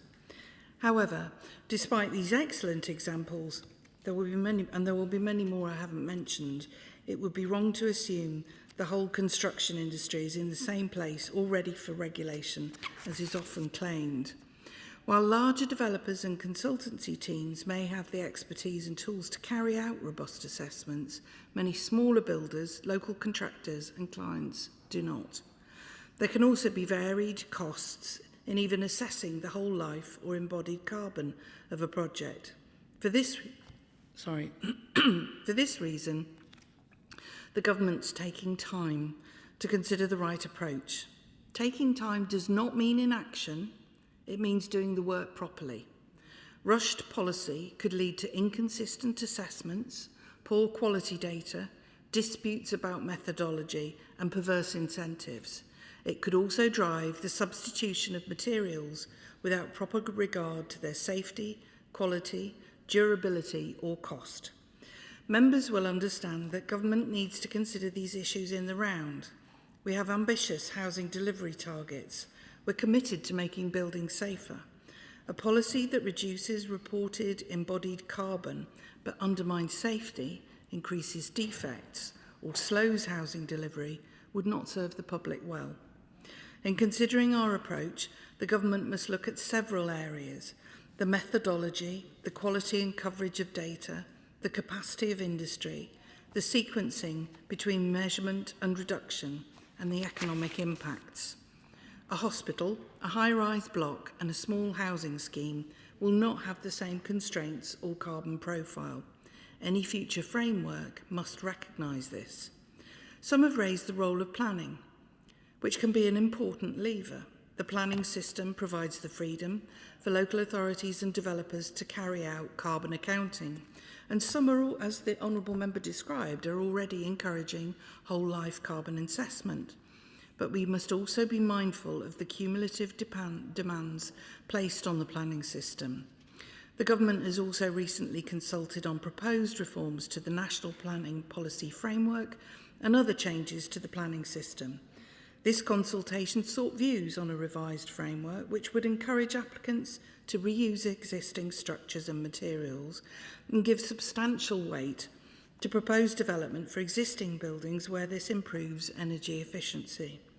We're analysing the feedback received and will publish our response in the summer. Any approach to embodied carbon must be considered alongside wider planning reform to make sure our policy is coherent, practical and capable of supporting both sustainable development and the delivery of homes and the infrastructure the country needs. I will. I thank the Minister for the point she's making about the role of local government. I think she heard what I said to the Honourable Lady before about the National Glass Centre in my constituency. Would she encourage planning authorities such as Sunderland City Council to make sure they are fully considering whether alternative uses for very large buildings like that have been made as they're considering whether planning permission for demolition should be given? My honourable friend makes a very persuasive case, and I'm sure that the City Council will be listening to what he said today. I would endorse his comments. To turn to building regulations, they have an important role in setting minimum standards, but when we regulate, we need clear requirements, clear compliance routes and clear enforcement responsibilities. The Government is committed to reducing waste by moving to a circular economy and making significant reductions in carbon emissions. To achieve this, all sectors must play their part. For construction products, this includes increasing reuse and recycling of products, choosing more sustainable products and improving information about environmental performance. Our Construction Products White Paper confirms an intention to remain consistent with the EU's revised Construction Products Regulation, where this meets our objectives, protecting supply chains and reducing burdens on UK manufacturers. This extends to environmental aspects. But reducing embodied carbon is not just about regulation or planning. Product innovation, digital tools, professional training, voluntary disclosure and better design practice will all have a role. The Department for Energy Security and Net Zero is already taking forward work to grow the market for low-carbon industrial products, with an initial focus on steel, cement and concrete. They've committed to developing guidance for buyers and producers of construction products on embodied emissions reporting, product classifications and green procurement approaches. This guidance will help buyers identify and compare lower carbon products and help producers market them. This matters for buildings because the choice made by designers depend on the products available to them and the information they can trust. Better product level carbon data can support better building level decisions, but the two systems need to be aligned carefully rather than developed in isolation. The materials we use in buildings must be assessed in the round. Lower carbon products offer real opportunities, but they must also be safe, durable, sustainable for their suitable for their intended use, and supported by reliable information. Government's work on construction products reform and DESNES's work on low carbon industrial products therefore point in the same direction and are being developed to work together. Better information, greater confidence and a market capable of supporting both safety and decarbonisation. Let me be clear about what the Government is not saying. We are not saying embodied carbon is too difficult to address. We are not saying government will have no role to play. And we are not saying complexity is a reason to put this issue in the too hard box. But we are saying complexity matters. Unintended consequences matter. Burdens on industry, local authorities and consumers matter. Housing delivery and building safety matter. Net zero matters. The right policy must hold these objectives together.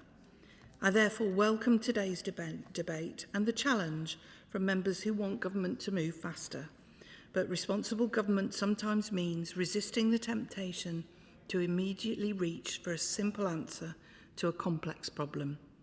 The government's position is this: embodied carbon in new buildings is important. The direction of travel is towards better measurement and reduction. Industry leadership is welcome and necessary, and government must take the time to design an approach which is robust, proportionate and deliverable. Yes. I thank the Minister for giving way, and she's outlined the complexities of regulating in this area as in any other area. But I'm glad to hear her say that it doesn't mean the government will do nothing. The government wouldn't say fire safety is a complex area, therefore we won't regulate.